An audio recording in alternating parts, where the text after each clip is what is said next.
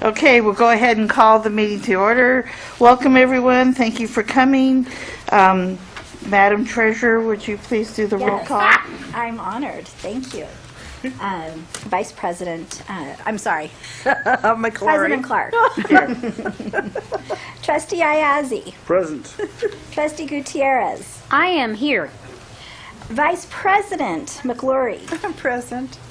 Trustee Mayer. Here. Trustee Rosenberg. Okay. President Clark. For the second time, I am here. Our student representative is in school, I'm thinking, and I am here. Thank you very much. Thank you. I think we'll go back and next time have the clerk do that. I think she does a better job. Okay, Pledge of Allegiance. Chief Maris, would you like to lead us, please?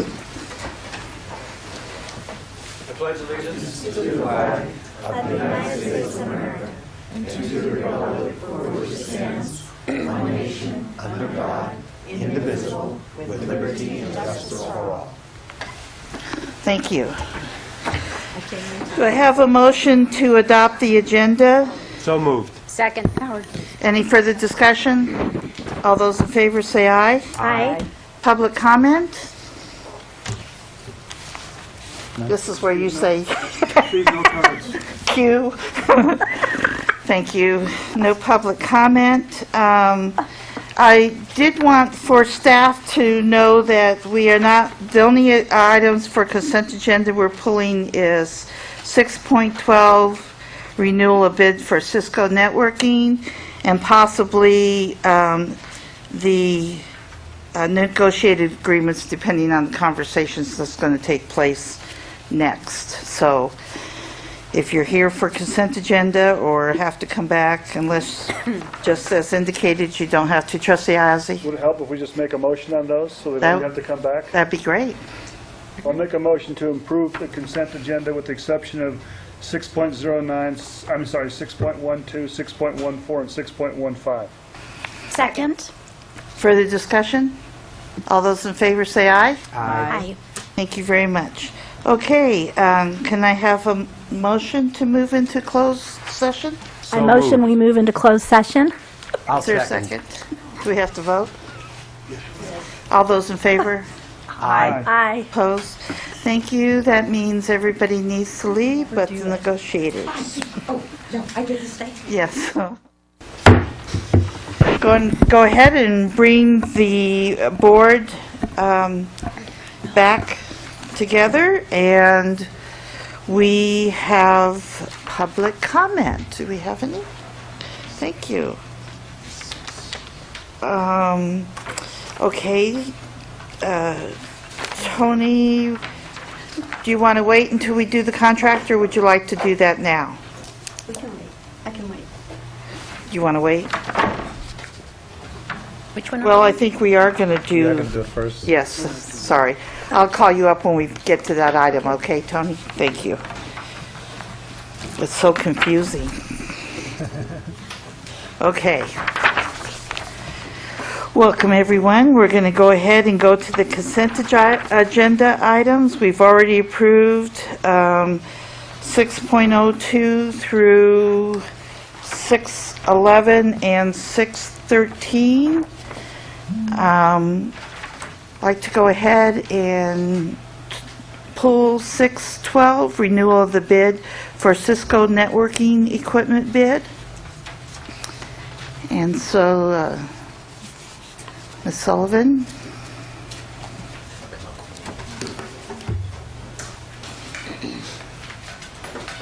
Thank you. I brought back up. Good. I know Trustee Ozzie probably has questions too. Can you remind me a little bit about this bid, because it just seems to me I recall something, but I didn't pull the file, and I'm just not sure I understand. If you could yes. Thank you. So this bid was originally awarded by the board on February 28th, 2012. So I did pull the minutes. I did find it in the minutes that it was awarded on then.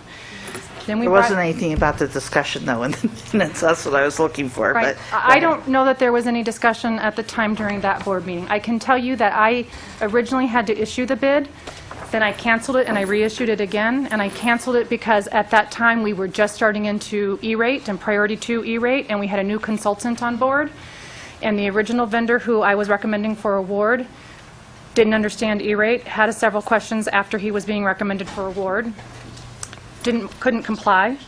So we reissued the bid. We clarified everything in the bid to make it really clear. The problem is our vendors aren't used to E-rate because we haven't done Priority 2 E-rate in the past. So it's been a big learning curve. So none of that, I don't believe, was discussed at the board. It was just part of our process where we had to ultimately cancel a bid and reissue it to clarify, to make clear that we were bidding for both E-rate components and non-E-rate components.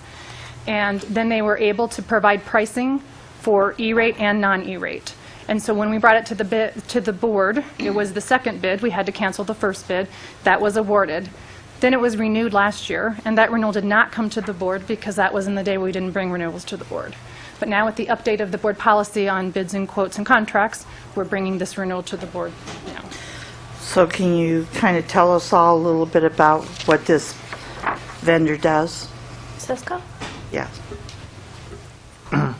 Well, let me explain. I mean, just what's going on out in the schools, what it's doing. So I think, so maybe, I was thinking maybe you were going to have more questions just in general about our approach to this, but, I mean, Ed can answer, and please be brief, the short questions about what Cisco equipment is, but just one thing about E-rate, just so our trustees and our community knows.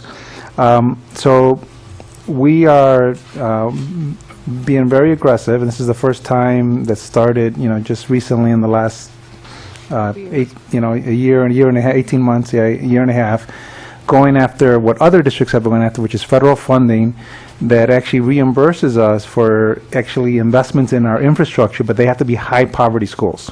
So it isn't just any school, and it's a competition. And I'll tell you, you never want to go through an E-rate audit because they're not, you'd rather have a prostate cancer, prostate exam than an E-rate exam, sorry. They're just that bad. I mean, they really are that bad. And so what I believe, and you guys correct me if I'm wrong, when I saw this item, what this does, it doesn't commit us to purchase anything except for if we see projects that are where we can get reimbursed by the federal government, that we would be able to invest in that infrastructure because frankly it's a way for us to leverage federal funding.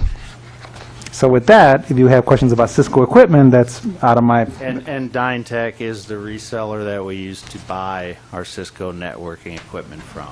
That's what's used in all of our infrastructure upgrades throughout the district. Cisco's our standard, so we issued this bid for Cisco parts, and all of the resellers can bid for it. And we usually get quite a bit of competition for this. There's $600,000, that's your SmartNet annual maintenance contract. We renew that every year, so that will be expended for sure. But the rest is we have to have these contracts in place prior to March for the E-rate funding year.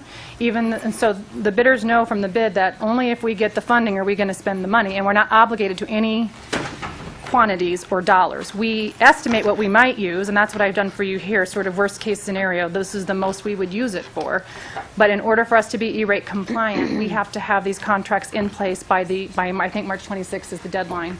And so this bid's coming up for renewal, and that's part of this process. And then if in fact we get approved for these E-rate projects, then we will move forward. We will make those purchases and we will be reimbursed at 90%. Okay. Did you have any questions, Trustee House? Yeah, a couple questions. On the original ones and even the reauthorization, it was $2.5 million, and this one is $5.4 million. How does that jump up?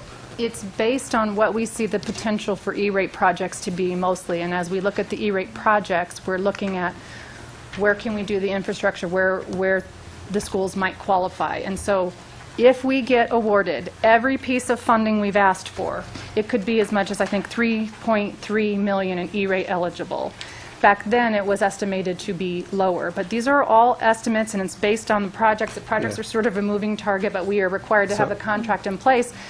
We won't even get a funding decision for at least another year, and maybe well beyond another year before they But maybe this will help, Dave, so, because I think this is She what... explained it. Yeah, It's yeah. up to, if we are eligible for more Yeah. things, we'll Yeah. go for as much as we And- can. And just know that, a big part of E-rate is your poverty rate. So what our staff do is they actually go and actually make sure that we're capturing every single child in poverty. So sometimes the numbers will be low because we don't have everybody, and then we actually go and literally knock on houses and call people, because that's the only way you get accepted by the federal government. And my other question might be as easy of an answer. And with technology, it always gets cheaper. Are we just doing a dollar amount and getting the best thing we can for that dollar, or are we still buying the We're buying percentage off list price with 14.4 Cisco. 105 So if modem. the Cisco prices decrease over time, I hope our not. price decreases because we're getting a percentage off list. Okay, This is a whatever it is percentage that off we need at list. the time. Okay. So I believe we get about 60% off of Cisco, The our the Cisco original equipment and our percentages Cisco were licenses. real good.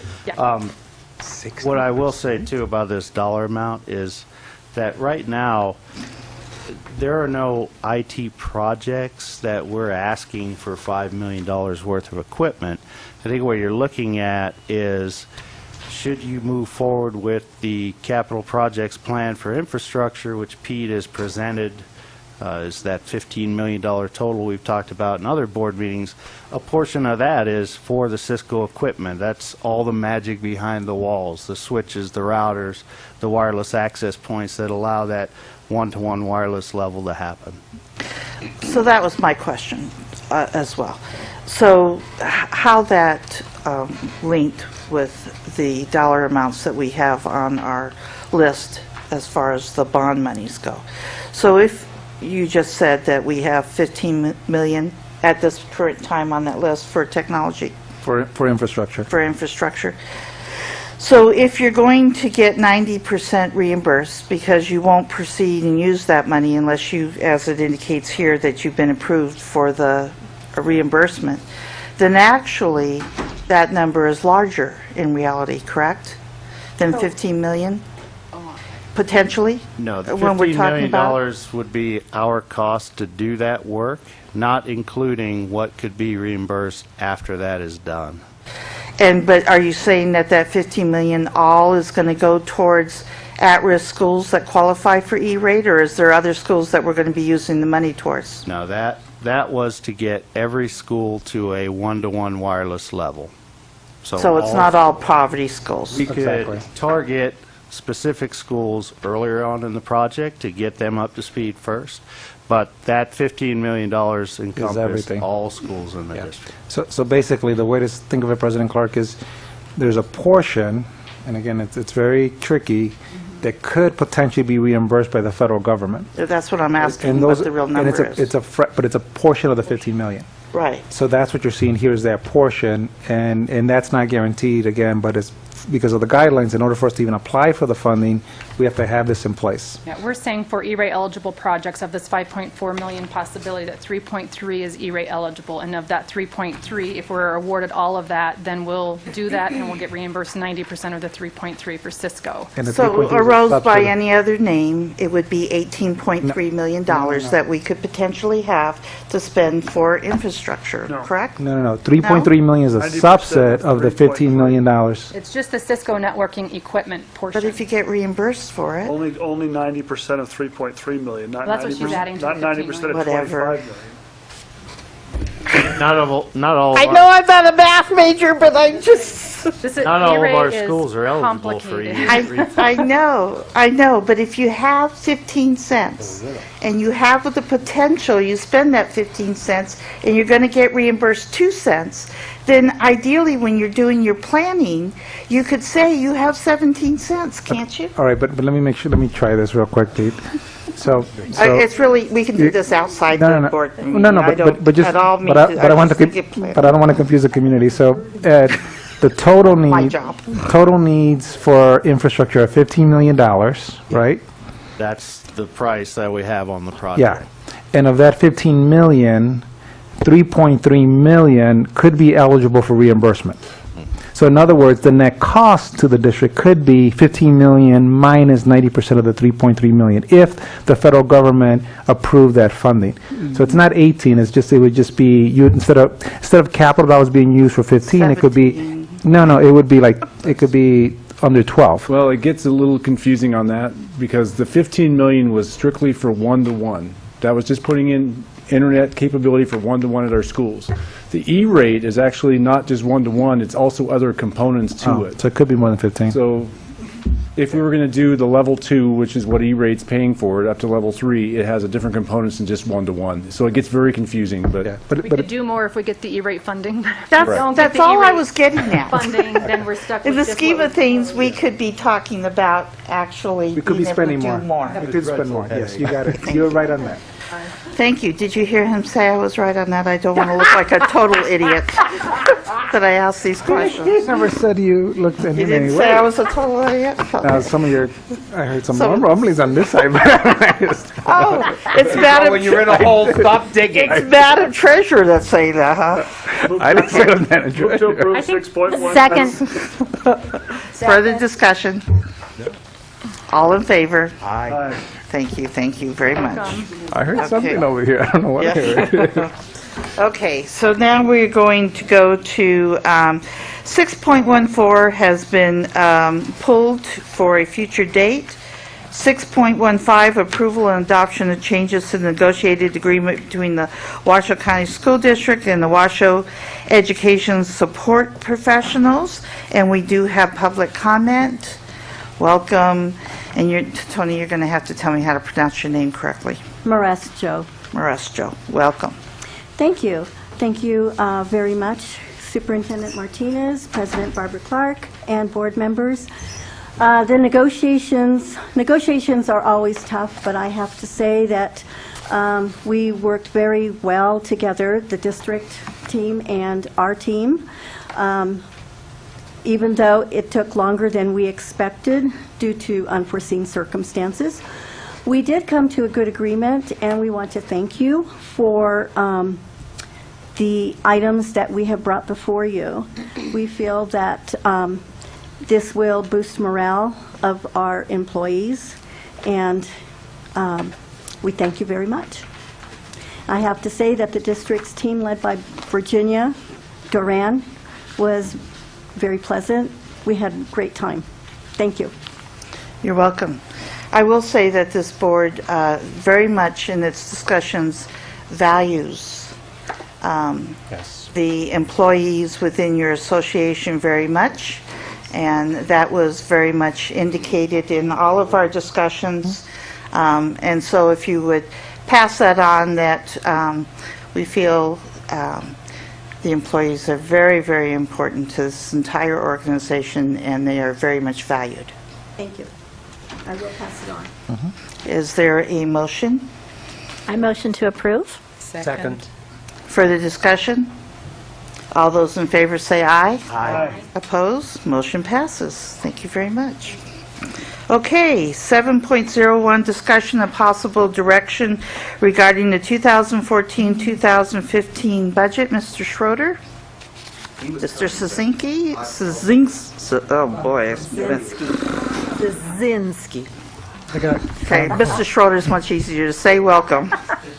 Welcome. Thank you, President Clark. Good evening, Superintendent Martinez, and members of the board. As far as the budget update, currently we asked all schools and departments to return their budgets by yesterday. There's still a few out there that are coming in. As part of the process, we've asked them to identify any additional costs related to initiatives or other needs that they may have. And so we're compiling that information right now in order to prepare for the March 19th and 20th budget workshop. In addition, today you guys are going to be discussing the strategic plan as far as goal number 3 goes. That may impact the budget as far as initiatives related to that. Still have to talk about the rest of the strategic plan that's scheduled to be on, I believe, February 22nd. So all those, once we get that information, will become part of the budget process. We're still revising projections and preparing reports, getting ready for this meeting. After the meeting, we'll probably have more budget workshops or town hall meetings as necessary. And by March 9th, or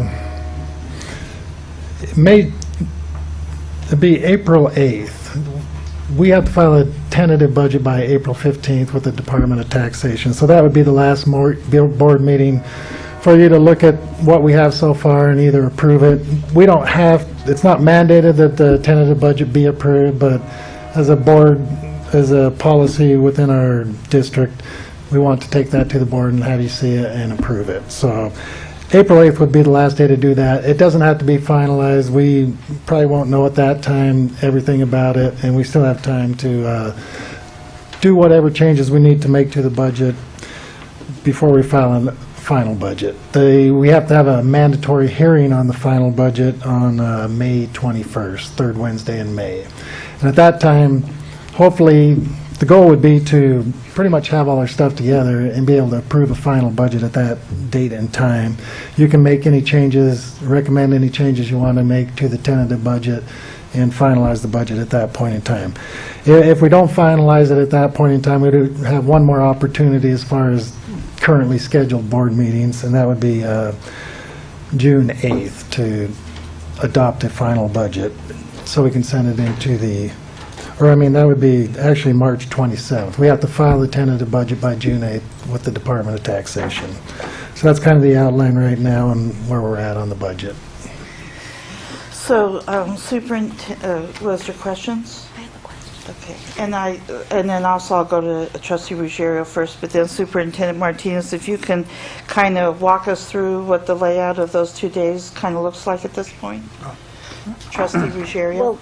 Well, actually, that ties into my question. So I was curious how you define a department, and so that was going to be my question. Who can we expect to be coming in front of us? Yeah, so we're going to follow, based on earlier guidance, so that the Reno City model, of bringing that information. And so let me back up a little bit. So we have went through a couple workshops to go over, starting to go look at long-term metrics, right, based on the update of our strategic plan. On the 22nd, we want you to look at one-year metrics, so to make sure you feel comfortable with it.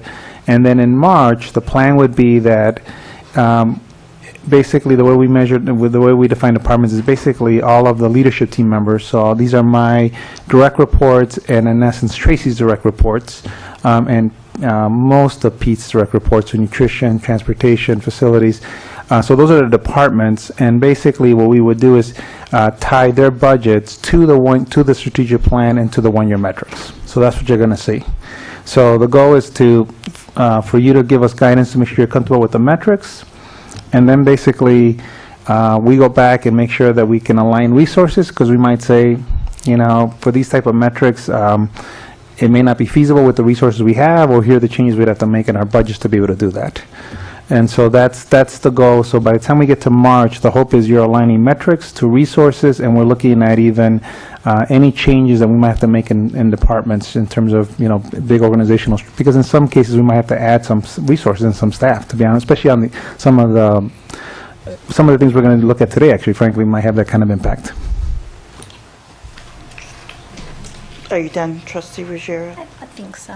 Trustee Ayazi?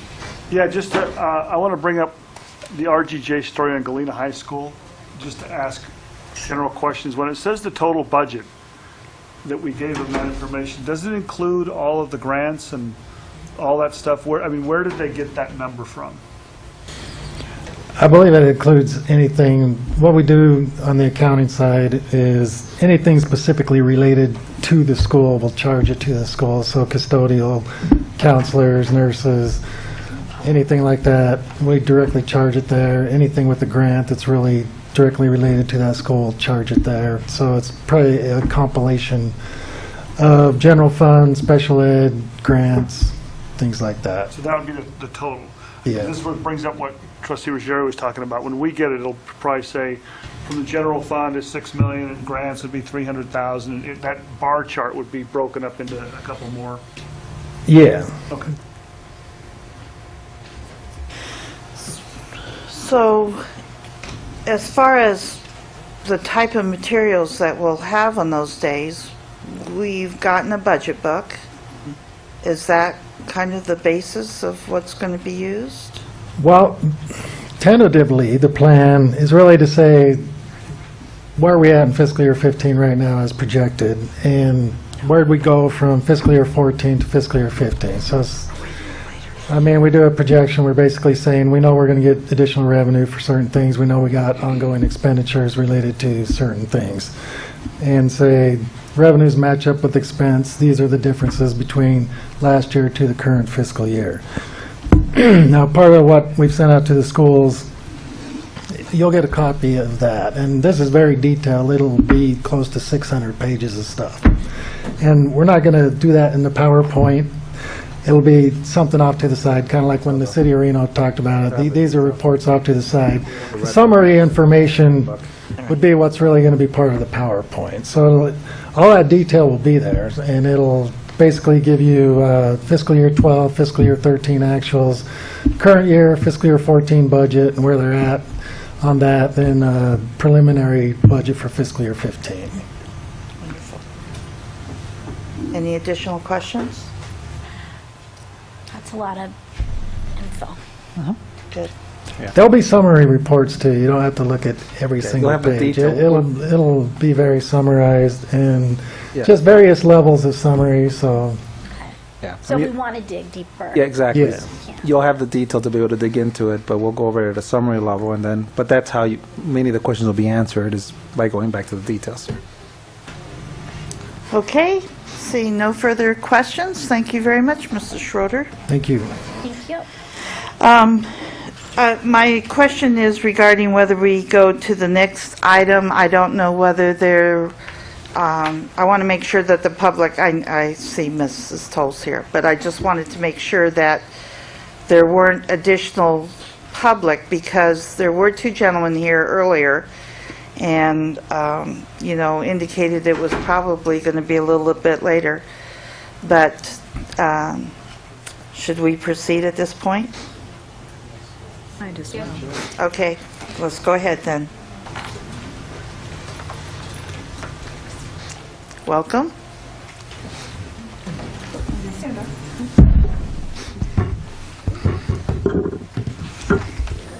Ms. Tolles? Thank you, President Clark. For the record, Lindsay Anderson, Government Affairs for Washoe County School District. I appreciate you being willing to take us at this time so we could accommodate Ms. Toll's schedule. And I really don't want to take up a whole lot of time other than to say, following up from the last meeting, we have scheduled the Oversight Panel for School Facilities meeting for next Thursday afternoon at 4 o'clock.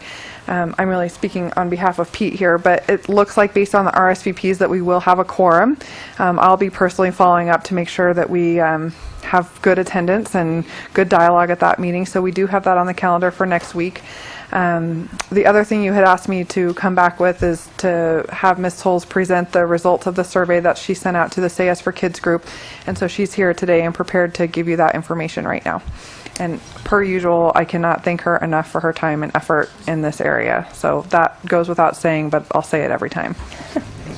Well, this time I can give credit to all the others because they were the ones who responded to the survey. Do I have a little clicker?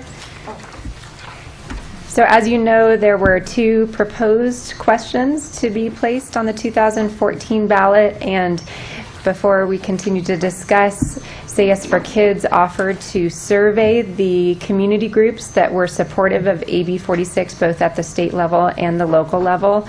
And we threw the survey out to 14 groups, all the ones that were invited to the forum that we held back in January post AB 46. And that was passed on to one additional group, Plan, received a copy of that, so we included their responses in the results, and then we also sent that out to some political consultants and individuals as well. And we heard back from 13 participating groups. That was the first question, which group they were. We heard from, you're going to click. Oh, I got to stop using, I talk with my hands, so I'll just say next so that I don't throw you off. So the participating groups were Action, the AGC, Builders and Construction Trades, Changing Dynamics, which is a political consultant group, Community Compact, Council for Excellence in Education, NAOP, Parent Leaders for Education, Plan, Nevada Succeeds, Builders Association, the Chamber, and the Washoe Education Association. Next. And we asked first, do you support Washoe County School District going to the ballot in 2014 with any funding proposal for capital needs?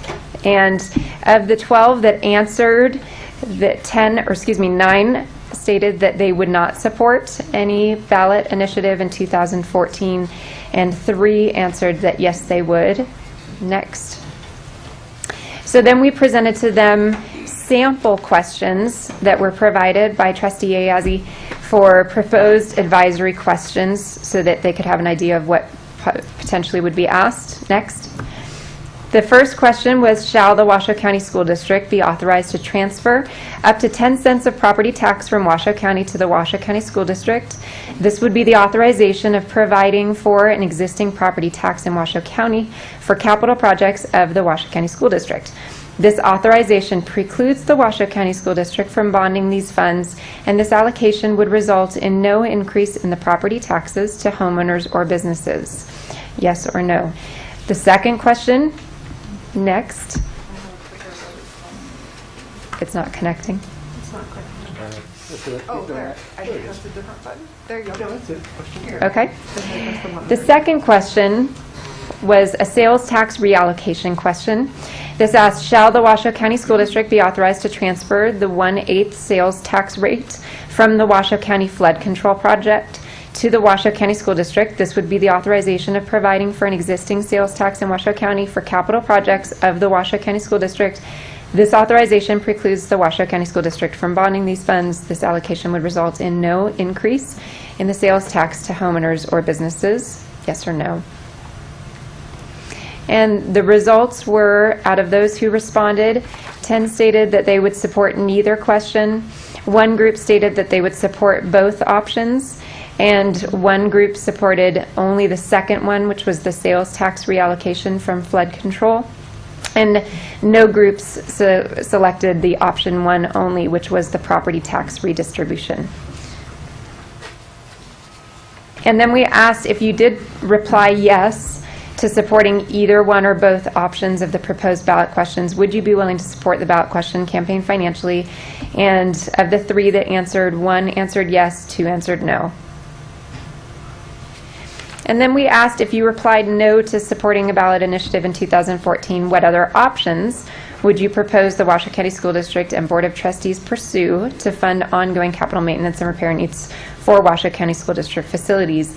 And please indicate your timing. And then we asked for additional comments and questions. And instead of going through all of those comments, I summarized just in categories that the 2 main concerns that were presented of the 2014 possibilities were the timing with the education initiative, both that it might confuse voters in understanding which options to choose from, and therefore might increase the likelihood of defeat because it might get confused with the education initiative.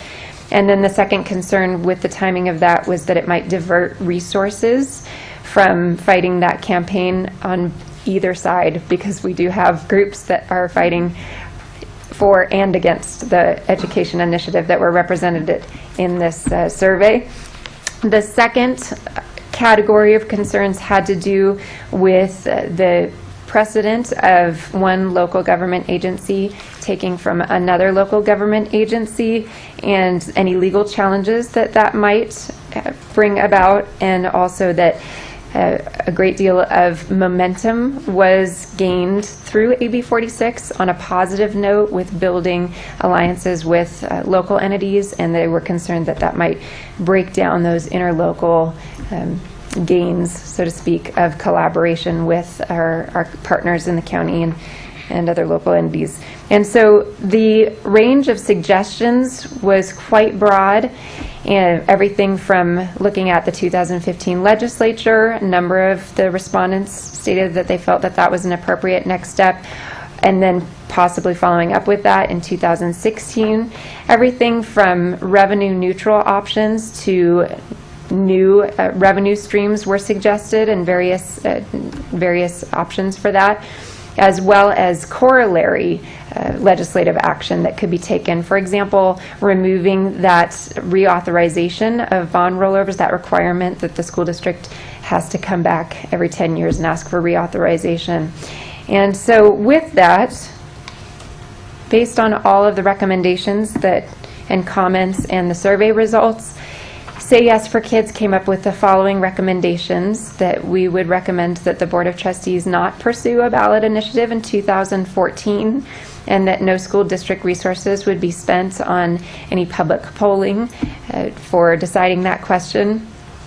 But on the more positive note, that we've seen a lot of unity and messaging from the staff and the Board of Trustees and Say Yes for Kids around some very important public messages, and certainly was highlighted in the State of the Education address that Washoe County School District is being transparent, that Washoe County School District and the Board of Trustees are being accountable with taxpayer dollars. And that's a good message that's getting out there. Congratulations, by the way, I brought the little clipping of the Board of Trustees, and just educating the public through our media outlets on all that you do for our community. And that's a positive thing that has come out of the last 6 months. And so we recommend continuing to unify that message, and also use every opportunity to get the message out there that education is a worthwhile investment, as Washoe County School District is continuing to hold a high standard of academics for our students, and that benefits our whole community, whether we have kids in the school district or not. Then in the meantime, we recommend thoughtful research of options, working together with the community, working with your staff and with the Board of Trustees. We have a lot of great dedicated minds in the room and in the community to really research thoughtfully the pros and cons and the various considerations with all the options 2015, 2016, and beyond, both new revenue streams, existing revenue streams, and other corollary decisions that could help support our efforts, and then finally to collaborate with state and local entities and agencies and the community to find sustainable funding solutions. In fact, I had a number of county commissioners approach Say Yes for Kids after the final AB 46 meeting, and as you remember, they said that many of them had been won over, and they did have a lot of their questions answered, and they would like to help be a part of the solution. So in fact, they just discussed today, they have put it on their next meeting's agenda to talk about setting up a special meeting to discuss next steps of ways that they could work with this body to help find solutions. And so I think that that's a very positive step in the right direction, and I would recommend that we all work together to research and continue that positive message out there. That's our recommendations. Any questions?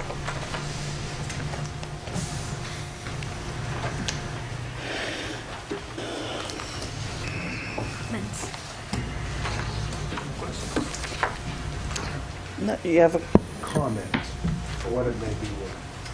I don't know what else we have to do to convince members of the community that education is important. If they think education is expensive, try ignorance and see what happens. There, I've said it. I feel so much better. I can't begin to tell you. Okay, thank you, Ms. Tolles. Trustee Ruggiero? Yes, well, Ms. Jill Tolles, thank you so much for doing this surveying all the time. I think the community needs to know that, yes, you are a professional and you have another life, including children and your work at the university, but that you have given your time to us pro bono, and we're so appreciative of that and your continuous support. We thought we might lose you after AB 46 because of all the work that you did, but so one, we want to thank you again for everything you do. So we have some flowers for you today. So I'll let President Clark deliver these to you. It's a lovely corsage. I'm going to see how you put it on. I thought they were for Superintendent Martinez. Not her spill the water on me. And Thank you very much for everything that you've done for the school. Thank you, Joe.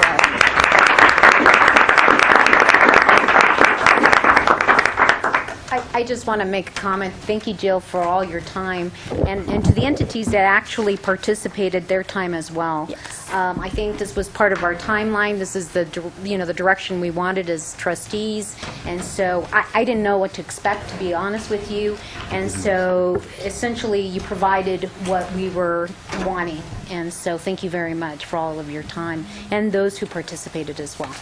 I will pass that on to them. Thank you. Thank you. Okay, we'll bring it back to the table. Discussion, Trustee Ayazi. Yeah, and comments, again, thank you very much. It's always important, getting people's input is always good in helping us make decisions, and I really appreciate you going the extra mile to do that. I think the last discussion we had was also to perhaps do a poll to go out to the public. Frankly, if, and I got a message from someone else also, that the county commission is willing to have a meeting with us to talk about further moving forward and how we can come together. I think we ought to postpone that until to see the results of that meeting. Hopefully they're soon. The only thing I don't want to do is, if we do decide, or the polls do say that we could go ahead and put something on the ballot, we just don't have until August to think about it. We have a little short amount of time. So I'm hoping that they come and we have a meeting soon with the county commission. And just for the public also, we got this is Attorney Klein, is it? This Legislative Council Bureau? Not at all. No. It spoke about redirecting funds, and they came to the conclusion, if I read it correctly, that the voters cannot redirect funds. However, under 295.140, which they didn't address at all, it states very clearly, whenever 10% or more of the registered voters of any county of this state, as shown by the number of registered voters who voted in the last general election, express their wish that any act or resolution enacted by the legislature pertaining to that county only, which flood control is, be submitted to a vote of the people, they shall submit to the county clerk a petition, which must contain the names and all that stuff, at which the referendum is demanded. And once it's done, that becomes the law of the state. So I know that they looked in a lot of other places to do that. Yeah. But frankly, that's a very clear ruling to me on that it's still an option for us to put on the table. But I think we should postpone those conversations until we have a conversation with the county commission and see if we can work collaboratively on moving forward. I think that would be a very good step for us. Trustee McCleary. I believe that the recommendations that the Say Yes for Kids brought forward are ones that we need to, at least I certainly agree with them, and I'm happy to hear that the commission is willing to meet with us and that we can all work together, and I think that's, looking forward to the future, I think that'll be a very positive way in which to go. So I would like perhaps a consensus on looking at what was presented here today, and that we don't need to vote on it, but I think it would be say that all the energy that's been expended, not only by Jill, but by every single person who responded, that we do accept her recommendations. Definitely.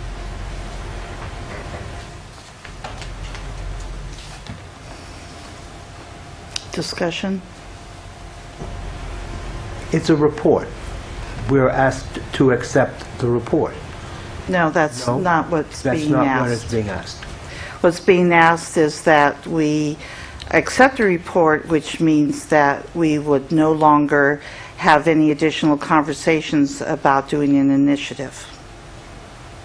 So that would be crossed off the possible list of paths to take.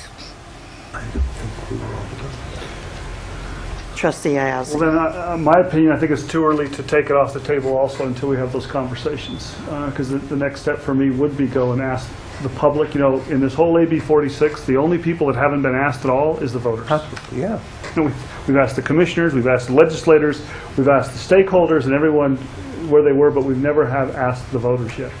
So I'm not willing yet to take it off, and I think that while these are good results and some of the concerns are perhaps valid, I don't know if they looked at the negative part. I mean, every day we wait, if we really say we needed $20 million a year, we're behind $1.5 million every month.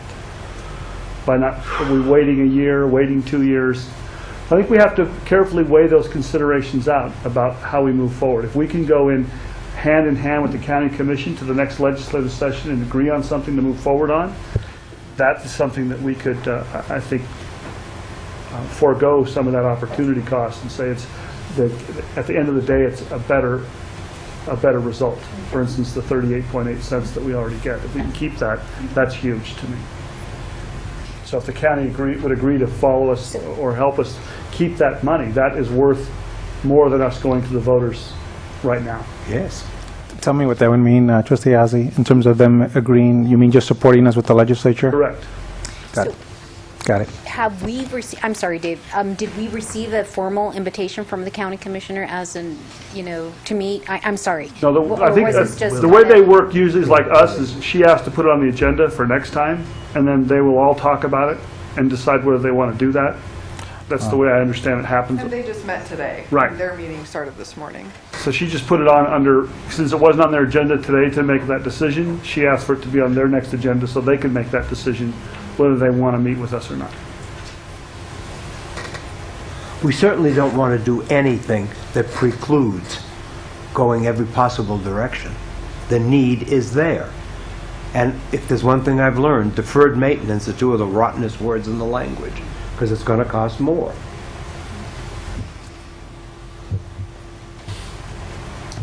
Okay. Sounds like we'll, Trustee Ruggiero? I just have another comment. Just regarding the survey, I think this is a very good pulse of the community because of the key stakeholders that gave their input. So my opinion is I think the survey is on the right track and the survey results are on the right track. So I'd want that on the record. I don't think there's any disagreement with that. I think all of us, from what I'm hearing, is that, this is what we requested as far as, the survey and the outcomes. And so, and this has always been the practice of the district, is to actually go to these key stakeholders to get the pulse. And they pretty much represent a good portion of our community. So, But I must agree with Trustee Ayazi. The people that have not been consulted, the public. Now, the stakeholders represent a number of people, but there are an awful lot of people out there that aren't represented by anybody but themselves. And they need an opportunity to be able to weigh in on this, too. It's going to hurt them as much as it hurts anybody else, and so far as I can see, we're not giving that any consideration. And again, we desperately need to be able to keep ahead of this, and we're not able to at this point. Trustee Mayor? I really think that this survey shows the direction that the community wants to go to, because everybody I've talked to, but of course, Sparks is in the floodplain, and I usually talk to the people in Sparks. To take money from one to get put it someplace else, I don't think the public has an appetite for it. So I don't think if you surveyed every person in the public that the opinion would differ from the survey. I think he could be right. Disagree. No. And, as someone who likes to be very well researched before I make an opinion, I like to have as much data as possible. That's my personal MO, always has been. I'm the one that likes having the 600-page budget book so I can decide what I want to look at. So now you know why we're having a 600-page. Exactly. Could be. I'm not so sure. I have not really made up my mind what I feel is the best avenue to take. However, I think if we can have a meeting with the county commissioners and have that conversation about that very topic, about how they would feel about having something that diverted funds that are in their bailiwick, I don't see any harm in doing that. I'm not so sure that why there's such a intense need to make a decision at this point when we still have time, because who knows what tomorrow will bring. I have no idea. But until you explore every avenue, have those kind of conversations, I'm not sure that I personally am ready to give up on anything.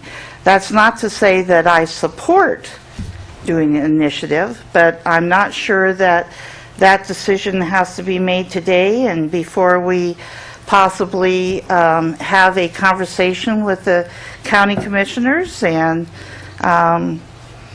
do that. I'm just not sure why there's a hurry. I appreciate the work that Ms. Tolles has done in looking at these groups. Yeah. And I appreciate that these groups do support us all the time. Very much so. Yet again, you know, after further conversations with the county, you know, maybe even they themselves say there might be a possibility that we should do a poll, and if the public agrees with you, the public agrees with you. I just don't know. I'm not sure we need to stop it at this point when we really, why are we making a decision at this definitive day today? I guess is my question. Madam Chair, Trustee Gutierrez. I guess we're researching options, right? Part of the Exactly. recommendations. So so I think the only difference that I'm hearing is the poll, the public poll. Oh. I think that's the only thing. I think I'm in agreement to meet if we get a formal invitation by, obviously, the county commissioners, that we would be there. That's researching our options, correct? Sure. So I think the only thing we're talking about is the whole thing with the public poll. And so Are we, but I guess, are we talking about that we're making a decision today whether or not to do a public poll? no. Or are we just? I don't think so. I Okay, don't think then, I think Does you want to say something? finish. And I'm just curious, and maybe I should have asked this before, and you don't need to answer me today, but I'm just interested as to what was the reasoning with regards to the not spending resources for the public poll. Is it because of our resources? But if we had somebody else pay for the, for the public poll, I don't know, just a little bit more comments on that. I'm sorry. State your name for the record. Tolls. Oh, it's on. Jill Tolls for the record. It saves for kids, and that came from some comments from the individual responses as well as discussion by the core Say Yes for Kids committee, and also keeping in mind external factors in Clark County, the ethics questions that they continue to face in regards to district spending on certain ballot or political measures that we didn't want to have even the perception of, or the school district to have even the perception of using taxpayer dollars for that. And one of the major, in reflecting upon AB 46, one of the major barriers that we felt like was never overcome completely, but there was a lot of gain made, was in regards to public perception, and we felt that that would that could be a challenge with public perception if school district funds were used for a poll. However, that does not by any means restrict any individual citizens, and as Trustee Aziz made very clear, this could be a citizens initiative as well. It doesn't have to be a board thing, so a private citizen could pay for a poll if they felt that they needed to, and that would answer the question as well. Mrs. Anderson. Thank you, President Kirk. Lindsay Anderson. I couldn't have said it better, and in fact, I was just wanting to make the point that an initiative petition is just that. It's by the citizens. It's not, there doesn't need to be board sort of approval or authorization for someone to do an initiative petition for whatever question they decide. It would just really be a matter of, is this, supported by the school district and the Board of Trustees, or is it, a frustrated parent who just couldn't take it anymore and decided to go do an initiative petition on their own. So the polling, the initiative, the gathering of signatures, all of that can continue to happen sort of regardless of the state of feeling of the Board of Trustees, right, if there were that initiative on behalf of the citizens of Washoe County. So again, even if the Board of Trustees voted and said, yes, we want to move forward, it wouldn't be the Board of Trustees initiative petition. It would be an initiative petition done by the citizens of Washoe County. So I just sort of wanted to be clear about it would never be ours owning it ourselves. It would be something that would come up with the citizens of Washoe County. Trustee McClure? Well, perhaps Jill then can give a little clarification in relationship to this meeting that the county commissioners are going to have and how it all works together with the board and the general public and the county commission as well. I think that clarification will come after they meet, after they have it on their agenda item for February 25th. It's been put on the agenda for the discussion, and I think there will be a lot more clarification after that. And I also want to remind the board, too, that the county is a key piece, the community is a key piece, the public is a key piece, the state legislators are a key piece, even our other districts and boards across the state. There's a lot of various options to pursue, state, local, ballot initiatives, or through the legislature, and so that's all part of that research process. We don't have all our eggs in any one basket, but I think that there's some very, very good steps in the right direction, and we should continue to support that. Okay, very good. Very good. Thank you. Thank you so much. Thank you. Yep. Thank you. Okay, so, thank you very much. We are on to, do you have anything else under this topic? Thank you very much, Mrs. Anderson. Okay, we are on to, is Mrs. Derby here? Should we? She's not expected until 4:30. To 4:30, okay, gotcha. So let's skip that one and we'll go to 8.02. Well, you know what? Might want to take a break since we're going to start at 4 o'clock with our public recognition. Very good idea. So we'll go ahead and take a break until 4 o'clock. Okay, we're going to go ahead and get started. Welcome, everyone.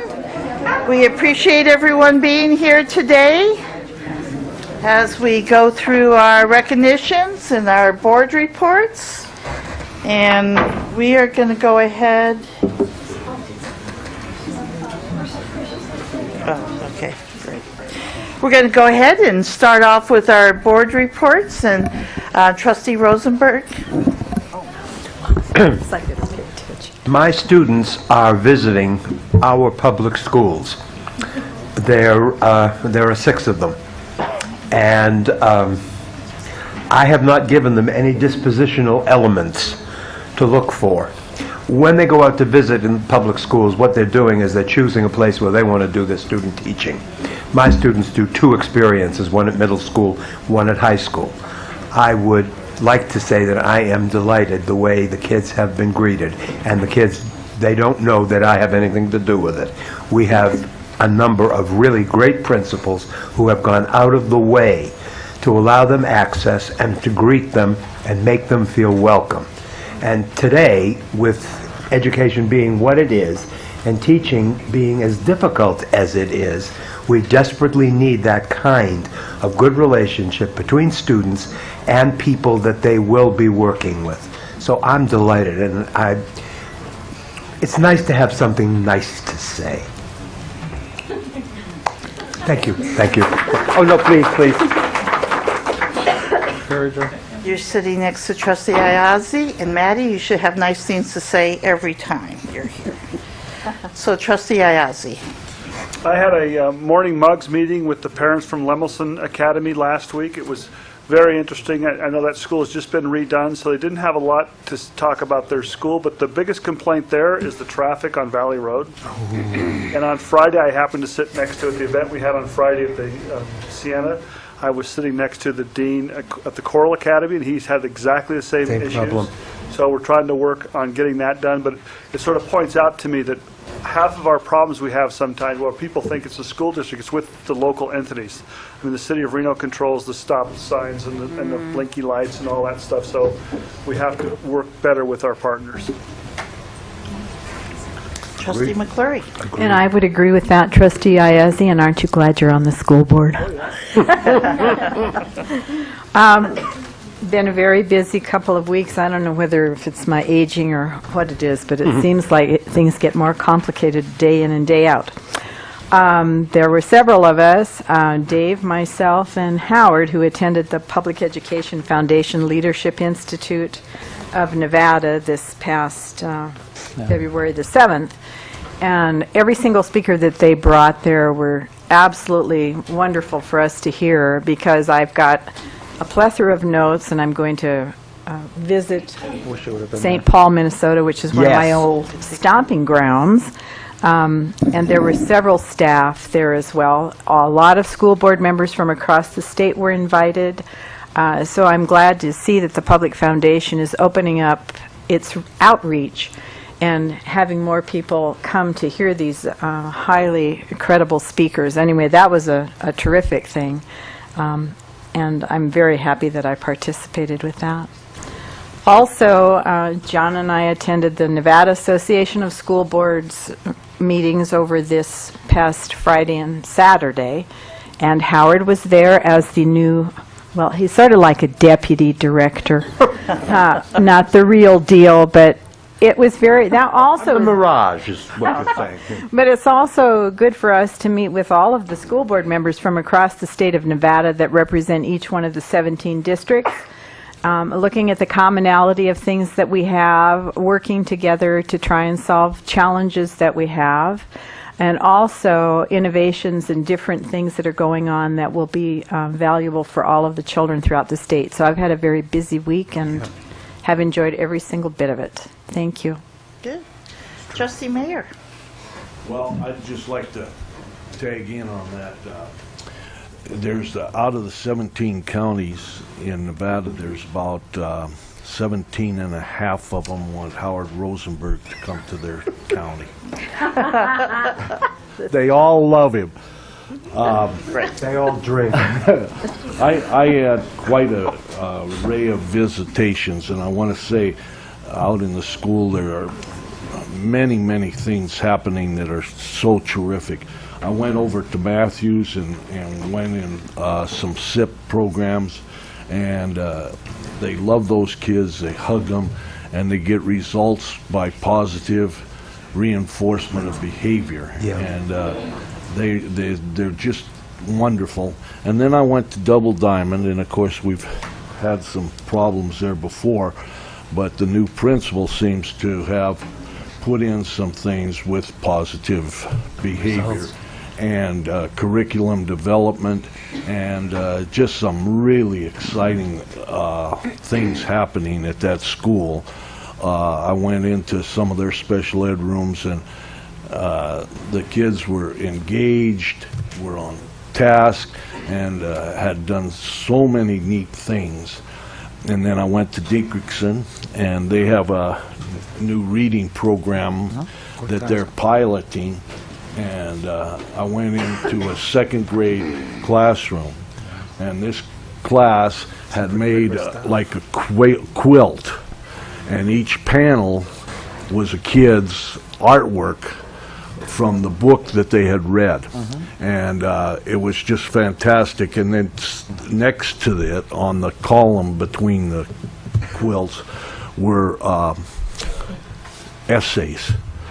The smallest one was 3 pages, handwritten. Wow. And I don't know if you're familiar with where the red fern grows or not, but this is second grade, and the kid had the hounds, the 2 hounds, Big Ann and Little Dan, or Big Dan and Little Ann, and a 3-page report about the book.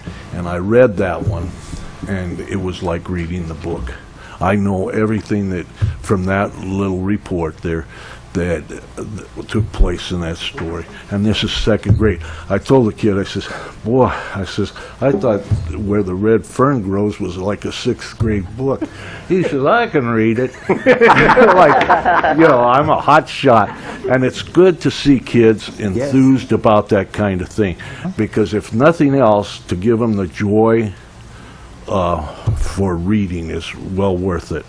And then I was out at Lois Allen, where the new principal has taken funds from her general fund and wired the school. And they just got, it's big as this table, full of boxes for iPads and everything. And so the kids will be able to do this program that they have where they read a book, they go to the computer, Yeah. and they bring up the book, and then they do a test on it. Accelerated reader. Yeah, and the teacher knows immediately if they've comprehended it or not. Yep. So she could say, "Oh, little Johnny, could you read that again? You didn't quite understand it, see?" And then he could read it again. It's instant. Yeah. It's not, she doesn't have to wait a week or anything. Exactly. And it was really amazing, and I was so happy to see that. And then I was at the School Board Association, but I was also at my favorite committee of all, the Student Advisory Board. And Maddie just runs a great meeting, but we have such an array of students there from all different walks of life, from all different values and everything. And they have arranged where they have icebreakers and stuff, and no one feels out of place. And they talked about student voice at that meeting, and it was really a great discussion, and I'm so proud of every one of those kids, and I'm certainly proud of Maddie and the work she's doing with that group. Thank you. Thank you. Trustee Gutierrez.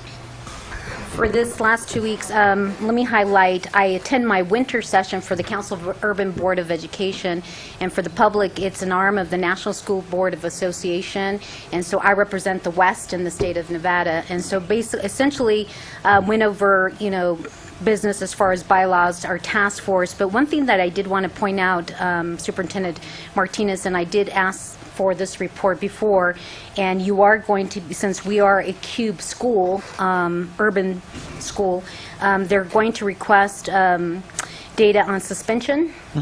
Obviously, we have graduation and diversity, AP, and achievement.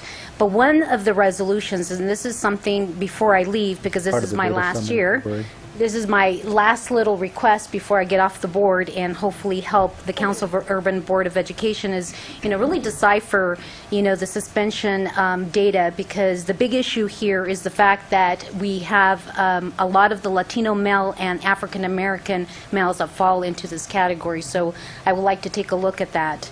And so one of the things that I need to read out loud, because I promise, is, the resolution, which is NSBA urges local school boards to continue to analyze data with regards to student suspensions.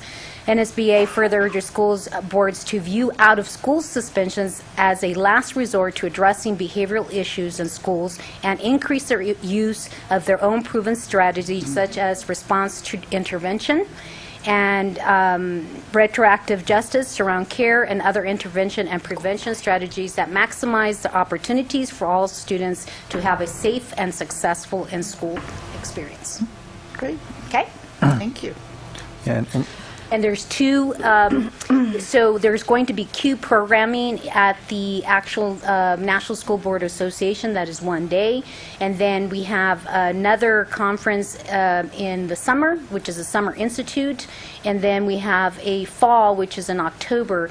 And so the big three areas, again, before I leave, that I'm really going to push is the student suspension, and ELL, and students who are in disability and how we categorize them. Well, so the good news is, Trustee Gutierrez, Trustee McLaurie and I have been working closely with staff on Goal 5, and that is a large component of Goal 5 for our strategic plan. So we'll be sending something out to all of the trustees in the next few days about Goal 5 and how we're addressing that. So that's exciting. I think we first need to pull that data, because I'm interested to see how that works for us at the district. And I'll confirm this, but I do believe that that's going to be part of your data summit, which is a little bit later this month, in about 2 weeks from now. So you will be seeing that as part of the data summit. Okay. Thank you. Okay, Trustee Ruggiero. Well, I had an exciting last Monday I visited the Worcester High School Comprehensive Life Skills Program, and I joined the students on their job training program at Shopper Square. And several of the students get to do job training at Marshall's and CVS and Porta Subs. And so I actually got a little job training myself. I was able to do some of the work in the back at Marshall's and assist some of the students in their jobs, and they had to correct me several times that I was not quite doing things right, but by the end of my time with them, I had gotten most of it down. So they're very strict on their process. I really enjoyed that, and it was such an honor to see the commitment of the teachers and the support of these businesses, you know, opening their doors for our kids, and so I thought that was a really great thing. I had an opportunity to, thanks to Zachary, our community engagement person, as he set up a day for me to go and speak with Nevada Women's Lobby, and they had lots of questions about AB 46 and support for the school district, and wanted to know what they could do, and then also offered many ideas and suggestions, so I'll be sharing those with the trustees later. President Clark and I had a nice meeting with Denise Hedrick from the Ed Alliance last night, and that was very helpful, and hopefully some of that information will come out today in our strategic planning meeting. Also attended our state treasurer's big event. I think Pedro will talk a little bit about that, and had a great meeting with Trustee McLaury on our safe schools goal that we'll be adding to the strategic plan, which you guys will be hearing about, and many of the things that Trustee Gutierrez spoke about we'll be addressing through that and our safety committee. So that's it. Thank you. Maddie? Pedro, do you mind if I talk about our next agenda item? Go for it. Okay, so we just planned for our next meeting to be doing kind of a voting registration drive for all of the high schools. So I believe our next meeting is with all of you.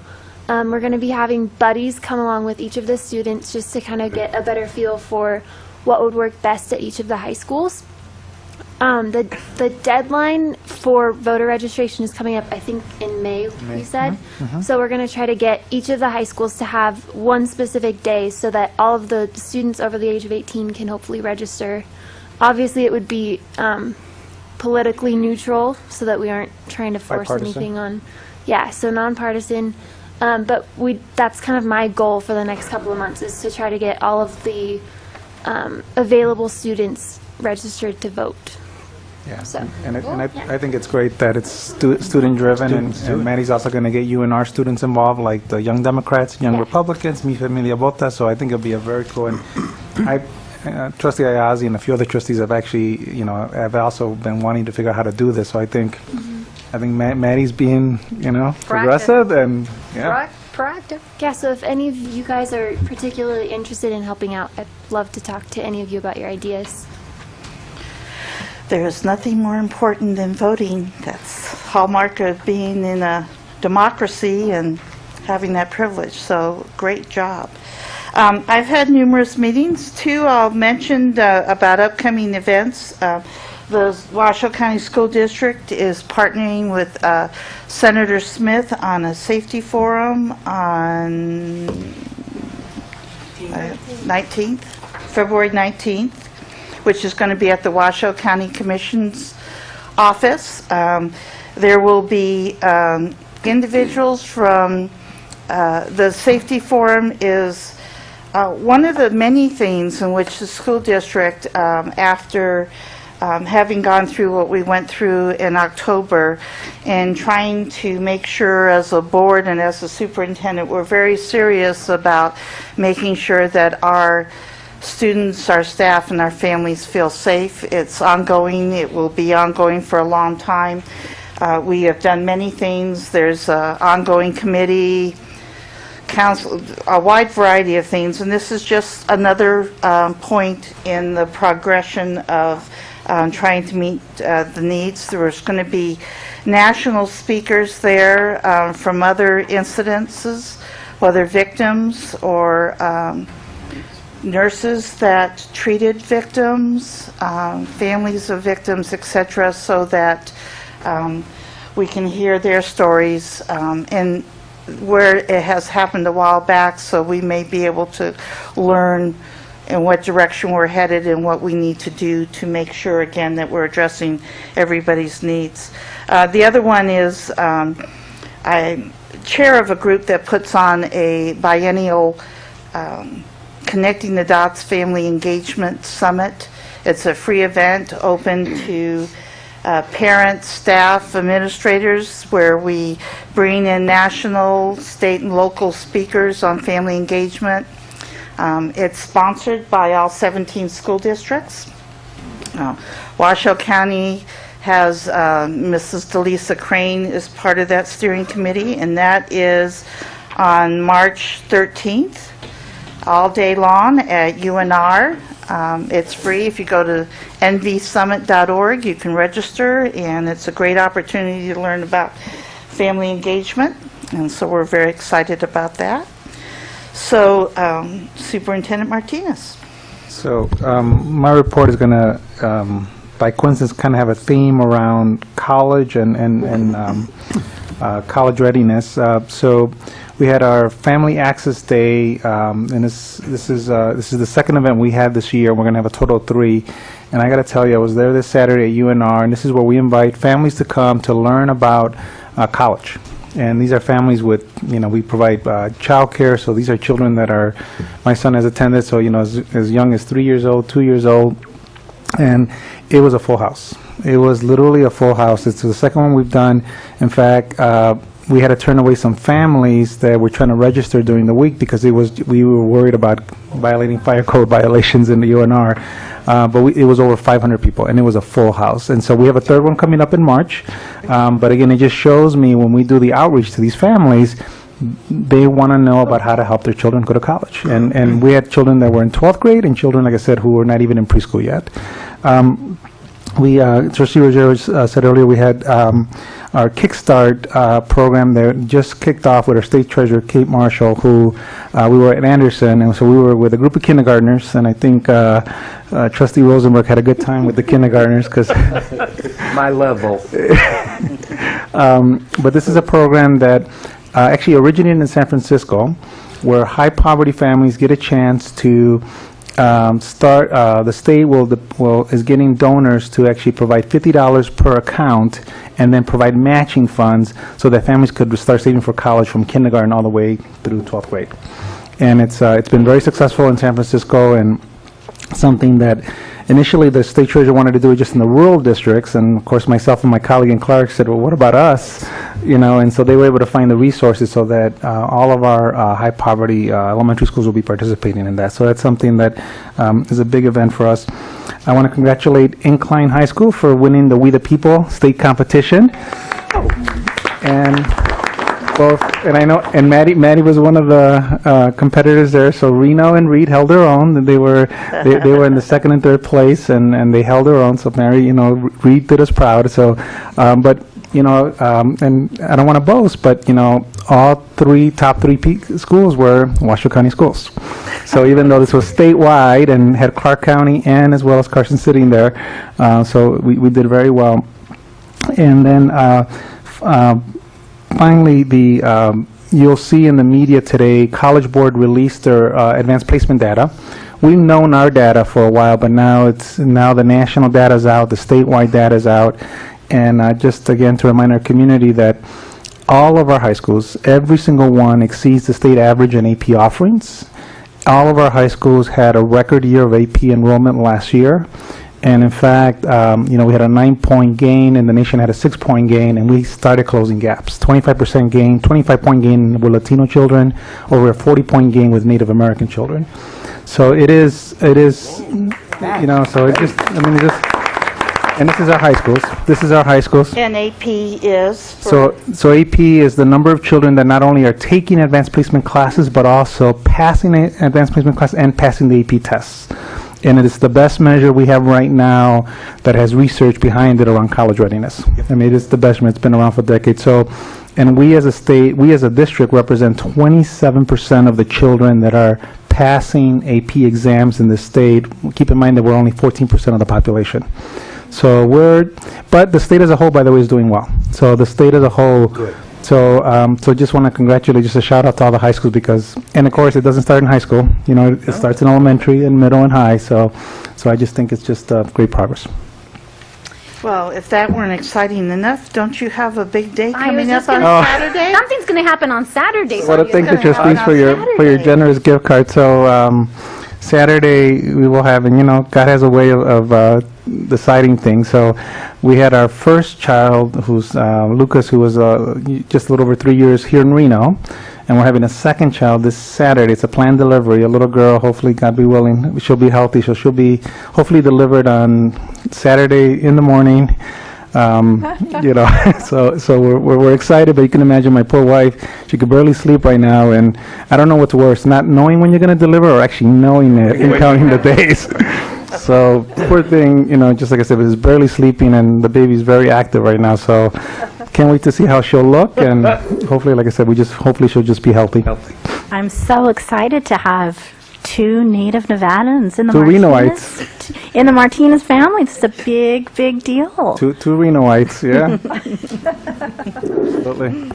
Yep, all the more reason why you're so gung-ho about getting our district to be a great school district, so You got it. your 2 children It's a vested can come interest, through the that's right. system and be scholars. Thank you, trustees. Thank you for your support.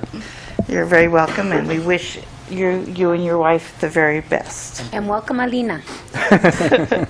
Okay, we have one more item before we get to recognitions, which is about a 5-minute item. Mr. Bailey, Mr. Richter, welcome. We're going to hear a little bit about Smarter Balanced Assessment, which is, in essence, for everybody. You'll tell us what that is so we all understand. We will. It's affectionately called SBAC, Smarter Balanced Assessment Consortium. Oh, boy. For the record, Scott Bailey, Chief Academic Officer. Good afternoon, or evening in this case. President Clark, Superintendent Martinez, Trustees, Ms. Eckert. Joining you again, Scott Bailey and Paul Richter, Director of Assessment. We're going to go back and revisit the SBAC assessment items. This evening we're going to be looking at an ELA item, comparing an HSPE current with an SBAC item, so you can see the compare-contrast. Now tell us in plain English what you just said. High school proficiency exam is current. SBAC would be the Smarter Balanced Exam future, 14-15. With the exception of field testing, Mr. Richter and his team have been out working with staff, doing trainings and open forums to talk about field testing, which is scheduled to begin April 14th for subsets of population not exposed to CRT this year. I would like to give you a couple other updates, but before I do that, thank you to the trustees that attended Friday's Leadership Summit. Hopefully you found that conversation engaging and challenging at the same time. The February issue of Washoe Parents magazine featured an article that highlighted the Nevada academic content standards. Hopefully you had a chance to look at that. And then coming up for the March edition, I've placed an article in Parents Magazine around next generation assessment, which in this case is tonight's item, Smarter Balance Assessment. So hopefully you'll be looking for that. With that, we have 5 minutes, and I've already burnt about a minute of that, so I'll turn it over to Mr. Richter. Thank you. In keeping with in keeping with the format, we'll look at a current high school proficiency exam item, and quickly, we won't read this, but the actual piece would have taken up 5 slides. I'm showing only 2 of them. And then the thing about the high school proficiency exam is that over the last 3 years, it has had greater alignment to the Common Core. It's undergone change each one of those 3 years. And so when we look at an item like this, it is text dependent, in keeping with the Common Core. The answer here is D. We won't spend a lot of time reading because I have only 3.5 minutes left.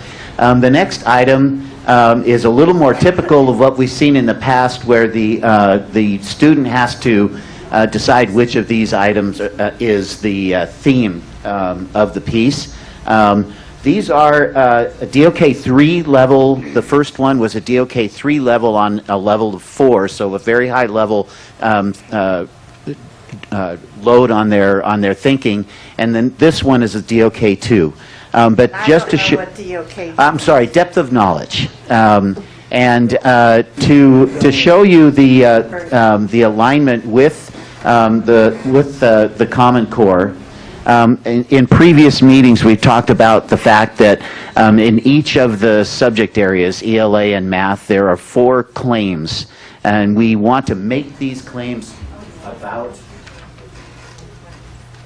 the students. These two items that I just showed you help the students display their knowledge in ELA Claim 1, which is reading closely and analytically to comprehend a range of increasingly complex literary and informational tests. Then it goes on into the hierarchy of the Common Core standards, into Anchor Standard 1 and Anchor Standard 2, which inform ELA Claim Number 1. But, going on to the next slide, they remain selected response items. The high school proficiency exam, as it exists now, is only multiple choice or selected response items. And so while the depth of knowledge level has increased on these items, it's still a multiple choice test, which is not conducive to a student actually demonstrating their knowledge. Now, I'm going to go to the live test. And if you'll bear with me just quickly, Scott, if you want to fill time, you can, while I get into the Let test. me further expound on DOK. DOK, depth of knowledge, based on Webb's diagram, if you've ever seen that. We build tests basically on a cognitive scale of 1 through 4. So a 4 would be a most demanding question. Sometimes those question events last more than one session. They could extend over time. Whereas a DOK 1 would be a very basic recall question, like name the President of the United States, for example. But the 4 would be the most challenging. This week. Okay. Thanks, Scott. Okay, so really quickly here, and again, I don't want to take up a lot of time, but in the Smarter Balance test itself, and this is the practice test that the community, students, teachers, everyone can still access in preparation for the field test in April. The first page contains this reading passage. Students scroll down, read the entire passage, and can access it right here on the same page that the items are on. The items are text dependent. The answer to this one is, I'm just going to show you a couple of things here. Notice that instead of 4 items, now even with multiple choice, there are multiple items or more items. This is the biggest thing about the high school proficiency exam and the new Smarter Balance test, and that is that there are a minimum of 9 items on the test that are written answers. This is a short answer that requires a paragraph answer. The student just starts to type in and write as much as they want, going back into the text at all times in order to get maximum points.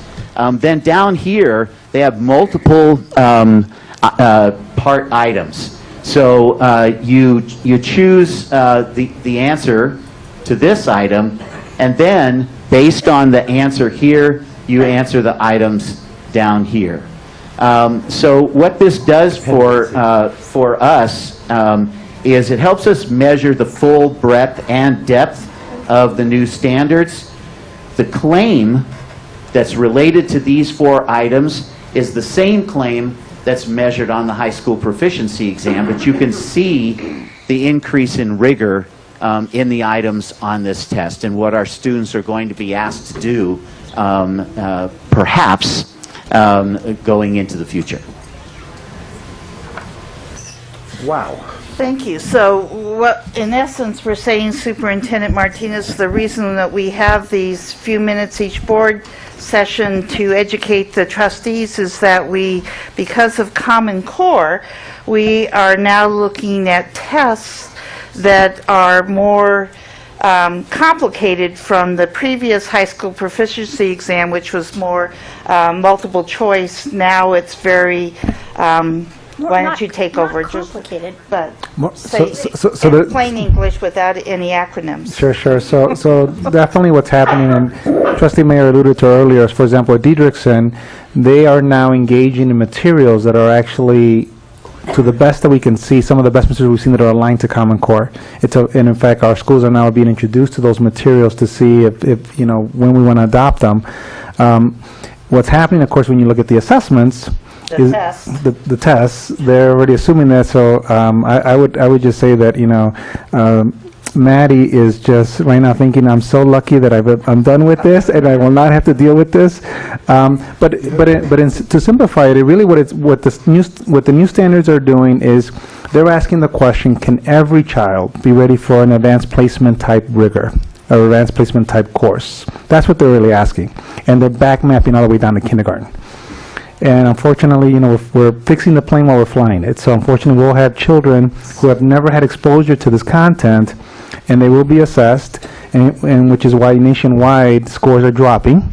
But it's not because the children know less. It's frankly because the way, it's just part of the implementation issues we have. And so we know that. We think our schools are going to do better than most, and we'll be able to measure ourselves nationally like we can with advanced placement classes. But this is what our children are going to be asked to do starting and a test pilot this year, which we won't get that data, but then next year it's across the entire district. And by the way, next year it's the whole country will be on these assessments. Who creates those tests? So it's a good question. So Smarter Balance and PARC are two different consortiums that were created when the Common Core standards were developed. And they have worked with testing companies across from Pearson to McGraw-Hill.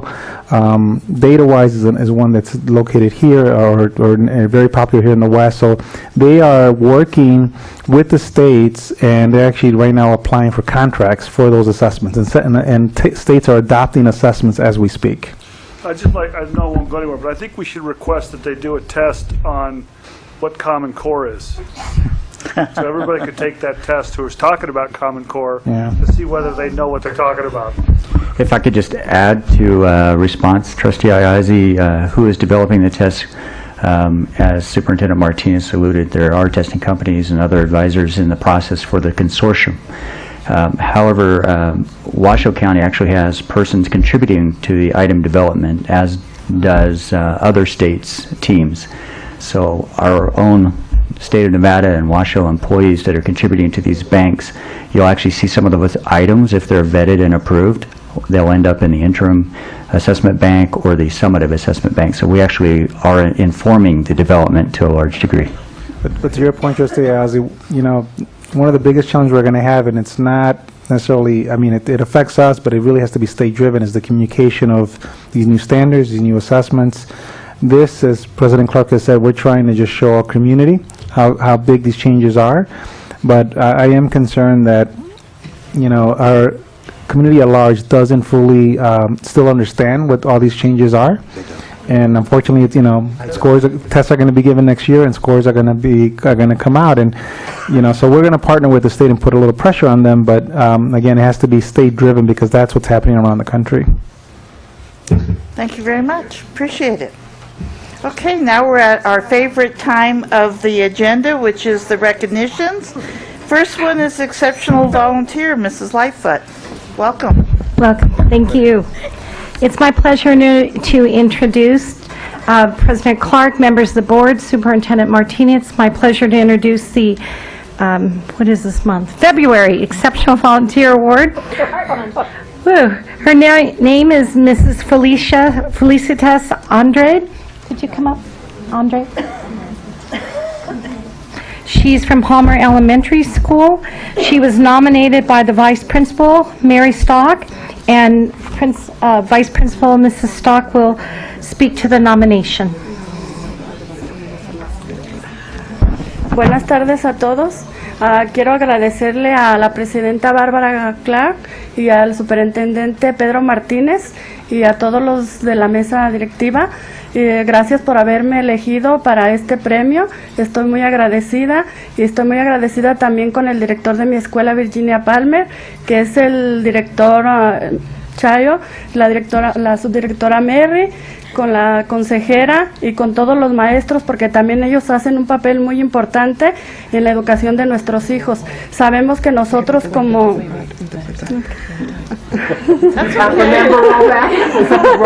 That's okay. We can do it whatever order comes.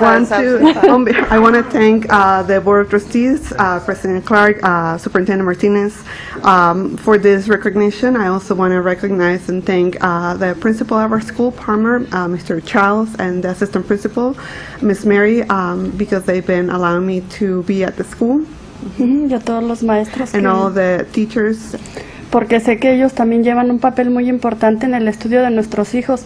Sabemos que nosotros como padres también somos los primeros padres en el aprendizaje de nuestros hijos, y también a los maestros, porque ellos también luchan por nuestros hijos que están la mitad de tiempo en la escuela, y yo estoy muy agradecida también con ellos. I'm also grateful for the teachers because they support all the work that we also do at home. We are as parents, we're the first teachers of our children. But I also know that working in collaboration with the teachers that give all to support our kids, I'm very grateful for that. También quiero agradecer a los padres de familia. Ahorita tenemos a 10 padres de familia de voluntarios que nos están ayudando, y tenemos también a padres también que ya están cooperando también ahí, y estamos muy contentos porque la escuela Virginia Palmer se está yendo para arriba.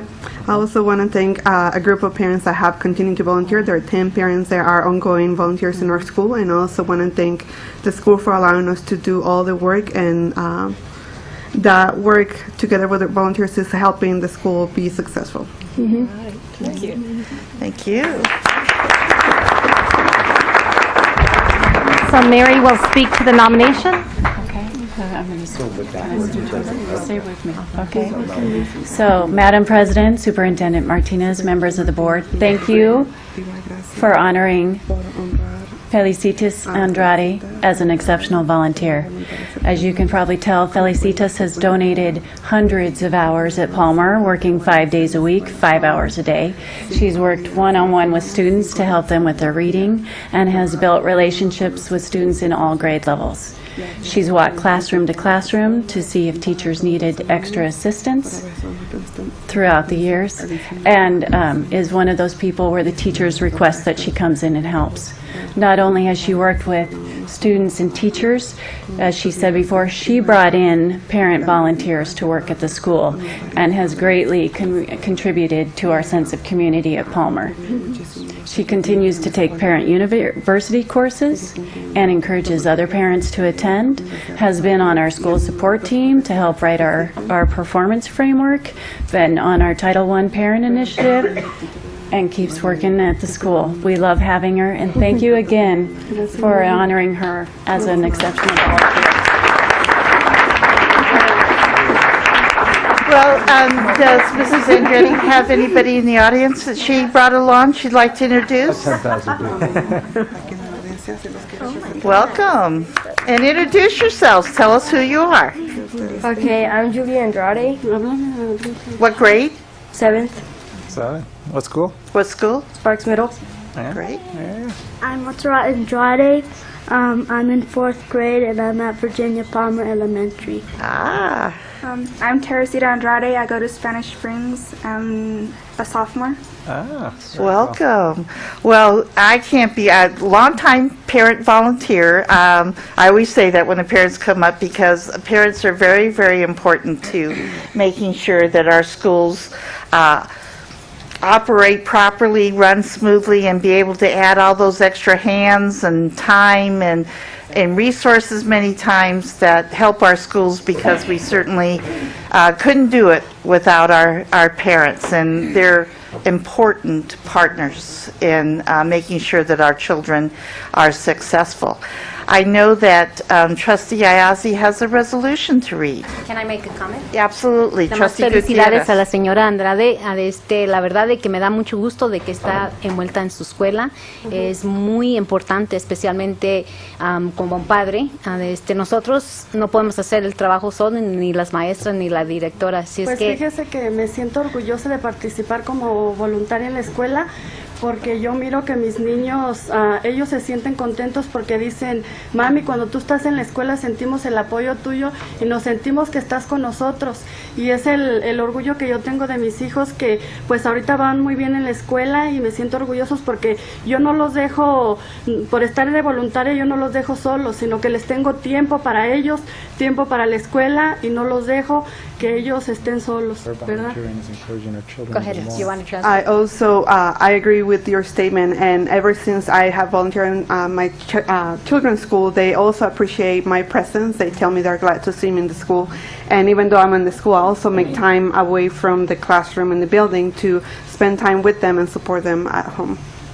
Si es que tiene que reclutar muchos más padres, y es lo que necesitamos, muchos más, especialmente padres de nuestra cultura, especialmente. Si es que. Gracias. The question that I asked her is that I just congratulated her that she plays a key role as a parent, and that I'm very proud of the fact that she's made a difference, that we in the district can't do this job alone. And teachers can't do things alone, nor the directors, so we need more parents in Army, so she needs to recruit an Army, is what I'm saying. She's doing quite good. Sí, ahorita tenemos 10, pero para la próxima vamos a traer 40. Okay, good. Triple. We'll make 40. That's her goal. Trustee Hayazi. Resolution by the Washoe County School District Board of Trustees.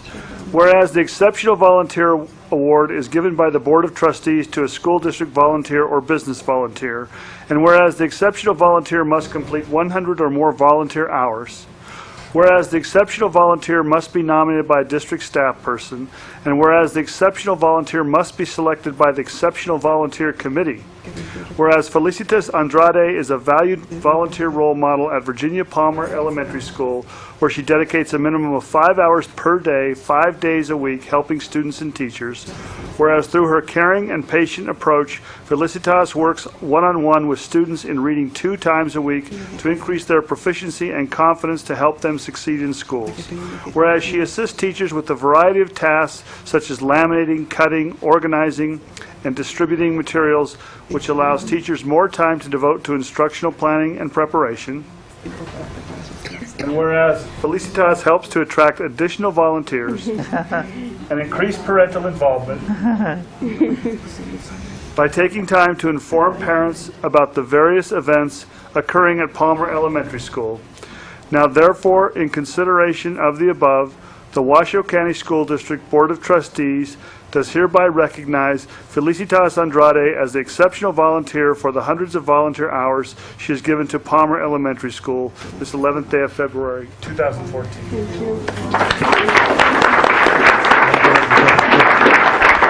So we're going to take a picture. Trustee Ayazi, would you like to, can you give it to her, please, and be in the picture? And your family and everything? Yes.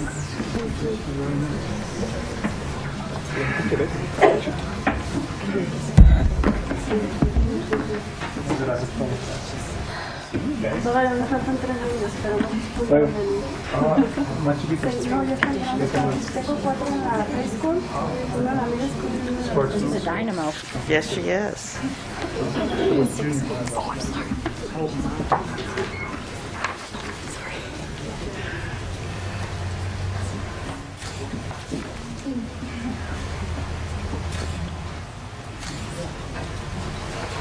Perfect. Thank you very much. Thank you. We have a gift for you. Have a gift for you from our sponsor, HIH Consulting and a Swill Coffee Shop. Thank you. Okay. Thank you. Thank you. Ms. Huckabee. Our next is Education Support Professional. Good evening, President Clark, Superintendent Martinez, and members of the board.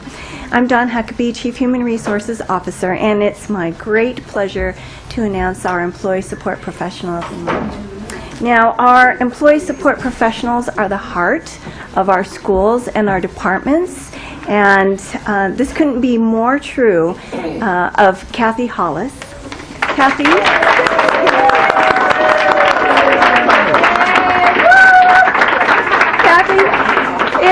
Rick is here. Kathy is the clinical aide at Corbett Elementary School, and she was nominated by Karen Wallace, the former principal there. And we have Denise Dufresne, the current principal, who's going to say a few words about her. Great. Welcome. Good evening, I'm Denise Dufresne, the current principal at Corbett, and 14 years ago Kathy Hollis was hired on as the clinical aide, but I can tell you that is a very small portion of what she does in her day. She's also a special ed aide, she's the mom and grandmother for every child and probably every staff member at Corbett. I find myself often in there just to take a break. She's just a delightful person, and she just gives so much, and so this is just a little token of what we can offer her, because she does so much for every single person and every family and every staff member. The children come down. My office is right next to the clinic, and I can tell you if Miss Kathy is not in there and I ask the kids what they need, they look over me to say, I'm just looking for Miss Kathy. So the rock star in the building is Miss Hollis. So I would like to introduce Miss Hollis.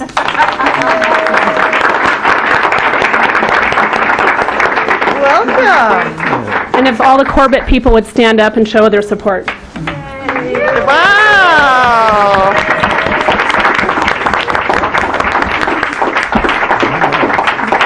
Well, tell us a little bit about what you do at the school. Well, my name is Kathy Hollis. I've been there since '99. I didn't start off as a clinical aide. I started off with the violence program with Pat Cosras. I've been through 4 principals, and I enjoyed and loved every one of them, and still talk to every one of them, hopefully.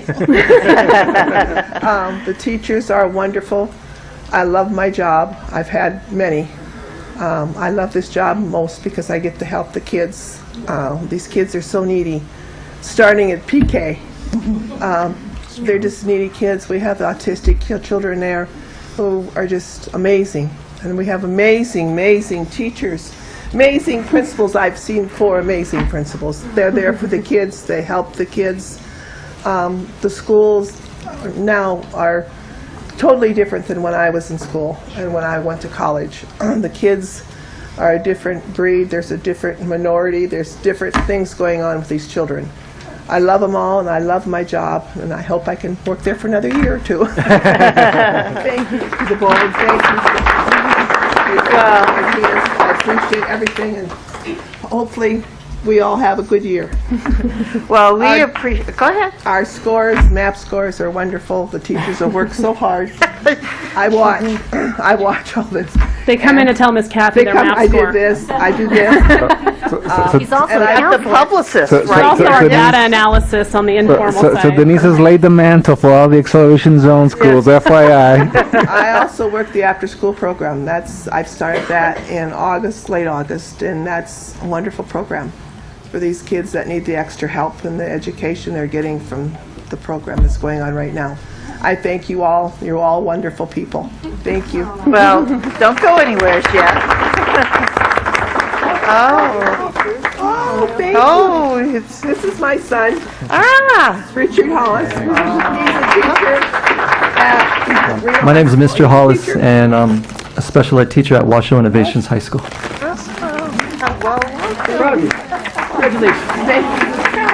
That's it. Well, we appreciate when you keep everybody in your family in the school district. We like that very much.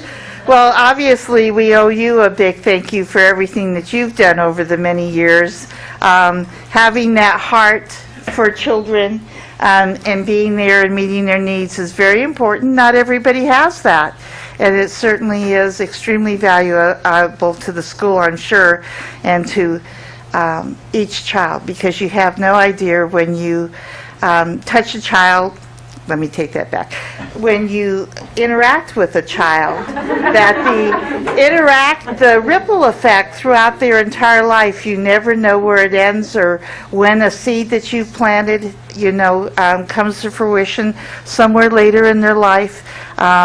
It is true with teachers and administrators as well, but everybody that works with our children has a tremendous impact. And when you have a very giving and comforting heart and knowledgeable as you are about how important their academic success is, we're greatly appreciative. Thank you. And I have a plaque here to read for you. It says Kathy Hollis for outstanding service to the Washoe County School District 2013-2014, presented by the Board of Trustees. Congratulations.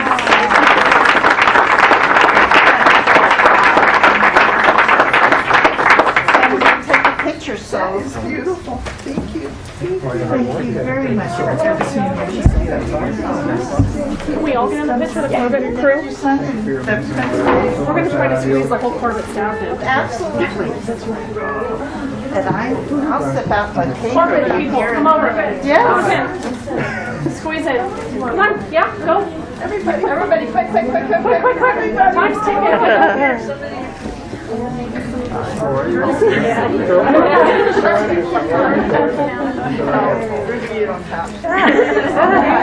Dana, come on. Wait. We're not all there yet. I'll be short. There you go.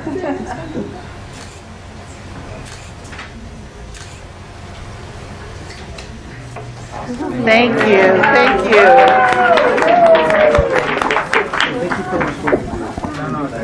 Let me see that. Is that you?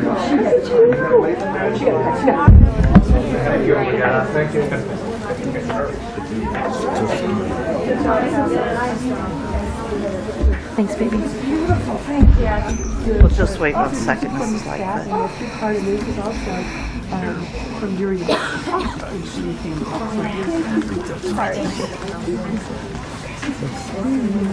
Thank you again, everybody, for coming. Congratulations. Thank you. Mrs. Lightfoot. I'm back again. I asked permission to introduce one of our students, a junior at Reno High School. At Reed High School.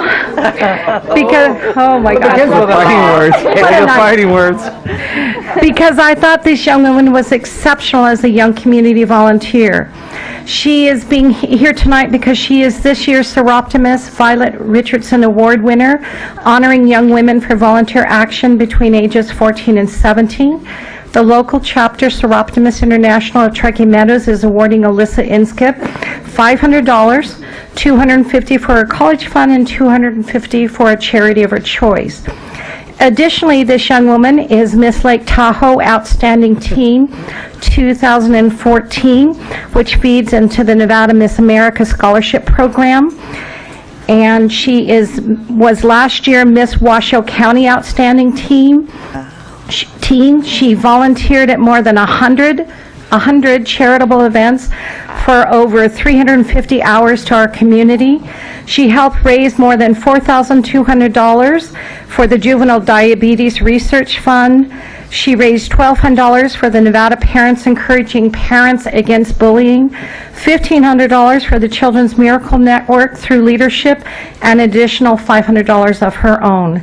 She created at Reed High School the Random Acts of Kindness Committee, encouraging kindness, promoting bully awareness, and prevention. She's ranked number 2 in her class, and her GPA is 4.815. Oh my goodness.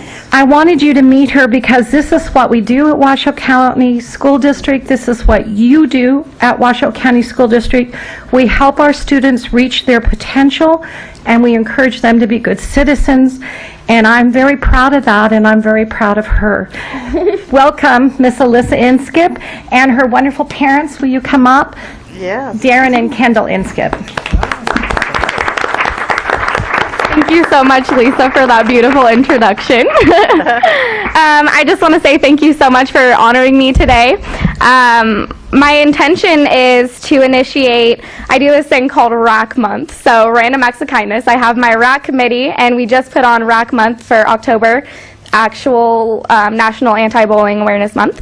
And my plan is to initiate this through hopefully all the high schools with my new title of Miss Lake Tahoe.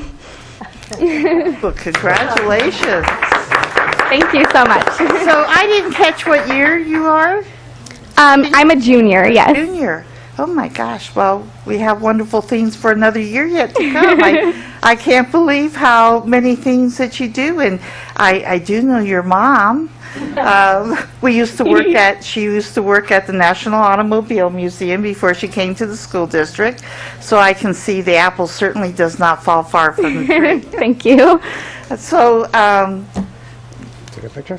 yeah, we do want to take a picture, and again, I think you do demonstrate all the wonderful students that we have in our district, and the things that you are doing are so appreciated and also so needed. So thank you very much for stepping up and Thank you guys so all much. that. Congratulations. How cute is she? Should I go in the middle? Thank you so much. Thank you. Very proud. Thank you so much. So wonderful. Leadership. Thank you so much.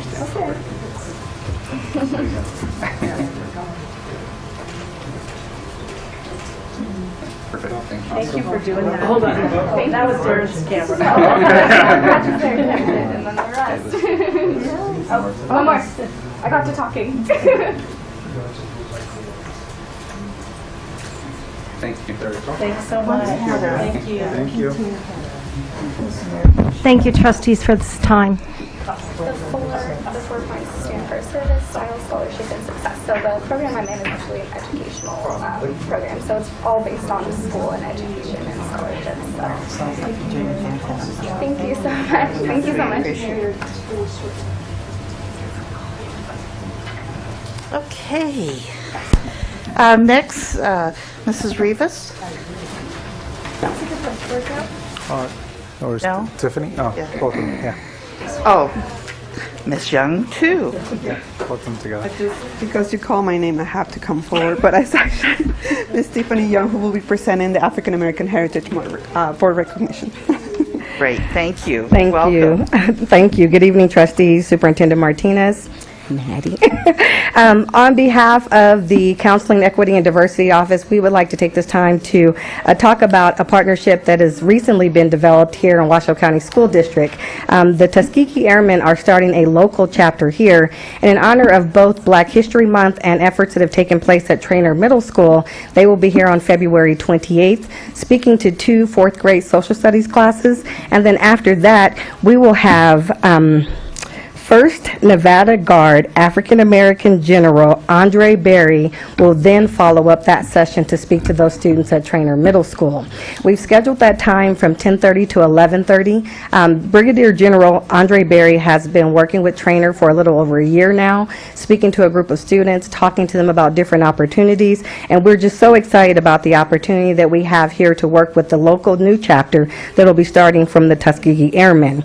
I do want to say that one of the quotes that Brigadier General Andre Berry said was, "Every time an airman puts on his uniform, somebody out there is scrutinizing them and their actions. That's what people do, whether they are the first in their family to go to college, join the military, and reach a certain rank, or any number of firsts. To whom much is given, much is required. That's just the expectation." So upon his promotion, Berry became the Nevada Guard's Assistant Adjunct General. And today, on behalf of the Nevada Air National Guard, I'd like to present to you Senior Master Sergeant Tori Thompson to talk a little bit more about the new group that will be starting here. Welcome. Thank you. Good afternoon. Good afternoon. I'm Senior Master Sergeant Tori Thompson, and I'm the State Diversity Coordinator for the Nevada National Guard. Thank you for allowing me to be here. Thank you for putting this together. I really appreciate it.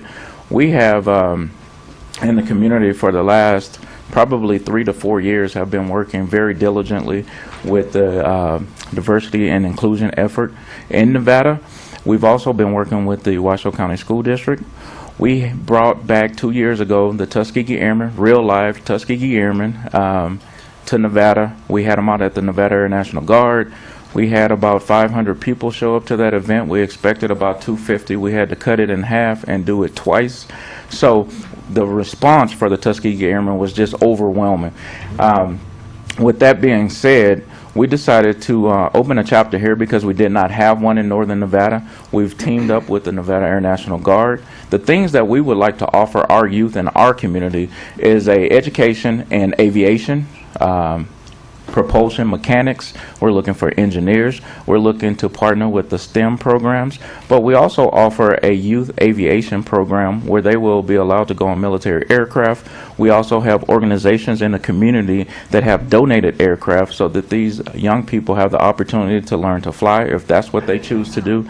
And if you've been watching the news, the FAA has allowed us airspace for unmanned vehicles, air vehicles, UAVs. So that is the future of where the Air Force is going, and Nevada being on the front seat of that and allowing those test sites, will also be offering that to our students.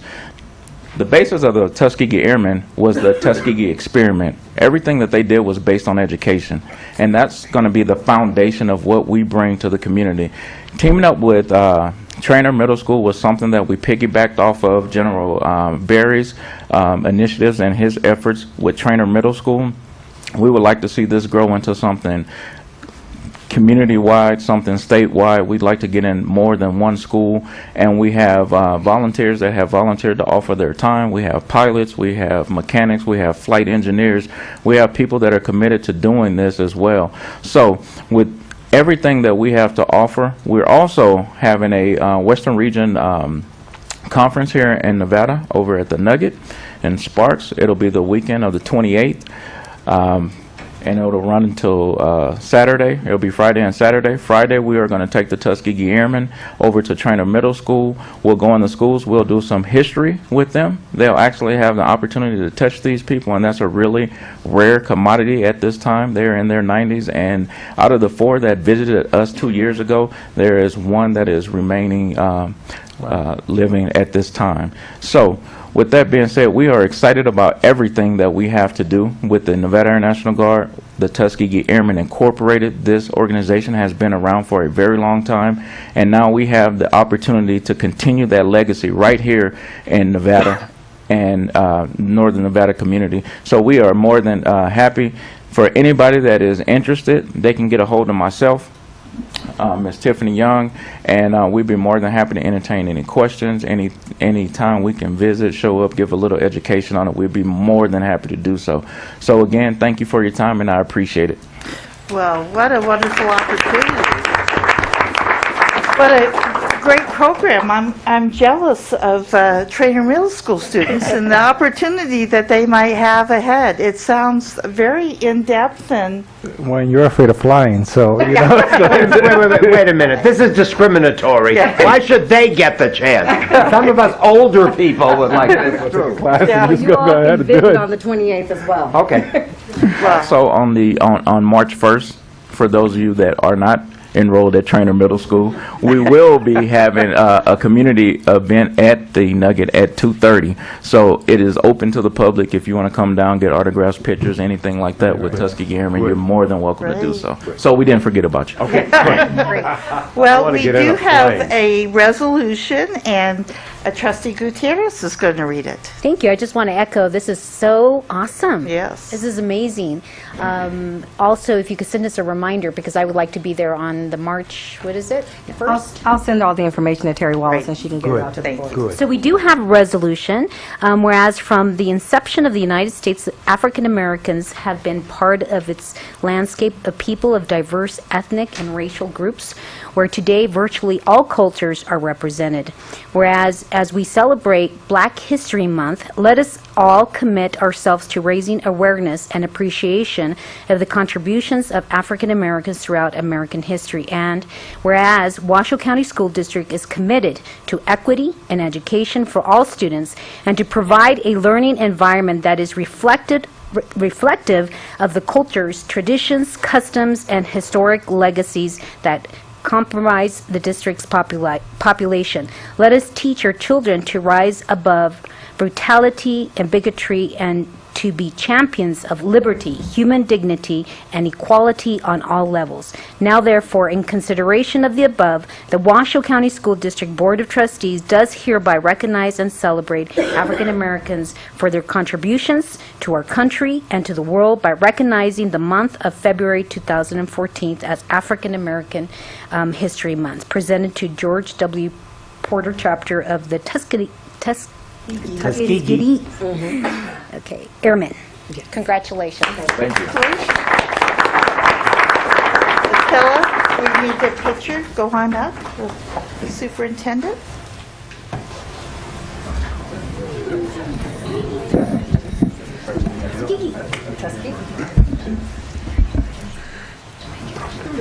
Come get Tiffany. Come on.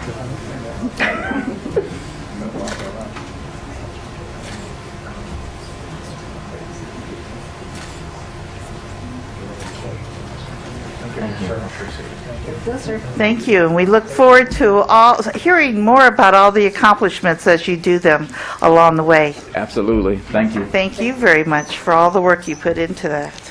Okay, next we have Career and Technical Education Month. To go backwards. Ms. Ryan. Welcome. Welcome. Good evening. Thank you, President Clark, Superintendent Martinez, trustees, and Ms. Eckert for having us here. So I just want to start by saying that career and technical education is where rigorous academics, high-level technical education, and 21st century competencies come together to truly prepare students for college and career success. This month is National CTE Month, an opportunity for us to celebrate our CTE superheroes. I had a really good PowerPoint. Oh, there it is. There it is. Celebrate CTE superheroes. So what I would like to do, this includes our teachers, students, our business partners, and our community. So I want to start by reading a letter from the Superintendent of Public Instruction, and then I would like to do some recognition of some of our CTE superheroes. So, Dr. Clark, this is, or Mrs. Clark, this is to you. So, dear President Clark, the month of February is designated nationally as Career and Technical Education Month. This designation highlights the important role career and technical education plays in Nevada and across the country to, in a most practical way, prepare students for college and careers. Through my own experiences, I have clearly seen many examples showing how students are engaged in their education by their enrollment in CTE courses. Working with our stakeholders, especially over the last few years, the Department of Education has spearheaded reforms of CTE to provide greater structure and accountability measures to distinguish student success. It's through this work that CTE program completion is now marked by a clear level of accomplishment in a student's 4-year high school education plan. In Nevada, CTE is a strong enterprise with over 50,000 students in grades 9 through 12 enrolled in any one of more than 70 programs. As a state, our goal is to seriously promote student engagement even more, strategizing ways to provide programming based on economic and workforce development needs, where students can enroll in and complete CTE programs of study aligned to career pathways holding great promise for future success. Please help me promote National CTE Month by sharing the enclosed proclamation from Governor Sandoval at an upcoming school board meeting. So that's what I'm here to do.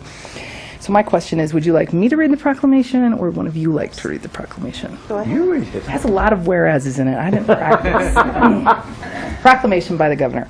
Whereas profound economic and technological changes in our society are rapidly reflected in the structure and nature of work, thereby placing new and additional responsibilities on our educational system.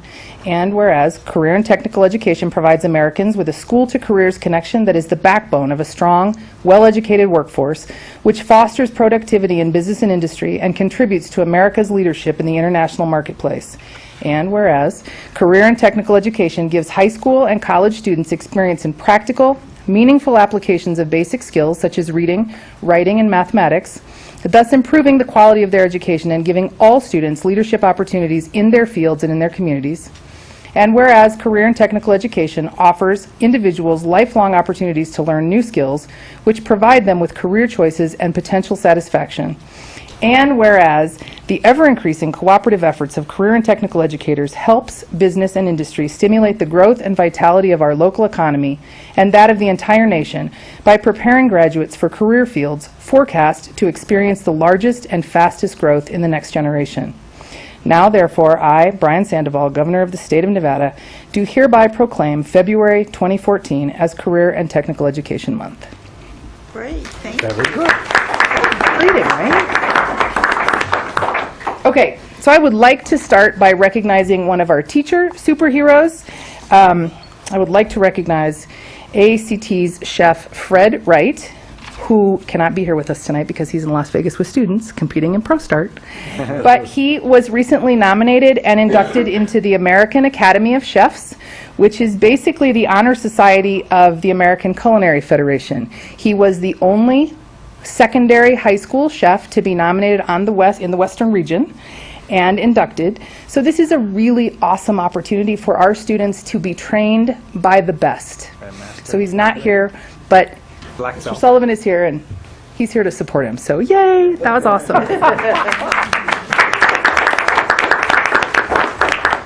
Okay, so the second thing I would like to do is recognize our community supporters, because they are truly our CTE superheroes. So if you are here representing CTE, if you could stand just for a moment so that we can recognize you.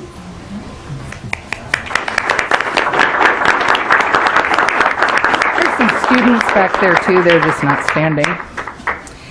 And then I have the honor of introducing to you our student superhero. This is Brittany Kent. She's a senior at the Academy of Arts, Careers, and Technology, and she's going to come up and talk with you a little bit about how CTE has affected her life and how it will affect her future. Wonderful. Welcome. Hello. Thank you for having me tonight. My name is Brittany, and I'm an aspiring graphic designer. If you look at the PowerPoint, some of my work is up there on the right. It's a Skills USA Nevada pin that I designed at Leadership, and it actually won first place, and it's going to be sold in Las Vegas at the Skills USA State Competition. Wow, congratulations. Thank you. I've designed for the Career and Technical Education Department. I've designed for the CCATE department. I did the cover for the grant, the Race to the Top grant. So basically, CTE has helped me acquire these skills. I'm a senior at the Academy of Arts, Careers, and Technology. As a freshman, I didn't really know what I wanted to do with my life. I loved art, loved everything about art, but I didn't really know how to branch out from that. My sophomore year, I took a graphic design class. My teacher, Mrs. Odes, is actually right there videotaping me. But she inspired me to follow my dream in graphic design, and since then I've become the head designer at my school. I've designed a lot for the community, and I couldn't have done that without the opportunity that Washoe County gives us to do career and technical education. So I'm very thankful for that. Thank you guys very much. Career and technical, sorry about that, my mouth is really dry. Career and technical education is going to help me in the future. It's helped me acquire skills in communication arts and media. And after high school, I plan to attend Boise State University, and I'm going to be majoring in graphic design and photography. Awesome. So I couldn't have done any of that without CTE, and I'm very thankful for that. Very cool. Thank you.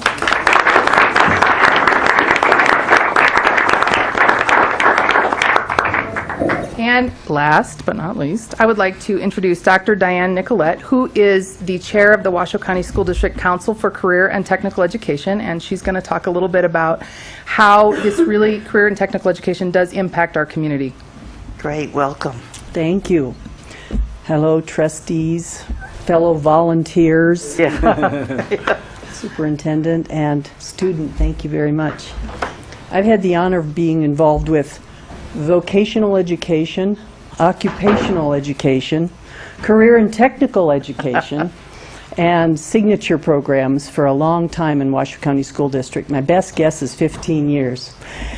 And it truly has been an honor, and I have learned so much from students, from teachers, from administrators, from the community. And Brittany mentioned how much career and technical education has given to her, and it's true, through many vehicles, but I also want to ensure that we understand what she is going to be giving to the community. Career and technical education and the skills that you gain, the thinking skills, the doing skills, the communication skills, the teamwork skills, she will bring that with her everywhere she goes. All of our graduates in career and technical education and now our signature programs bring those skills with them. It truly is the Common Core and has been Common Core in vocational and occupational and career and technical education for a very, very long time. Common Core is not a new thing. We in CTE have been doing it for a very long time. Having said that, one of my colleagues, Dean Jim New from Truckee Meadows Community College, as you may know, is the head honcho over at Edison. And he's been dealing with career and technical education and tech prep programs for also a very long time. And I asked for his help because we're at a nexus. There is a reality here, and a reality that I'm hoping that we can all embrace, and I enlist you to embrace it as well. So I have two stories. About 8 years ago, there was a newly installed principal at one of our local high schools. And this principal had a plan. And the trades in the industry were not part of this principal's plan. So this principal stopped those programs, closed the door, and decided to do something else. And it was a real challenge at that time because TMCC had 2 graduates from that high school at that time who were in the automotive program who were working toward their AA degree. And they finished it. And they're pillars of society to this day. And it's kind of sad that, to put it in Jim's words, that sometimes site-based decisions have grave consequences on our greater community. Another story is this. Jim New's neighbor, recent neighbor right now, received an AA degree in automotive technology from TMCC in the mid-90s after graduating from one of our wonderful Washoe high schools, where he took automotive classes, then qualified for tech prep and took those certifications along the way. He is now a service manager at one of the local new car dealerships where he earns a 6-figure salary. And Jim would like you to know that that is considerably higher than what he earns as a dean with several college degrees. So it kind of doesn't really matter as long as you get a good education. We in Washoe County School District are committed to our different programs of study, and I can tell you right now, without doubt, that we are on a nexus, and if we truly embrace where we can go with career and technical education / signature programs, there will be no stopping us. And what will end up happening is we'll have just fabulously happy, skilled taxpayers for the future. Thank you.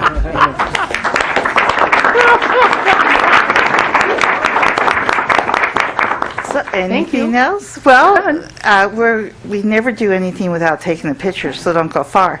But I wanted to say that certainly career and tech education is extremely important because there needs to be some place for every child that they can be successful. And it's often the hook that keeps our children in school. And, you know, everybody is different.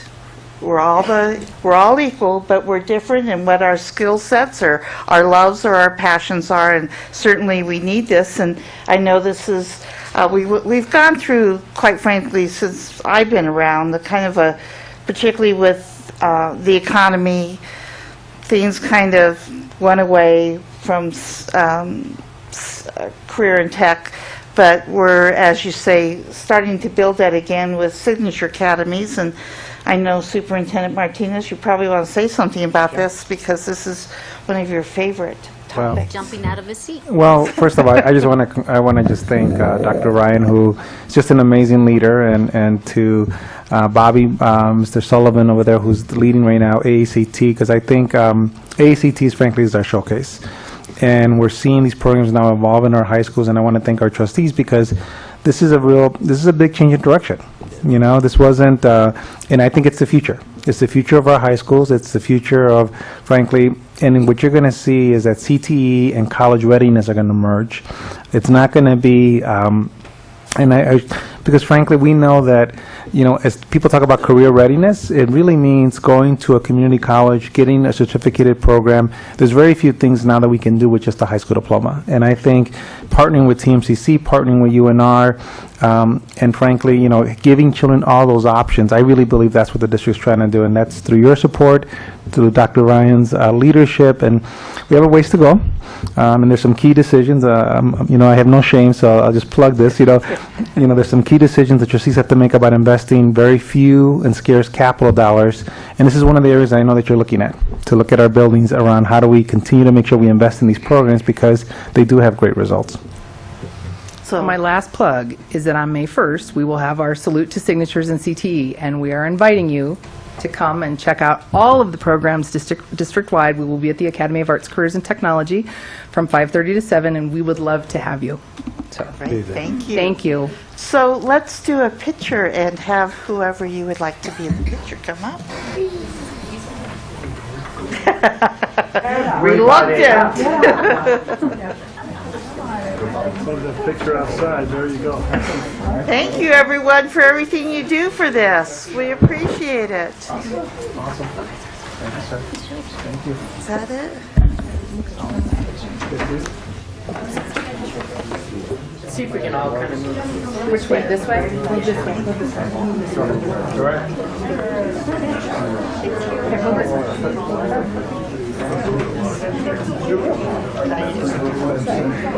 Get on this.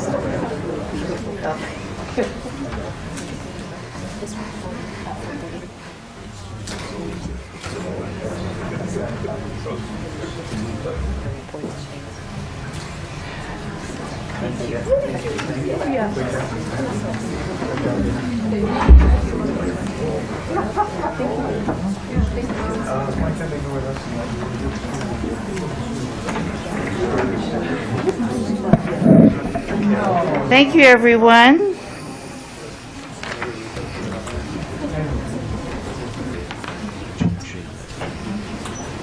Okay, so are we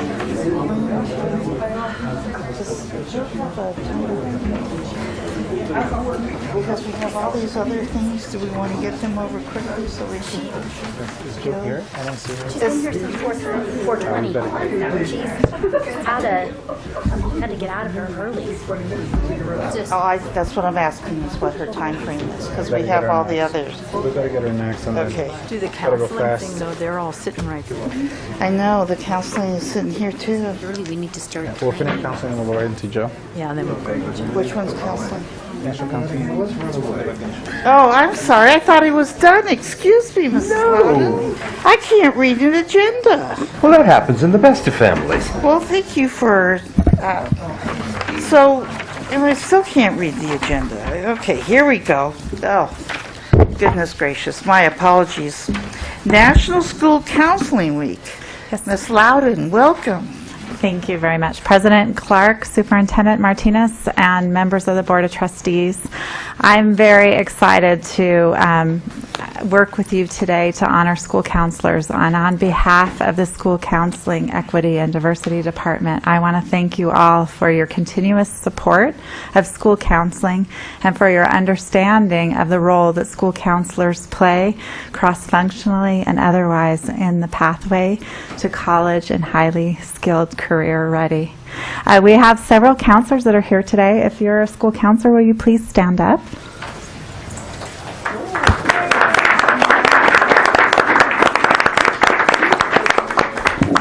So very briefly, this presentation has two parts. First and foremost, we have the Nevada School Counselors Association is here, and Andy Haycock is a counselor from Wooster High School. He is the regional vice president of the Nevada School Counselors Association. And for the second part, Chad Hicks and acting principal Stacy Ting Zanini are here, and we have a presentation for the Sparks Middle School counselors who are all here. So with that, will you come up, Andy? Sure. Okay. Thank you again, President Clark, Superintendent Martinez, and board members. First of all, for all of your support for school counseling and also for the time tonight. In the relatively short time I've worked as a school counselor in Washoe County, I've seen the face of school counseling change from, at times, a reactive function to more of a comprehensive guidance plan and providing kids the academic support, the career planning, and the social emotional learning that we need. In short, a lot of the times counselors are viewed as the workhorses for school. Other duty as assigned, we are the point people to address many issues that arise, as well as making sure students are able to graduate college and career ready. The last week was a tremendous success for school counseling for Washoe and is also statewide because we had our National School Counselor Appreciation Week last week. And we were recognized at the local and district level. We also had an opportunity for some outstanding professional development here and at the state conference in Las Vegas as well, where we received information regarding technology, substance abuse, social emotional learning, and other topics. Most importantly, the most important thing I brought in was talking with my colleagues from Eastern and Western Nevada, and talking about some of their concerns.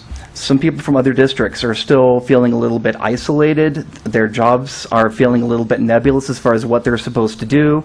They don't know who to talk to, and it's making me feel so appreciative working in this district where we feel not only supported, but we're feeling advocated for. So again, thank you, Board, Superintendent, President Clark, as well as Catherine. You are outstanding. Thank you.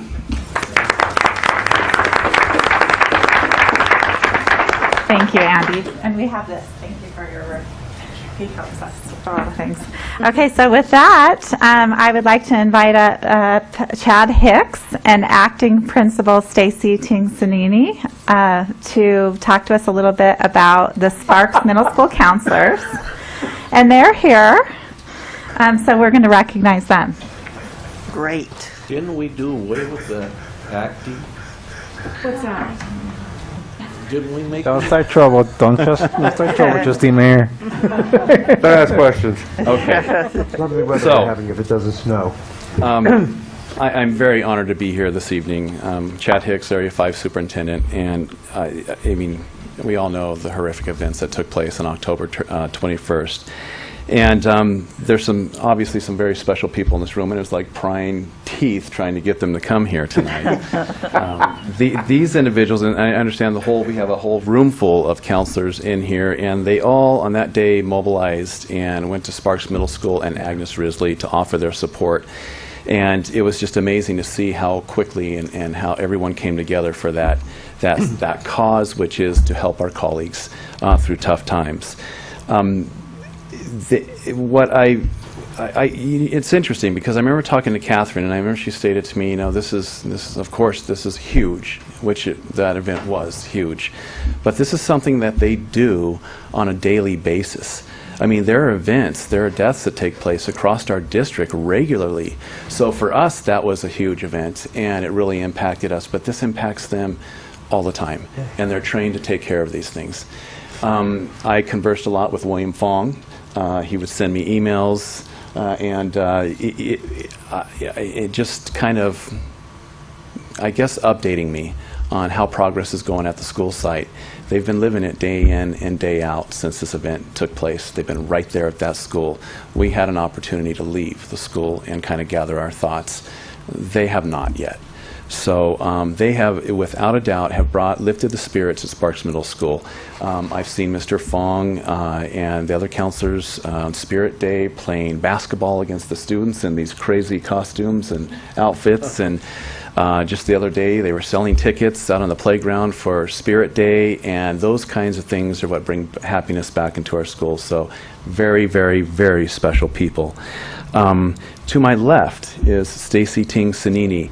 And I think I talked a little bit about her to you recently. Stacy, I was thinking, Stacy and I used to go over the standards because she was one of our consulting principals. And I thought about it, I reflected back on Standard 3, cultural leadership. And an effective school leader must be able to reculture the school to align with the school's goals of improving student and adult learning and to infuse the work of the adults and students with passion, meaning, and purpose.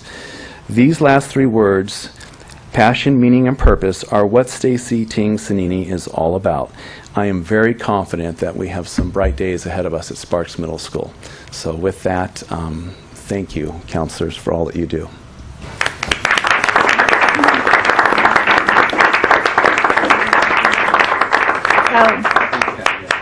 Yeah, so I don't know if Stacy, if you wanted to say anything, but you've heard about Bill Fong. We have hour massages for each of you.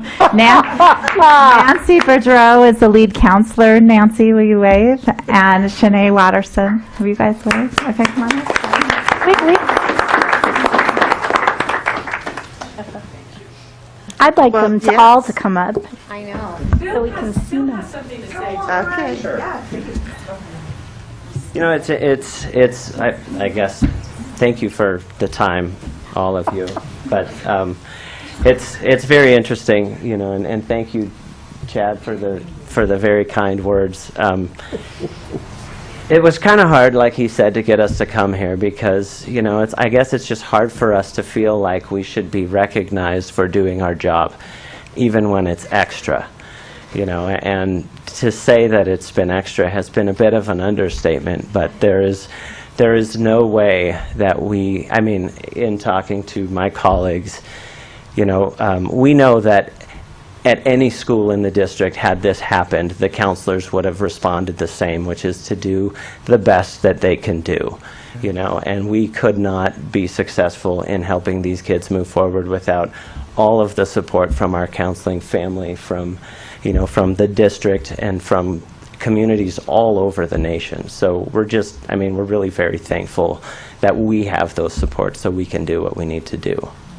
Thank you for your time. Thank you.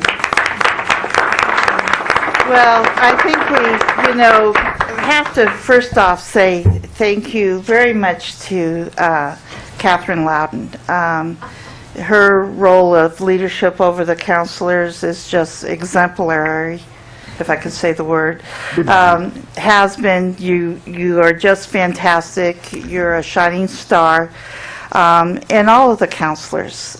It's a tough job, as you alluded to, saying that it's everyday situations that we thankfully don't even have to think about or even know about that you deal with. And we know that our children and families and our staff come from many different situations, difficult times, just everything that we can never even imagine or think of you have to deal with sometime probably throughout the year, certainly throughout your career. And we greatly appreciate that. Sparks, obviously, and people sometimes, because so much happens on a daily basis, that it hasn't even been 4 months yet. That's such a small time frame in the scheme of things that it's just very recent. And it's on my mind all the time, and I know it's on the trustees and the superintendent's mind all the time. We appreciate that you're able to, at a very first-hand manner, be able to show that children's and staff's safety and families are the utmost important to this school district. And can't even probably comprehend what you've had to go through, and we're very appreciative. My fellow trustees, does anybody want to make any further comments? I could not make a comment about Catherine Loudon, a longtime professional colleague of mine who I've partnered with on many projects over the years. And as a trustee, we worry. Although we're not in the schools, we still worry. And I can't tell you how confident I feel about having Catherine running counseling and supporting her wonderful counselors, because I don't worry when I know that you're dealing with the problem and taking care of things for our families, for our students, for our community. So we are so proud to have you leading the district and leading, I would say, the country in some of the things that you're doing. You're so innovative and creative, and the training that you give the counselors is just amazing. And we see the impact in the schools. So thank you, and thank you to our counselors too. Obviously, Trustee Gutierrez. Of course, being a counselor myself, I would have to say that I know exactly how hard your position is, and thank you again for all of your work. And I'm going to times it forever. This is my last counseling week of, what are we calling, counseling week. And so just thank you so much for everything. You are the glue. A lot of people misunderstand your position. And so if it wasn't for you, I don't know where we would be. So thank you. And the fact that every counselor in the school district marshaled together. Yes.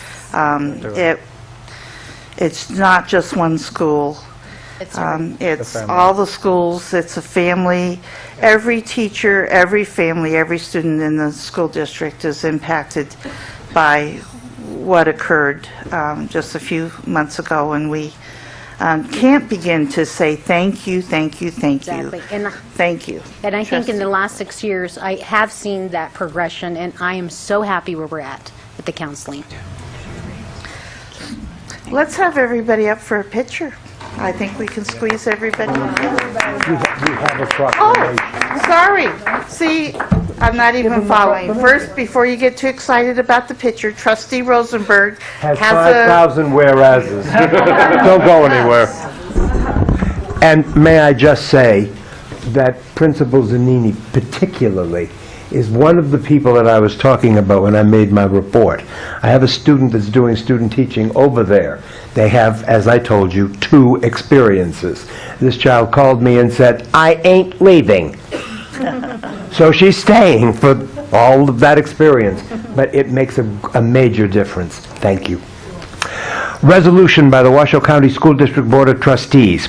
Whereas school counselors are employed in public and private schools to help students reach their full potential. Whereas school counselors are actively committed to helping students explore their abilities, strengths, interests, and talents as these traits relate to career awareness and development. Whereas school counselors help parents focus on ways to further the educational, personal, and social growth of their children. Whereas school counselors work with teachers and other educators to help students explore their potential and set realistic goals for themselves. Whereas school counselors seek to identify and utilize community resources that can enhance and complement comprehensive school counseling programs and help students become productive members of society. And whereas comprehensive developmental school counseling programs are considered an integral part of the educational process that enables all students to achieve success in school. Now, therefore, in consideration of the above, the Washoe County School District Board of Trustees does hereby recognize February 3 to 7, 2014 as National School Counseling Week. Congratulations.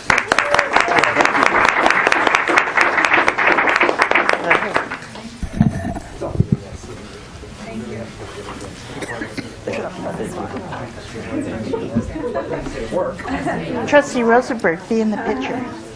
Trustee Rosenberg, go stand in the picture. Go ahead.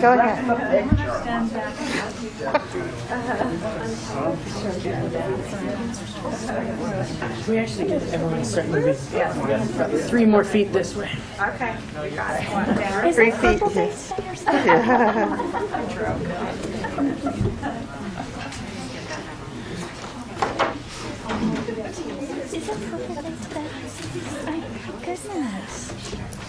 Thank you, everyone. Thank you. Okay, Mrs. Derby, we are going to do you. I just wanted to ask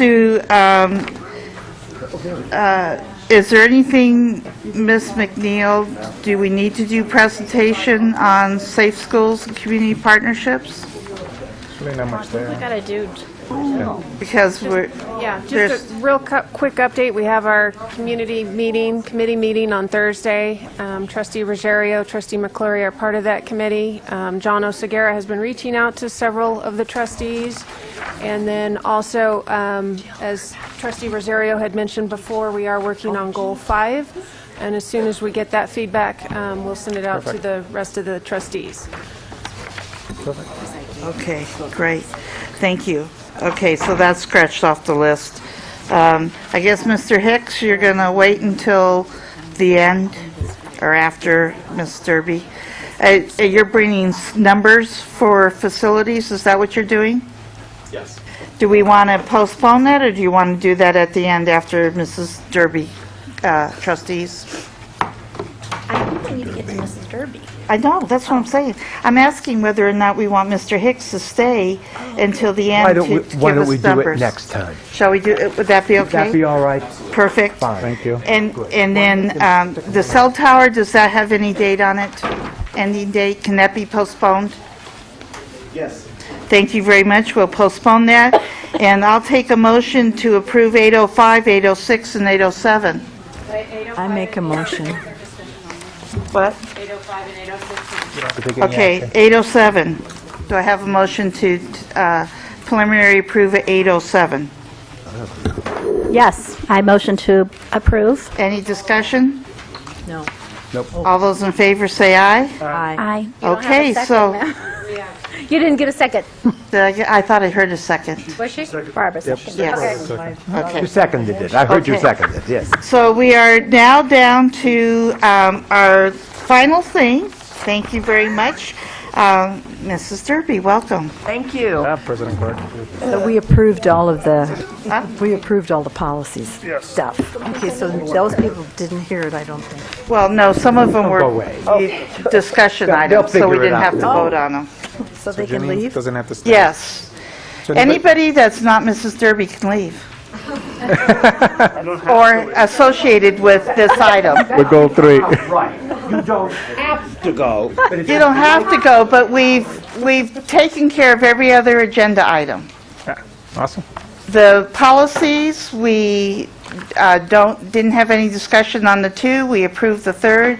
Cell tower is moved next to week. the next board meeting, and so is Mr. Hicks' presentation. Middle school updates moved to the next board meeting, so this just leaves Mrs. Derby. Am I mistaken, or is somebody waiting for something? No, I think we're set. Okay, perfect. Good job. Wow. Thank you. So, Mrs. All right. Derby, you're going to tell us why we're here and start us off. Yeah, let's set the stage. This is the continuation of the conversation we were having on January 23rd. And as you'll recall, what we're doing is we're going through the goal. This is strategic planning. Right. We're going through the goals. We're at the level of looking at the objectives for each of the goals. And we got as far as goal 3. Right. And as you'll recall, we got partway through the objectives, but we ran out of energy and had to stop. I just want to tell you how our time's going to go today and what's ahead of us. You know we're having another session on the 22nd of February that's coming up. Yep. And whatever we don't complete today gets pushed over into that agenda, but we already have a pretty full day there. So we're trying to, the reason we scheduled a couple of hours today is so that we could get through goal 3. Then we're going to go on to goal 4, and our new goal around safety, goal 5, will be on the session on the 22nd. But today is goal 3. Now let me just say a little bit more about today. So the first thing that we're going to do is start with the objectives that we hadn't yet covered. That's the first thing we're going to do. There are 4 of them. And 2 of them are new on the basis of what you brought to the table and to the discussion last time. So we have 2 new objectives, 2 other objectives that we need to flesh out and see where we are. That's number 1. That's the first thing we're going to do. Now the second thing we'd like to do is go back through all of goal 3 and see if you feel satisfied with the discussion, the comments, the input that you brought to the table last time. And that's in red, and see if you feel comfortable and happy with the way that's been included. So that's number 2. If we get to that, we're going to do that. But we're not going to start there because we really need to get through goal 3 and the 4 remaining objectives that you haven't had a chance to get your teeth into yet. So that's number 1. Number 2, we'll go back and look through the objectives we already covered, and you'll see in red that staff has put in the language that you requested. And we want to get your feedback and hear from you. Yes, that's good. We're pleased. And we're ready to move on. The third thing we'll do, if we'll get to it, will be you have a document also called parking lot document. Yep. What this is, and if you turn to the 3rd page of it, under goal 3, you're going to see that there were a number of things that you put on the table last time that the staff couldn't figure out, that really didn't have a metric. Remember, what we're doing is things that you can measure. Yep. So these are the initiatives and these are the metrics you need to be able to measure. So if you look under Goal 3 and you see parking lot under Objective 3.1, you see probably about 8 or 9 bullets of red. Those are what the staff couldn't figure out where to put because it really didn't have a metric attached. So the conversation we'll have around that is, what do you want to do with that? Are there some metrics we could attach? Where are you with that? So let me just say that the staff was very conscientious in wanting to be sure to include everything because there was concern last time that some of the things you had brought up before hadn't been included. So they're being very careful to make sure that all your input is here. But on that page, you'll see the red writing shows you parking lot issues that there wasn't a place to put because it didn't relate to a metric. Got it? So really we have 3 different things we'd like to cover today if we have time. I only have till 7:30 and then I have another engagement later, and we knew that. Yep. But let's see what we can get through. So let me tell you where we want to start. So if you look back on this, the document you have, this is the strategic plan, all right. If you go to page 9, what you'll see is this is where we start with Goal 3, Objective 1, we did that. Objective 2, we did that. And go over to the next page. It would be page 11 if there were a page number on it, but it isn't. We're still Objective 3.3, and where we're going to start is the second initiative on that page. Are you with me? Mm-hmm. We covered, we're under, of course, we're doing strengthen strategic community partnerships. Right. 3.3x, we already covered that. The first one on that page, it's the second one, that's where we're going to start today. I just want to make sure everybody's with me. Mm-hmm. You there? Yep. Okay, so this is volunteers. And we have the one metric there of number of volunteers, alternative programs aligned to schools and academic plans.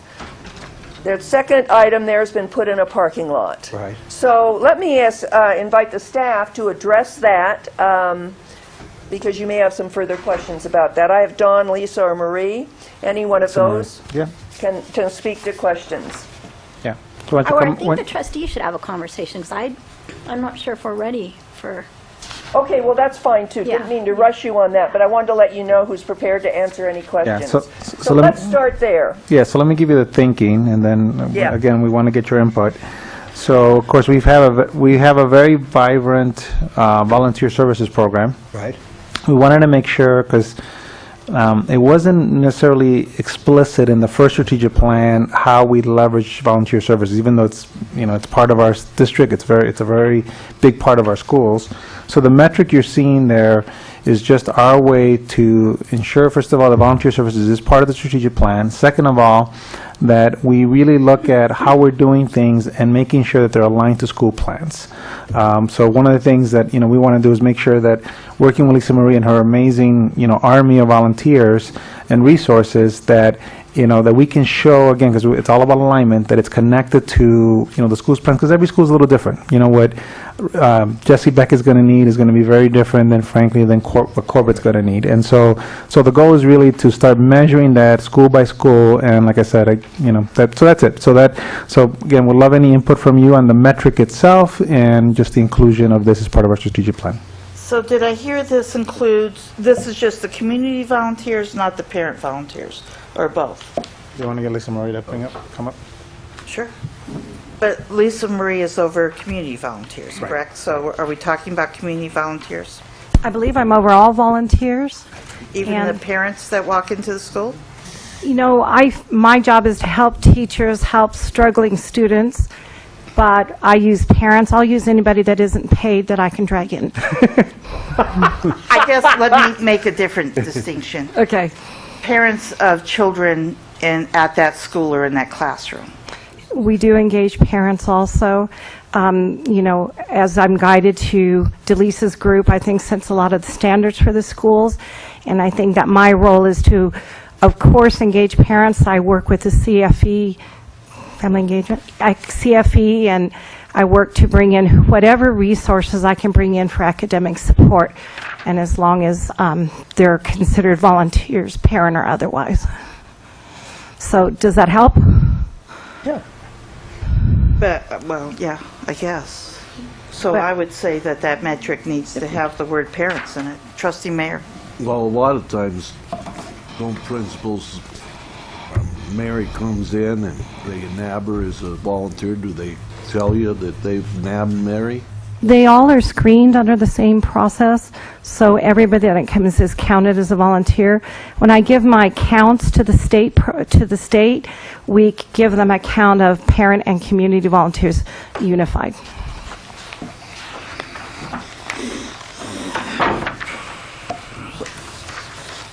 Barbara, can she? Oh, I'm sorry. I have my wrong glasses on. Who had their hand up? Barbara McCleary? That's all right, Maddie and I was just going to say, I don't really know if it's necessary to distinguish between a parent volunteer and a community volunteer. I mean, they usually perform the same kind of task, so I don't know if it's really necessary to distinguish that. Agreed. I agree. I do have separate counts, though, and I'll be happy to break that down whenever it's convenient for you, if you wish. We do have it marked on the application so we can tell which are which. And of course, parents are the largest component of that. Yeah, makes sense. Yeah. Trustee McClure. It would seem to me that what's in the parking lot probably would be a metric in and of itself, and whether or not you're just going to use Read and Succeed and Math Path services. Perhaps there are some other categories that you could give to us. Absolutely. Because you keep numbers on just about every single person who walks in the door of a school.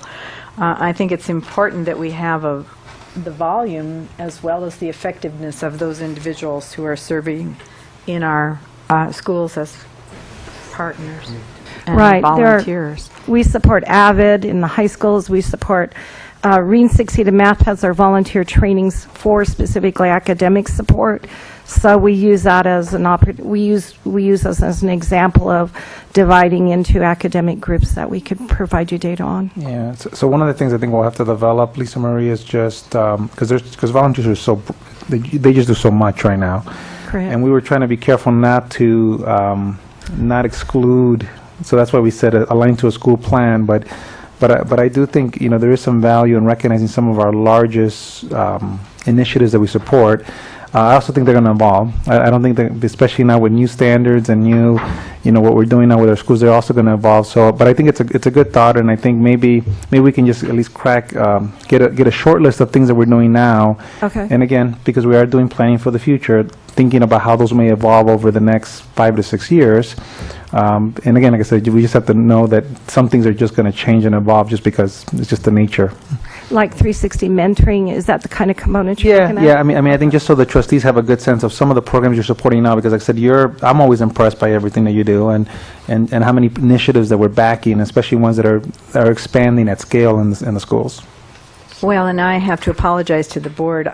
I have packets of information for all of the trustees on the volunteer services utilization of volunteers throughout, and I just forgot them. Today they're sitting right in the corner, so I'll make sure we bring those. That'd be good. That might be help to share.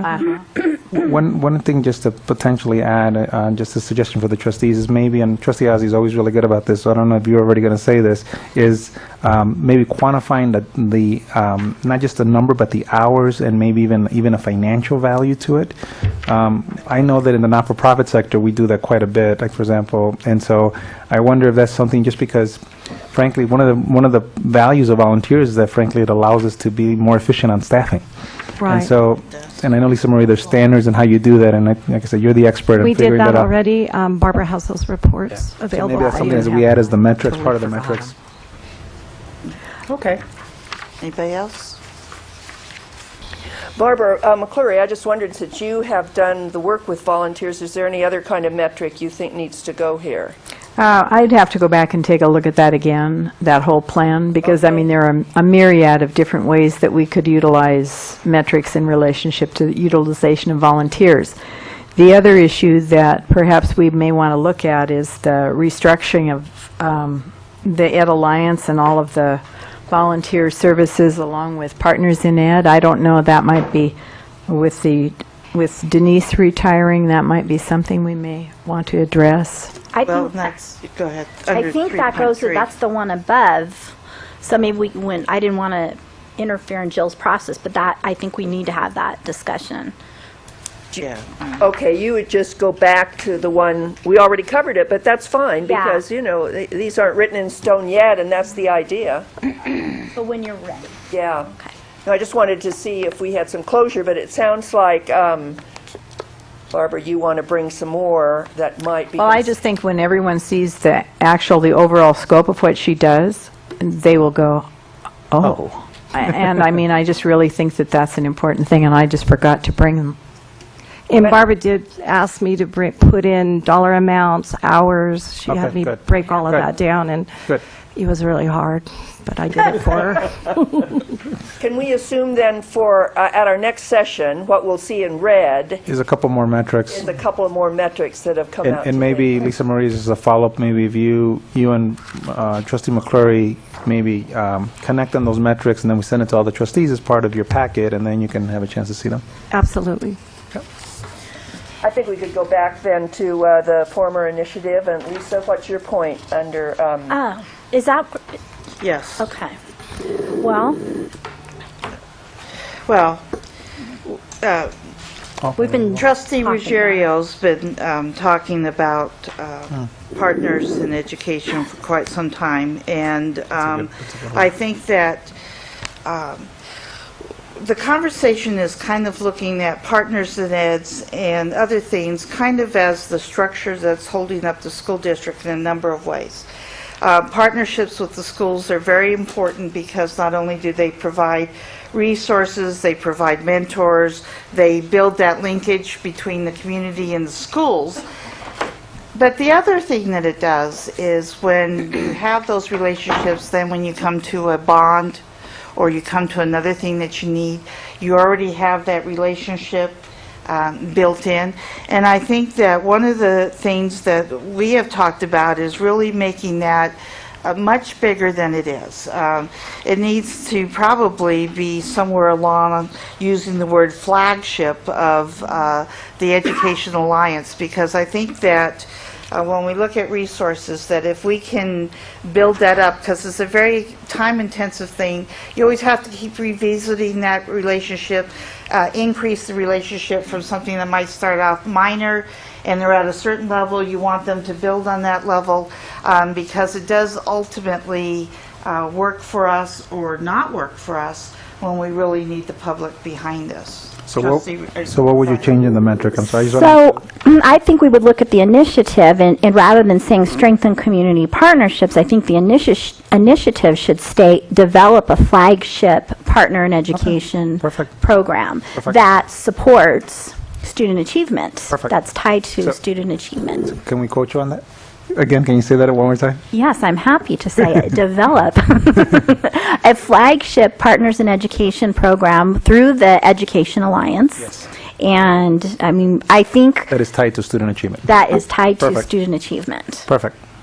So you would Wow, the superintendent said substitute perfect. that language for No, I the thought that was really initiative good. language? I'll put a star to. Thank you. I thought that was really good. I mean, that's what we want. We want you to give us input on how you want these initiatives and objectives to be shown, Mhm. because that is going to be the message we send to the community, and that's going to drive the metrics, frankly. And I think the metrics, this may be a little too soon. I think maybe the metrics would be develop a sustainable plan for Partners in Education, Education Alliance Perfect. to, and would create our baseline, and then we could come up with another metric after Okay. that. But I think the plan would be our metric. Okay. So we could take out the word increase the number of new partners and just. Okay. Okay. And the plan that... And maybe we keep at least this other metric, because it does include the word effective, and this is your Yes. wording, it's tied to student achievement. So again, so that it's clear that we're setting a goal for that. Because remember, these are long-term goals. These are 2020 goals. So I want to make sure that we have a, it's nice to have a plan, but Getting it, yeah? yeah, it's nice to have a plan, but it's also, I think you need to hold us accountable to make sure we have a metric.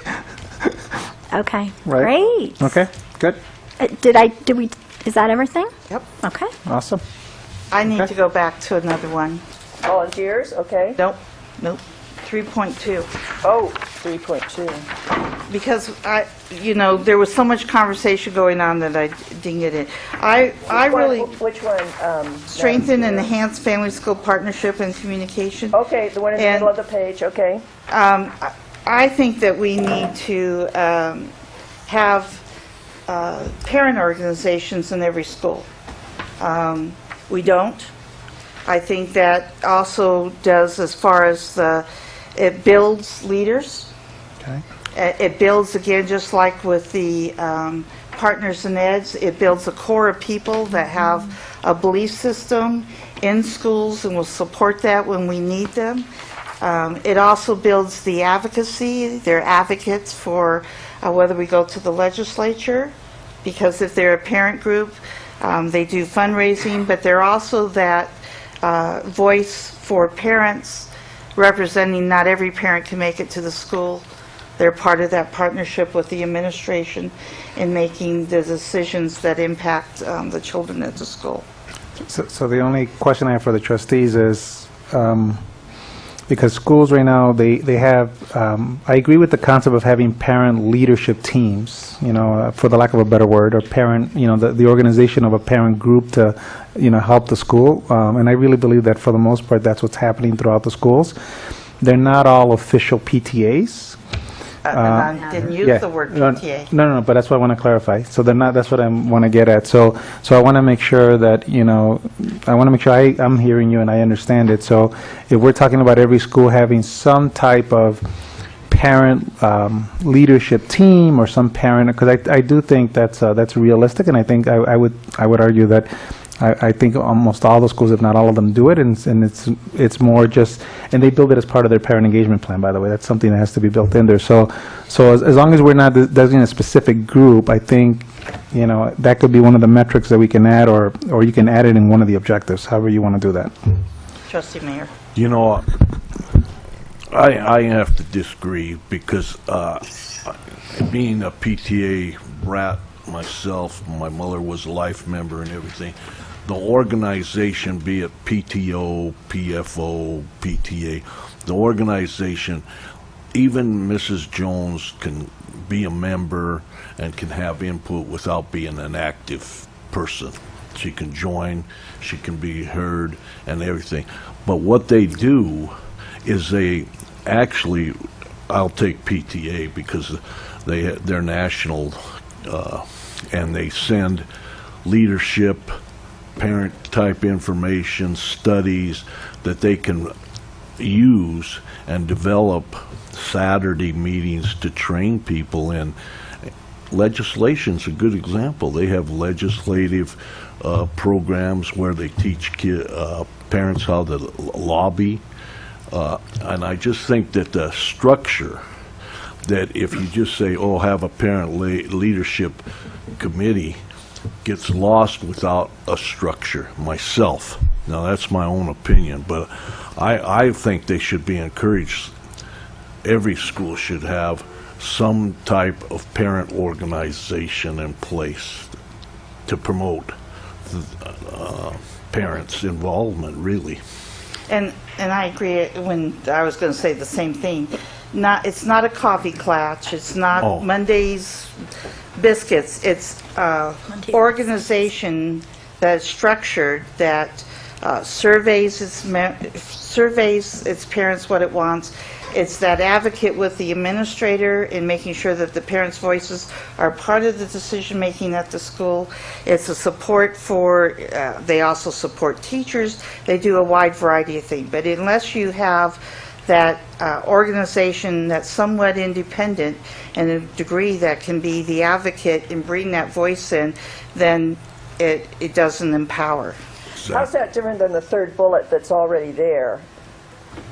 well, parent-teacher academic teams are very different. Okay. Could you say in English just really quick one more time? What is it you want to see? I didn't. Parent organizations. As a metric? No. Well, no, not as a metric, as a, well, I guess it would be, I mean, well, I guess it would, because that, if your goal is to have a parent organization at every school, that it builds enhanced school partnerships and communications, and I saw... Increase, can you just, so I'm still not clear what you want. To have a parent organization at each school. Okay, so increase or to have. I guess increase, Okay. or not increase, because I think the goal is to have one at every school. Yeah, but what's the outcome for the goal, I guess? I think What do you want them to do? Barbara McCreary has her hand up on there. Well, so did Trustee Iozzi. Trustee Iozzi, then Trustee McClure. Were you? I didn't see which was first. Do you want to arm wrestle for it? Let beauty go first. So my question is, who's going to be responsible for this metric to have one there? The principal? I don't think that's fair. I mean, if you're going to require it to have something, then they might put something out there that isn't really. Maybe what it should say is the school district will have a policy in place that will help those groups form themselves. Like, what kind of support system do you want to give them? And let them do that so they all get the same treatment as to having that system in place. So if someone wants to come start something, the principal there can say, well, we can give you this and this and this and this, and it's a complete package, instead of saying, you will have one. And I think that forces people to do something that they don't. There's not the interest in the school, there's not the interest in the school. You hope there is. But to put that as a metric that every school will have one is different than saying, we will have a plan to support one. It's just like us, I'd like to have a policy saying that every parent will read to his child for an hour every night. I can't do that. So are you saying, Wait a minute, go on. Trustee McCleary. And then Trustee Ruggiero. Well, we used to have a list of names of all of either the booster parent or the PTA parents. So I don't know where we are with that, or whether or not we have organizations in every single school. On behalf of the PTA, I also had PTAs in every school that I was the principal at, be it Grace Warner, Collin Ranch, and or Bernice Matthews. And I agree with John. The advantage to the families and to the parents is the kind of training and kind of expertise that they get and the support that they get in creating and understanding parent empowerment and what they can be trained as leaders for. However, when you get into some schools that feel they don't need that, and I mean there is a diversity throughout this community, we also need to recognize that that is in fact a legitimate thing for them to want or not want. That's right. But I do believe that encouraging that is absolutely on the right track. I think we should have an organized parent group in every school from which you get the parent academic teams for writing the Title I plan, and I don't know, Delisa may want to weigh in on this. She's actually the expert now. Yeah, so what I'm hearing, and just want to make sure I'm clear, because I think I'm hearing a consensus that we're not going for a specific group, because I think that'd be a little bit too... it won't work. It would be unreasonable. Yeah, I could tell you it won't be executed. It wouldn't. Not because we don't want to, it just wouldn't. It's not realistic. But I do like what Trustee Ozzie said, which is really sort of it is having a parent organization or parent leadership around in each of our schools, and that can take various forms. Because definitely most of our schools have booster clubs that are very active, like the IB Booster Club at Worcester, for example, is hugely active, and they would be insulted if we didn't recognize them as a group. So it's really encouraging the formation of these parent organizations, using your words, that could include PTAs, PTOs, booster clubs, having and part of our project plans, if there's a policy that's required, that has to be included in our project plan. So it could lead to a policy around how we're going to support these organizations across our schools, with the goal being that, and I'm sorry, John, but again, I just want to make sure we're careful, because like I said, you as a board can set any metric. I have to be honest with you and tell you when, if it gets too detailed, again, just the risk of non-execution just increases significantly. Sure. And I just, I don't want us to be put in that position. Trustee Mayor. I think the word encourage is the key word. Yeah. And, in high schools, like, most of the high schools, they have 3 or 4 different parent groups. But the point is that the way the principals utilize a parent group can make a parent group more active. So if a principal says, I'd like some input into the budget, the school budget, could you give me a committee of people to help me? That's encouraging parent involvement. It's oversight, all kinds of things. And, parents are wanting more knowledge. Even if you go on to basics of, some of them would like a course or something through Parent University, how to budget their money or something. So they go to the group and they say, I'd like to see us have a Parent University class here on budgeting the finances of the family. So they have input over that, see? And I think encourage all schools to have a parent organization, and don't limit it to one, because in high schools, I know McQueen has one for the band, and they have one for all the different things, So can we have some wording? Because I think it's an appropriate metric. I think it probably needs to say increase because it's a metric. Yeah. So increase parent organizations, and we can give examples maybe of what that might be. But here's the problem is that those that do, we have marvelous principals, 2 sitting here, that do understand family engagement and do have organizations. And then there's some that continually never have parent organizations. They just don't, they won't put out an effort, they don't want it, don't do it. So if you say encourage, you never ever reach that group that always is able to escape having that parent organization. So let me ask you a question, so just to kind of push the board on this, because this is a great conversation. So let's say we have a school that, does several things, including many of these initiatives around parents, whether it's home visits or sharing data nights, et cetera, and they reach a 5-star status. At that point, do the trustees, and they reach, by the way, our other metrics. Think about if it's a high school, graduation rates, closing achievement gaps with ELL and special ed. Right. At that point, are we what would be your reaction to that school if they decided not to have a formal parent organization, however we define it? Fine. Right. You know what? I just want to know, because standards for family engagement. You know what? If they do all these things here, of course. If they do all these things, and formal parent. I guess I didn't have the floor. You do. You have the floor. If they do all these things in this metric, I will guarantee you that they'll tell that principal, we need a parent organization. I'll guarantee you. I don't see, if you increase home visits, if you have parent university, if you have parent teacher academic, all these, if you have them, you'll get a parent organization out of that, because those parents that, those parents that incline, that are in the We the People parent group, they're not going to let them not have a parent organization there.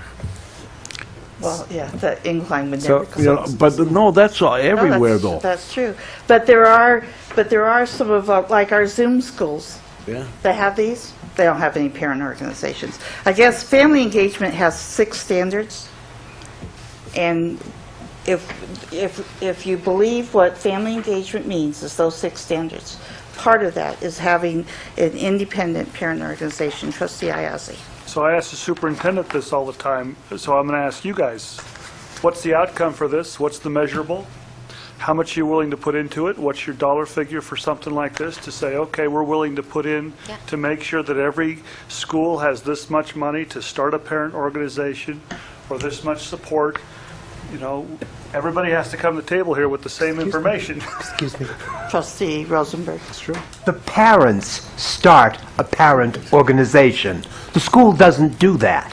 If you want parents to become involved, you encourage them. But you don't say, we're going to have one, you're the president, you're the vice president, and so on. That's one thing. I don't know any principal in the world that has the time to worry about this when he's worrying about whether or not his kids can read, write, and spell and make a way across the street without getting themselves killed. Now, this is great to have. I'm not saying no. Parents drive me nuts. You know that. That's beside the point. You cannot mandate that they become involved. You can encourage it, but you can't mandate it, and you can't stick the principle by saying you didn't do it right, therefore you haven't got anybody. That's ridiculous. And what I heard from Trustee Mayer is, and making sure I heard you right, that because we have these other metrics, in essence, and if we do say encourage a parent organization, that it's going to happen organically. Anyway. It's going to happen organically without us having to mandate it. That's what I thought, that's what I heard. I want to make sure I heard it right, because I don't want to misspeak for you, but that's what I heard. And I do agree with Trustee Ozzie and Trustee Rosenberg is, again, and again, you as a trustees can set any metrics you want. Trustee Ozzie asked the right question. What is the cost? Yeah. And I have to share with you whether it's realistic for us to execute, because there are certain priorities even within the strategic plan that are non-negotiables, like student achievement and children graduating. And so, and I understand your belief system that you feel one goes with the other. I agree with you, but I also know, again, mandating an organization there's PTAs all over the country, and it doesn't mean that those schools are all highly performing schools. It's just, you know, that's just the truth. I know many of them in Chicago. But then too, if they didn't have PTA, where would they be? So you can't say that either way. But you know, PTAs, I'm sad that there isn't a Sierra Council PTA in this area right now, because you talk about dumping telegrams on legislators' boxes. If you had something like that, you'd get a lot of participation. You know, if you had a walk, how are you going to do it without a parent organization? The point to where we're getting, I think, is what we have to go say is, for any organization, we're willing to give you 4 hours of staff time a week. We'll send out the mailers. We'll do this. What support service can we offer you to start either a PTA or a booster club? Okay, that's what you mean by support. That's, for me, we have to set up a policy to allow it to happen instead of just saying, make it happen. That makes sense. Well, I think there should be funding. And I tried when we had the conversation about the Zoom schools, about funding for family engagement, because there's 5 schools, how many? Zoom? 6 schools. 6 schools that have all these things and have no parent organization. Okay, so can we, But we need funding. But I'm willing to take baby steps, so go ahead and put encourage. Would it work to put encourage and support? Work on it at the budget. Encourage and support. Alisa, would that work for you? Encourage and support? Because you also have to look for a metric inside that, but the staff could. How do you measure? I think it could Encourage and support the increase in parent organizations in our schools. I think it should be a little. wimpy about No, I think it should be a little tougher than that, because it's a 20-year plan. I think by the time, 6 years is up, when 6 years is up, we should have a policy in place to help them. So how Not just about How about the two metric would be metrics? the policy? Exactly. And The metric should be the policy. Exactly. That's fine. That's fine. That's good. Okay, have a policy in place that encourages and supports. Okay. The increase of the increase in parent organizations in our school district. Fine. Absolutely. I think that's more than fine. But Good. for 6 years doesn't take to develop that. Well, then we'll revisit it, right? Right. Well, remember, It's 1 I mean, year. We're doing 1 year right now, right? well, the policy that could be one of the priorities for year 1. That's pretty easy to do, because we're not talking about. Okay, you'll see that when The policy we committee come take that on. back. Anything else? Can we move on? All right, are we good with volunteers and that conversation? I'm just having, can I just ask Yeah, a question just go real ahead. quick to Superintendent Martinez? As far as volunteers, and I don't know, I mean, for me, it's really important to have bilingual volunteers, so, and I don't know what the appetite of this board is. I think it's imperative that we have bilingual. Well, one of the, I think a great thought that comes to my mind, Trustee Gutierrez, is maybe not just bilingual, but again, tied to, and this was a big part of the community outreach that I heard from everybody, tie it back to our goals around achievement gaps. So maybe it's also getting as one of the metrics, getting representation from our underrepresented groups, which include bilingual staff, by the way, but it's a Latino families, Native American, African American, because frankly, it's tied to our other metrics. And included in that would be bilingual staff, because that's one of the advantages we have. But I think we don't restrict it to just one group, but literally tie it back to the underrepresented groups that we want to, because it's tied to the other one, the outreach or the reach out, right? Which one are you on? Which one did So you say? it's Volunteers. So under volunteers, and I know somebody, oh, she's right there taking notes. We would be classifying types of volunteers even by volunteers representing our underrepresented. Types of volunteers, yeah. So another, or I shouldn't say types, but Okay. volunteers representing our underrepresented groups. Latino, African American, Native American, and within that, of course, is having bilingual volunteers, because I think that's just great for us to track. Because again, I'll ask you as a board, if we have an amazing increase in volunteers, but then you find out that less than 5% of them are Native American, Latino, and African American, how are you going to feel? Right? So doing this I makes won't us. feel we have too many volunteers. I'll feel we have too few representatives in other groups. But you see my point. It makes the metric more powerful. I just wanted to bring that up as a... Great point. Absolutely. Yeah. And it's tied to And then the the other. last portion, and I'm just trying to dig it up. I'm sorry, Superintendent and Jill. Go ahead. I wasn't here for this. Okay. So the other portion was the collaboration that you're having as far as a partnership with the university and community college. Where does that belong? How are you viewing that? Is that under the remediation, the achievement portion, or is that you're working this portion? Where are you? Yeah, so we initially had that as part of, so that's a good question. So, and again, our thought was to have it as part of goal 1 under college and career readiness, that goal, because it's frankly, it's one of the hows of how we're going to achieve that goal. So that was where we sort of put it, and it was going to be more at the detailed project plan, because we're doing so much right now, it's just become part of our work. But again, that was a conversation also, I think, whether that should be its own separate metric, and part of it is that it's just so integrated right now with our student achievement. Page 5, everybody. Pedro, if you can locate it.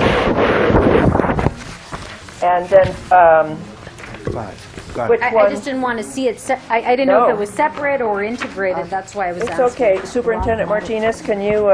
Can you see it? So for example, look at actually, if you look at those two metrics of 1.5, those bottom two of 1.5 on page 5, those, when you look at the decrease in remediation rates for first-year college and university students, the increase of students enrolling and completing course of studies in Signature Academy CT programs, job opportunities.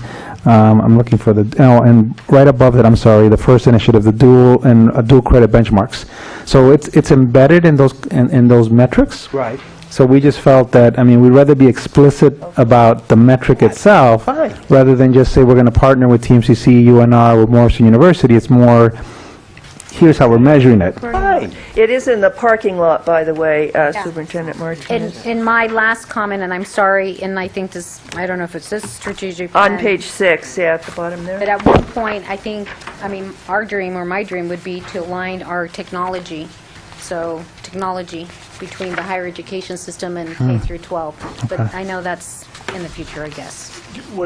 Explain it. You mean from the administrative side? From everything, aligning our infrastructure. It'd be so great for me to be able to see the transcripts from a high school student on my site. So Trustee Gutierrez, and I had missed this, The but technology part. So Dr. Derby pointed this out in 1.6, which is page 6. It says specifically there explicitly strengthen our relations with other educational institutions. One of those metrics could be how we align our different systems, whether it's admissions, technology. So that could be one of the metrics that we put in there under 1.6. And a big factor here is the student friendliness, so that students are not having to go to the campus, that they could do things from their site, send their transcripts, and we accept them on our site type of thing, or, they register, anyway, so those are just some metrics, and I know I kind of went off a little bit. Estella, At UNR, I can't get into your database at TMCC to see transcripts that the kid may have over there. Once they're imaged and transferred, I can.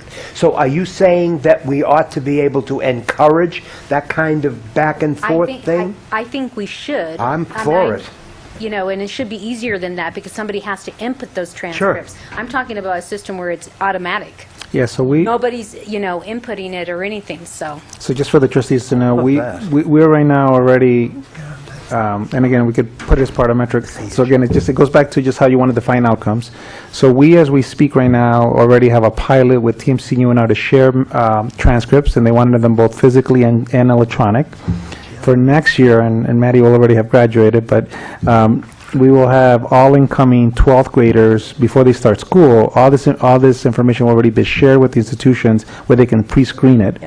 So now, again, going back to outcomes, the outcome that I would tell you that we're trying to get at is having more children get accepted and attending one of these institutions. Right. That's the outcome. The how is how we're doing it is aligning these types of systems. So, you know, but part of it is developing a plan, right? I mean, and so it could be that you could say we develop a plan, but I would ask you to tie an outcome to it, which is how many of our students, the increase in students attending these institutions, because we have several students that are qualified to go to the institutions and yet in the past have not gone. So will you be coming back with some language, Superintendent? Fine. Yeah, Add and it I'm to sorry 1.6. it's spinned off, but I just thought about volunteers and it made me think about those things. Once they end up in there. Okay, thank you. You also raised the issue of language and... Language, yeah. And that'll be part of the volunteer metrics, sub-metrics that we'll have under volunteers, the representing underrepresented groups as well as bilingual. Okay, all right. Isn't there FERPA issues, though, if you allow all universities to access 12th graders' records? You could have a memorandum of understanding. That's what we do right now. I know, but FERPA's the parent protection. There's going to be some laws change with financial aid, and Oh, yes. that they're changing that so that we have easy Transcript access. data, number one, which is, Yeah. we share that Because right they're now. already decided they're going there. It's not everybody, because if they're not going there, why would they have access to it? Okay, let's talk about all that Yeah. stuff. There's baby steps. There's other legislative stuff going on. Just give Lisa Marie a word in here. In the past, we did have ethnic identification on our volunteer forms, and I did a study probably about 5 or 6 years ago for all the trustees. It was interesting. That was a request from them also. So it's not uncommon to do that, and I'm happy to build that. Ethnic code, I guess, would that be sufficient? By ethnic identification Well, of and I volunteers? I think our 3 areas is already written on our strategic plan. It's Okay. Hispanic, Native American, and I mean, I think that's what we're focusing on. And I would think of it as, because these metrics are all tied together, it's connected to the reach out efforts that we want to do to these groups. And one of the measurements, right, I mean, because we have problems right now with metrics, and one of the first goals is, frankly, one that could be, is are we increasing the number of volunteers that are bilingual, Latino, African American, Native American, because frankly it's a great way to know that, right? Because we could tell you that we're reaching out to all these groups and say, yep, you know, here's all the events we're doing. Well, it'd be nice to see their presence in the schools. And volunteers is one way to do it. I mean, there's other ways, of course, but that's one way. We need to be careful when we translate reach out in Spanish because that's not nice. Oh, really? Oh, well. Well, it's not, it needs to be different, but I could talk to Ben Oh, we about had that. that conversation last time about This is the outreach. language, and we went to reach out. It would be insulting to a Yes, but Hispanic. not in Spanish, you say. I see, so Well, of she's course, saying... and that's proper Spanish translation. Okay, great. So Superintendent Martinez, what you're saying is that's an existing metric, or you will bring that back? We will add it as part of the volunteer Volunteer, services. okay. And like I said, I just want to make sure that you know that it's tied to that first initiative of our efforts to, again, try to bring in these groups, in, you know, to be more involved in our schools. And just so the volunteers also have a checkbox if they would prefer not to say. Of course. Yeah, we always give that option. Of course.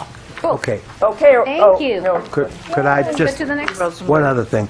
The decrease in the remediation rates at both TMCC and UNR, I worry about the tests that are being applied.